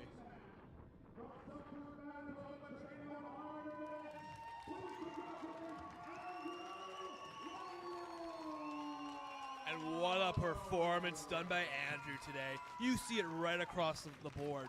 3rd, 2nd, 3rd, and finishing 1st in the last event. Andrew came with a chip on his shoulder, really wanted to come and show that he was going to be the best, that he was Manitoba's strongest man, and wow, what a performance we saw from Andrew today. And you know, another example of consistency. Tyler had one event where he dropped a lot of points. Andrew didn't have that one event. No, he was straight consistent right across the board. Really not. He never fell out of the top 3 in any of the categories. What a performance from Andrew today. It was awesomely done by all of our strongmen. That wraps up, Manitoba's Strongest Man. We are not getting to our sponsor screen. Shout out to all of our sponsors: Intergalactic Sauces, Morris Wellness Center, Urban Flavors, Red River Siding, Green Home Insulation, First Row Sports and Collectibles, and our presenting sponsor, this is Manitoba's Strongest Man, brought to you by Stratton Agri. Check out all of our sponsors. They allow us to put on these wonderful events. They allow us to give these athletes prize money, and we pay the same amount for our women's prizes as well as our men's. These sponsors make that happen. Check them out, support them. We love that we're able to do this, and that's because of them. Thank you so much to all the sponsors. Amazing sponsors. We are so thankful for them. Hey, we are going to leave you with our next competition. Our next one is going to be VITA. That is a SCC regional qualifier. So that is going to allow athletes the opportunity to compete at Manitoba Amateur Provincials, where we have no pro weight class athletes. So Manitoban Amateur Provincials is going to be Manitoba's Strongest Man under 80, under 90, under 105, and under 120, as well as Manitoba's Strongest Woman under 57, under 64, under 73, and under 82 weight classes. So you're definitely going to want to check that out. Our athletes will be fiercely fighting for those titles. They want to take home those titles, and they want to be securing their spot later this year at Nationals as well. You do not want to miss. The strongman and strongwoman scene is heating up this summer. We are in for an amazing summer. We're amazing for the rest of the year. We're so happy you were all to join us today, and thank you so much for joining us on the live stream. Thank you for watching. Manitoba's strongest man, strongest woman today in Morris, Manitoba. Greatly appreciated. Thank you so much.